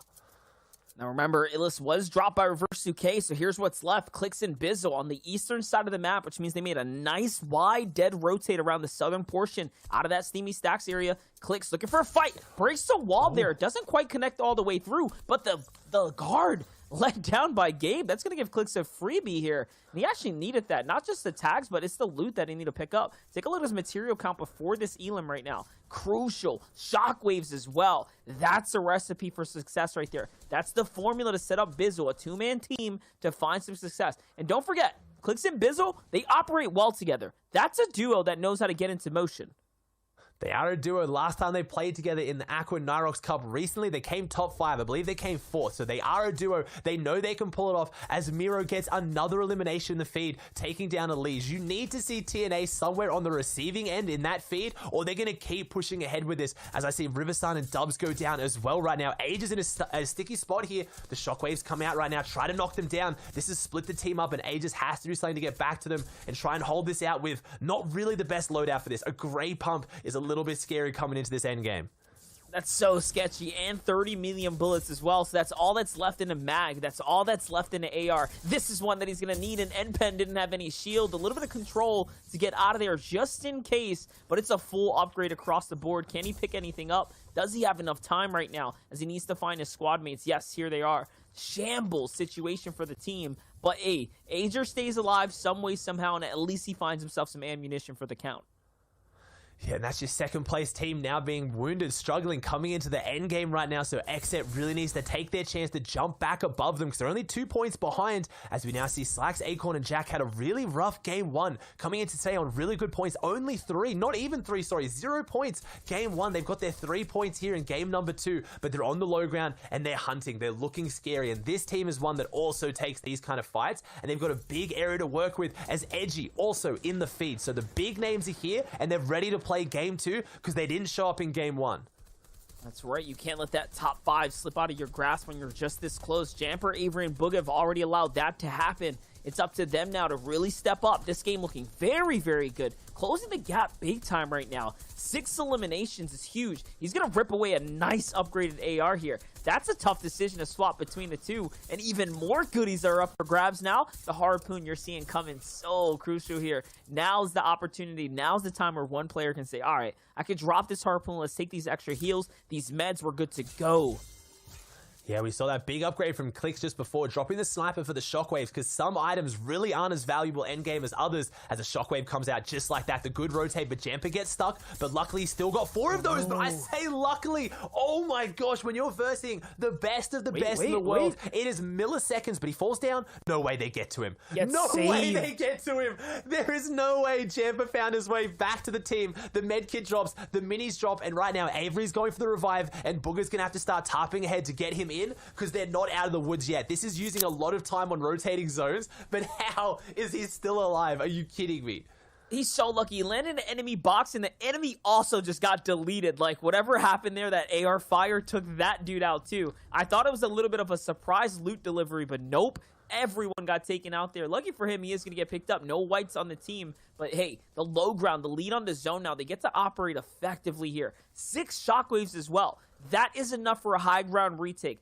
That's enough to really disrupt things and stay alive for quite some time now. They even have the material to back it up. Here's a great wide shot. Stretch still in this game right now. In a box fight. Looks like Stretch is not getting bested here, though. Bucky's going to take out Zayt as well. So all of a sudden, Zayt's team's not looking too hot right now. And this is a team that's setting up to have a big one here. Avery, Booger, and Jamper have the 6 shockwaves in Avery's back pocket. So if they want to make a high play, soon's gonna be the time to do it. But never mind, they don't need to. They're getting all the eliminations on low ground, and that's what low ground's for. Low and mid is where the eliminations come from. High ground's where you get the placement. As I see Knight go down in the feed, but I haven't seen the TNA guys just yet. They're still in here somewhere, I believe. Where are they? No, they're not on high ground. It's Bucky, Creo, and Canada on the high ground. Can they do back-to-back wins to just catapult through the leaderboard? You can see XZ Shark trying to stay alive as the sole member of his team right now. It was Stretch who took out AV, so now this team is down to the wire here. XZ needs as many points as possible. They cannot afford to fall here. Placements are getting divvied out. Big points being going through there. Saf is going to fall there too. Miro's still in this game. He's going to find Dijon, and that's another big point for the first place team. They have so many eliminations. We're just seeing them consistently over and over in the feed. And it looks like Ronaldo, Zum, and Skittles are trying to make a clutch play for height. And yes, they are going to secure it here. But not before getting broken down. It's a true battle for height. Bucky finds Ronaldo on the way out the door, though. And into the zone he goes. Not too bad for Bucky. And he still survives somehow, some way. And I don't know if it's just my eyes, but Skittle, I think, is on literally 1 health because I see no health bar there on the left. But Avery, Booger, and Jamper is still doing work on the low ground, and they still haven't played their trump card. They're still holding on to their shockwaves, and now they're going to use it. Now they go for high ground when all the damage has been done, when height has been weakened. They're going to try and take it later. The shockwaves come out. Avery's got so many to try and do something with this right now. Kanata goes down. Avery's up. Booger's up. Jamper's just below. Zum's by himself, so there's no way he can hold on to it. I see Miro still down there. I see Reverse 2K still in this. Somebody has to stop this team. But right now, somebody stopped Bucky, Creo, and Kanata. They were about to get the back-to-back, but we see Booger's team walking out of Stark and showing what they can do with it when they actually get out. Not only that, Commandment is still up as well. Zexro's finally going to fall. Scented still in this game. It's a duo on low. Up to height they go. Jock sends them flying. Oh my gosh, they're out. They're in the zone. Booga can't make it back in time. He's trying to bounce her back in. Scented's going for the clutch save right now. Is it even worth it? Is it worth it? Up he comes. At least it's a full trio now. So now they get to operate together. Crash Pad's coming out. This is such a messy battle. And one is going to go down right now. Can they hold this out? That was such a cold play. And Booga is going to deliver the siphon for Scented here. 5 eliminations, not too bad. Commandment still back in the game right now. It's a 2v1. It's a 2v1. Someone from Booger, Jamper, and Avery's team is still alive up above. Do they have the health advantage? No, they jump down. The big shot, though. Scented trying to go around the outside, and he does. Scented finds Jamper. Such a big game. And we're talking about Scented, Edgy, Commandment, Booger, Jamper, and Avery, but we have to talk about the hero there that actually won this game, because it was Jack. Jack jumping up with that shockwave, shockwaving Booger's team out is 100% what secured that for Scented, Edgy, and Commandment. But then the clutch revive. Monster, you asked, was it worth it? Yes, apparently it was. It looked dicey, but wow, what an endgame. I mean, and honestly, like, I don't know if it was worth it for Booga to return back to the zone. I think he threw just a little bit because he basically delivered a free siphon for the crew down in the low ground. Scented stood alive because of that. Commandment, I'm not sure how he managed to bounce up in HP too, but what a close endgame. All on the hands of Jock. One play is all it takes. Yeah, but Scented, NG, and Command were still up there, so they're jumping up on the leaderboard, but I saw TNA. TNA is still in this with a very big shot, and I think they may have pushed their leaderboard even further forward. Analysts, please break this down for us. Let us know. All right, listen. I got a little bit of a hot take. Just like the tiniest baby hot take, okay? Baby hot take, okay. I think if he did not get up Scented there, if he did not revive him, think about it. Bugha comes in, and then he could just bop the other guy. So he downs the guy that only has 30 HP anyway. Okay. I don't know. I like I it. mean, Yeah. you know, just a thought. I don't know why I just thought that. decoy Here we are. was- Yeah, I was decoy. wondering It's where a you're going decoy. with it, but yeah. You have marriage, Zeke, because not only was that possible, it's like it kept those guys behind in zone. But regardless of the winner play, the winner of the region still is Day, Miro, and Reverse 2K. 166 points so far, still in first. And it's not like they're at Stark Industries or a drop that has a name on the map. They're kind of incognito. No one can really stop them by stopping their early game. They can, and you know, we've seen now Scented, Edgy, and Commandment move up to that second game. First game of today, they didn't have that very fantastic game. Max distant zone, struggling with Storm Surge, but now they get that zone that's much closer to their drop spot, and they are able to absolutely perform, picking up the victory royale with 9 eliminations. The exit trio we saw there, kind of showing up in endgame a little bit with that AV solo clutch at the end, but you know, their problems started very early on in the moving zones. And, you know, just carried on getting worse and worse throughout the game. But 9th with 3 elims, so not a bad finish at all for a game that wasn't super consistent. Yeah, it's just all about adapting, learning every single game, but also playing that zone. That last game was all basically about those shockwave plays. We were talking about Jack all the way at the end. He's in 7th place right now, affecting that game. It started even with Zoom, Skittles, and Ronaldo jumping up to Bucky, Creo, and Kanata as the zone started, fighting them for like 2 or 3 zones. And you know, Height was basically silenced this game. It was all about that low ground. Yeah, and you know, our casters, our fantastic casters came over and said that one shockwave plays was through it, but the game started much earlier than that. You know, there was stuff that happened in that in-game that actually enabled that to happen in the first place with Height, as you mentioned, with another shockwave play out of Ronaldo's team. But moving on over to our 11th to 15th teams, here we have Zayt, Saf, and Stretch, still in 11th place at this point. Last game, not being able to kind of capitalize too much on the loot that they had, 4 eliminations, 13th. 12th, we have Zum, Skittles, and Ronaldo, the team we were just mentioning there that were fighting so hard for Height in that kind of first and second moving. They ended up actually fighting Creo, Bucky, and Kanata's team all the way through first and second moving for Height. It was like a Zone Wars wager match. I'm wondering if they had a side bet on that fight. I'm not really sure, to be honest, because they were committing to it. Yeah, past that to all the points we see from 11th down to 15th, from 16th to 20th, they're like tied. It's a 2-point game on the previous page. Now 63 down to 54, just 9 points. That's 9 elims. That's 9 placements. That's like a quarter maybe of a victory royale. So it's half a game that these guys are kind of separated by from 10th all the way down to 20th. So many of these trios are making such big plays. Now listen, there's a lot that unfolded in this last match, and we have 2 of the greatest minds here. They're going to break down some of what we saw in this last game. So, Shio Wager, Reese O, Shio, Riso Wager, that's what your, Riso Wager is your combined name now, which is also your Halloween I'll take name. it. Break this down for us. Absolutely. That last game was kind of like 3 games packed into one. We watched one of them on broadcast with Jamper getting revived all the way in zone, you know, getting knocked to fall damage. That was one instance, right? We saw that second place trio really pop off. But the other 2 games that were kind of played in there was the Height type of game at the very beginning. We had Miro, Reverse, and Day. At the same time, we had Bucky, Creo, Kanata. 2 different bases fighting at each other, but it was Bucky, Creo, and Kanata who got zoned. They were ultimately shockwaved off, and then we moved on into our 3rd game, which was Scented, absolutely popping off on mid and low ground. Yeah, and Scented at the back of the tarp, playing that fragger role so well. You can see his teammates consistently getting him in a position where he can get eliminations by creating that long tarp for him on the low ground layers. And he's just right at the back of the tarp, opening walls, just going for eliminations over and over and over again. In these kind of games, you're most likely to get eliminations by opening your walls, not by opening your floors, in particular players on your same level. And you can exactly see right here, Scented's pop-off is exactly that.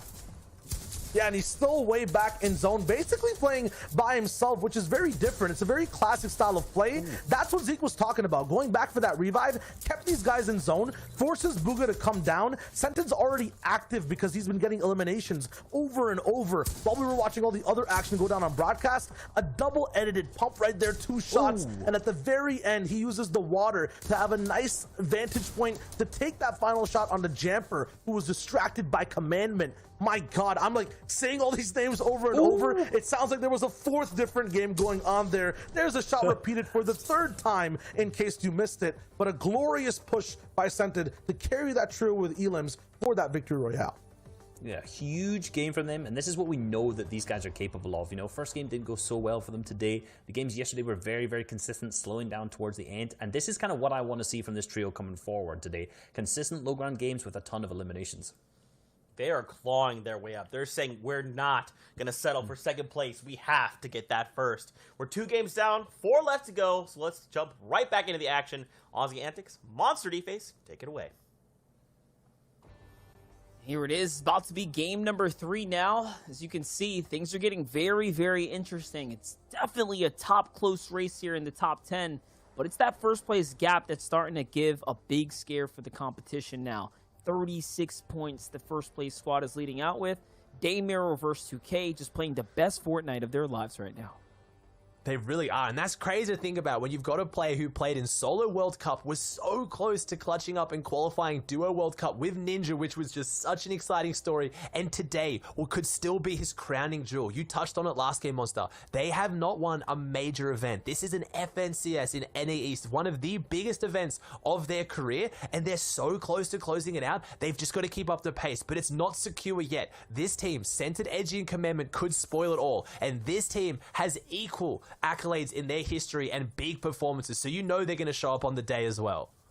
Yeah, this is a championship team that has had true strides of greatness on 2 different regions, not one that we've seen very much teams be able to pull off and accomplish. And honestly, with how they're rocketing right back up the standings, I mean, that's a scary sight for everyone to withhold, right? They're averaging 11th place now. They have 45 total eliminations. They've already secured the victory royale. When you hold that to the first place team stats, I mean, it's really not that bad. It kind of looks better on the track that they're on, but it's just up to whether or not Daymiro versus 2K can fall 1 time, maybe 2 times. If they do that, this is the team to surely take it away.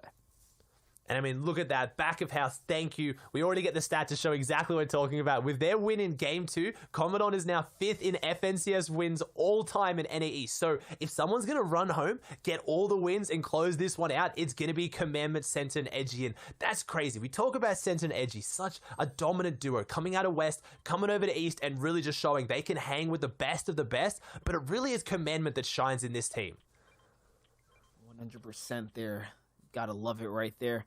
Look at that, though. Like you said, the most victories on FNCS. That's pretty huge. You'd think someone like Zate and Saf would have that. And if we seen them win so much, and they're not the one holding the record, I mean, it just shows you this guy's got more than that. So it's a pretty big accolade. It's a pretty big resume Commandment sitting on right now as they're trying to get their rotate on, get comfortable here. Didn't we see them get contested for a little bit coming into this? It seems like their grand finals run is going a lot better, though. They have this entire draw spot to themselves. Yeah, we saw some teams rolling up yesterday, decided better of it because they won every single time anyway, and they've got the zone, so we don't see too many South zones, so we'll have to see. And this is why we're talking about this team so far in the lead and confident in them more than any other team to really hold on to unless something goes wrong, because this drop spot and this split is so hard for something to go wrong in because it's not a drop spot that anyone can really roll up into. I highly doubt someone's going to all of a sudden want to start taking the castle for loot when it's worked so well for so long. The impressive part is how this team is getting their Storm Surge is ridiculous. They're so far from any other team. They have such a wide split, and it's kind of the same situation the XZ team runs into, and I think it's only because they are such a good fighting team in the mid game that they can really take those big engagements and consistently win them, because any other team that's dropping this far out probably wouldn't have the same success. This is a little bit of a strategy we haven't seen them play out with, because every time we tune in, they're at some different point of their early game / mid game rotates, right? So now we get to see them up by the castle. Just gives us an idea of how much they actually control, as Miro bad driver here. Bump and reverse 2K, maybe swap over. But, like, they have all this field to themselves. They have the beach. They get that slurp truck. So they get to save all the loot. It's all starting to make sense here. Creo, Bucky, Kanata, another team in the vehicle on the rotate right now. Big tags coming through. That's going to be a body shot for 2 now.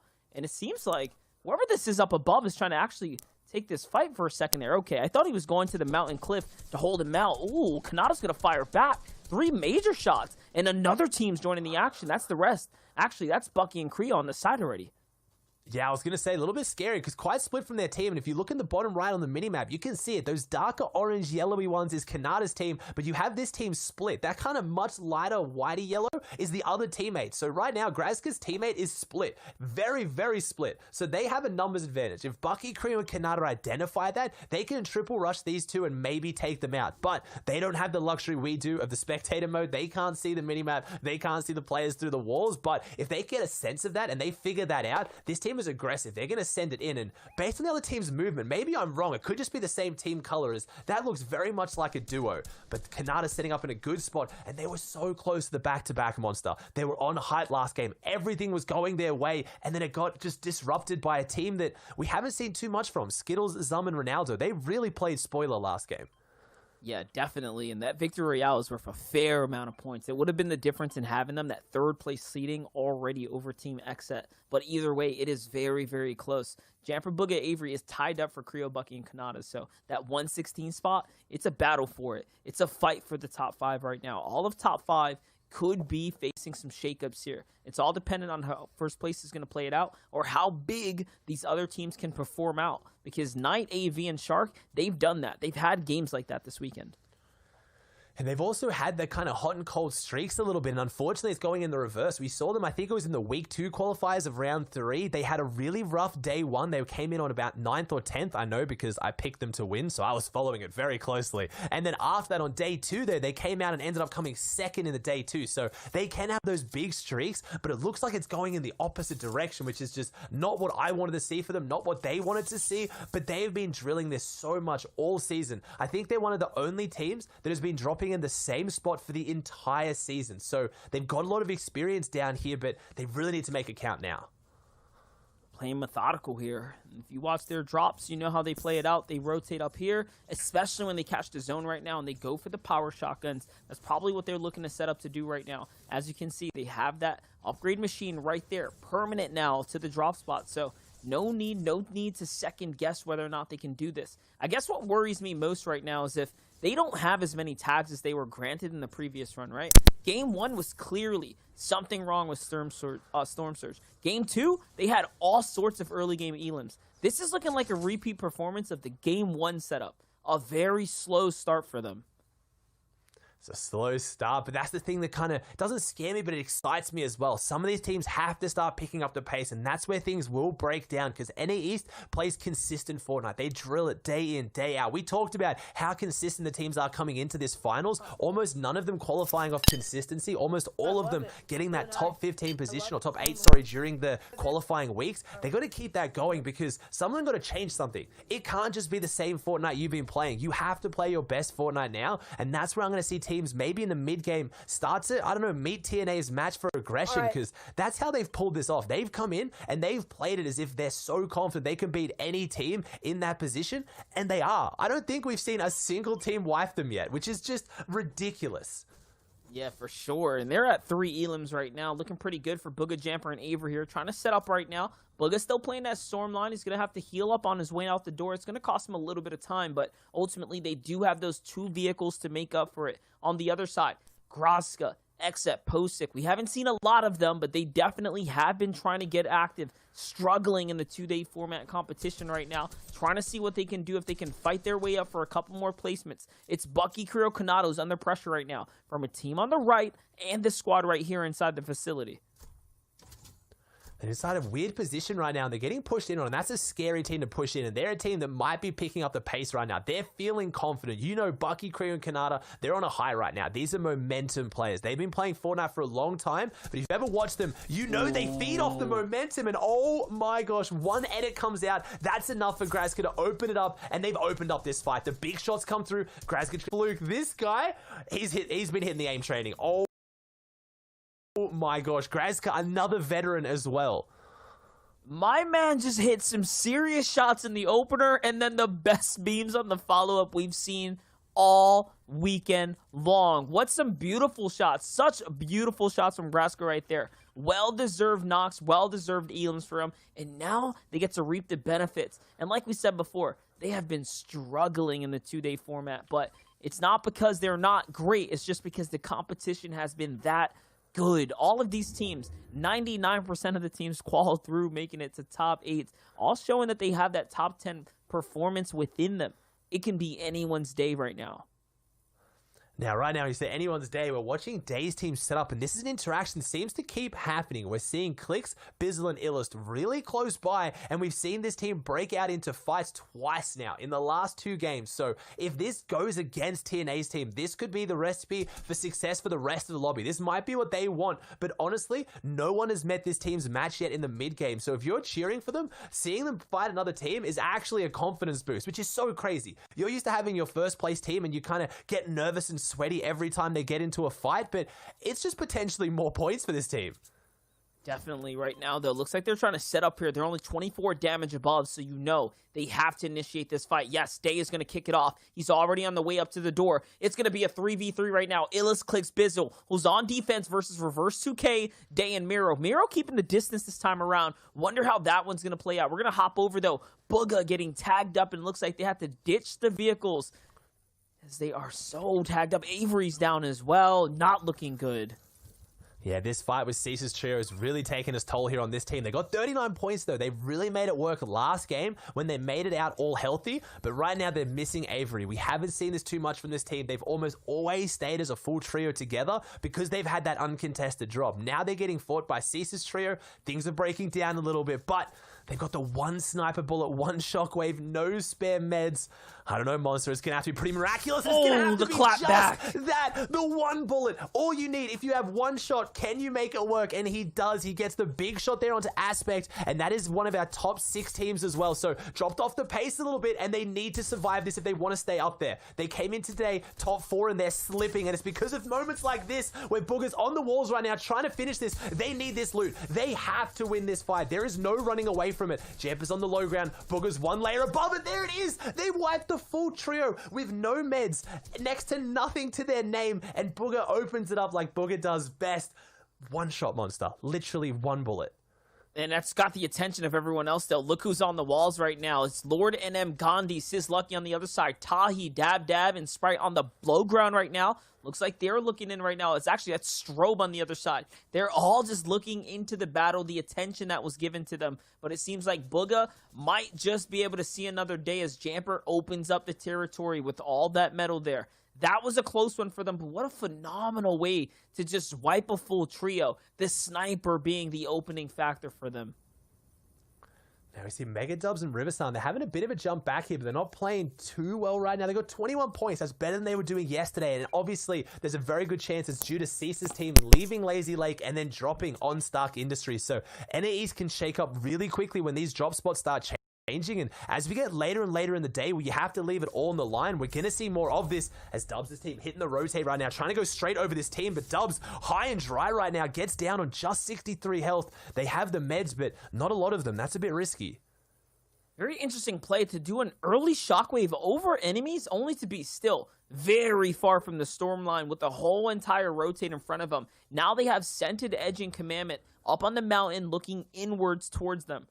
This is not a good situation. They're going to have to use another shockwave. They kind of set themselves up for failure here. Already committing, I guess, to that first shockwave. Yes, they're going to have to use another one. This is going to toss them way in. Hopefully now it's time to go for that ground rotate because they can here. But man, way to burn through 2 major rotates. 2 shockwaves and 2 bouncers already gone out the inventory. And a lot of meds right now. I was seeing them pass around bandages. Mega's topped himself up with what looks like 2 minis, but doesn't have any white heals, so he's gonna have to grab those bandages maybe. So they're very shambles. This team is looking for a fight, and right now they're setting up right next to our 2nd place team. So we'll have to see whether this breaks out, and this is what they need. We haven't seen this team in this position, and then Mega looks like he gets beamed in the back again. And right now the lobby spray comes out, and this is huge. This is your 2nd place team that so sorely needs these points. They need these eliminations to start catching up to TNA at the very top, and the mid game's where it's going to do it. They have the loadout to win this game, but winning isn't enough at this point. They need the eliminations as well. Yeah, definitely. As Riverson's going to get finished off by Unknown Army, so he's also nearby. Commandment trying to move in for the loot, though. Edgy and Senta do have a lot in front of them. Now it's time to play for the zone, actually. The storm line's on its way. There's still plenty of players here on this rotate. They are not free by any means, and this is why they're trying to protect all sides. Choosing a fight right now, though, very, very risky. This is going to cost more material for them the longer they stick around. What team is that? Okay, that is Unknown Army. That is Schmacked on the backside here. Coming in nice and late from the storm. Already down a member, too. Casker no longer with them. Exet trio set up inside the cabin as well. They have the zone right in front of them. Oh my gosh, the dead center as well. No need to move for them. It's everyone else's rotate game in front of them. And that was big for Centered, Edgy, and Commandment, because like I said, they need their eliminations, and they have two duos next to them on either side with no shield. If they can play a bit aggressive, if they can find the pieces there and maybe capitalize on that, they're looking really good to get some eliminations, but teams like that are desperate, and that's where things get scary. So, no, never mind. And I see them in the very corner there on the left, hitting a bounce pad rotate. So it looks like they don't want to take that fight around them, but it means those weak teams are rotating near them. So maybe to capitalize later, as Smack trying to make the rotate. Unknown's now trying to get into a fight with one of our teams that has been performing very well in 7th place, Jack's team. Commandment and Edgy just making their way in. Booger and Champ are still in this after those refreshes. Every big name is still up right now.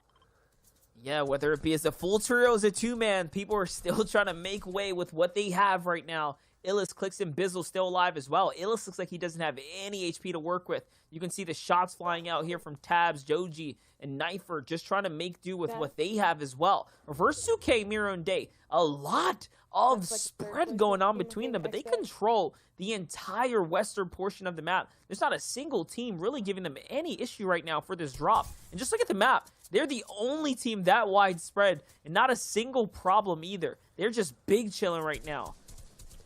And we talked about yesterday, you coined the phrase space control from Xhead, and when these teams are the best of the best and they drill their strategies day in and day out to be that much better than the other teams, to be in the lead that TNA has, it's not just on the back of doing what other teams are doing, but better. You've got to find your own strategies. You've really got to stand out. And luckily for Xhead's team, they have this little base to drop back down into this old builds to save themselves, because things are getting a bit dicey up top as Jamper takes down Centered. That's our 2nd place team. Jamper and Booger really changing up the feed right now as it pulls over towards TNA, who's got a lot of teams around them though.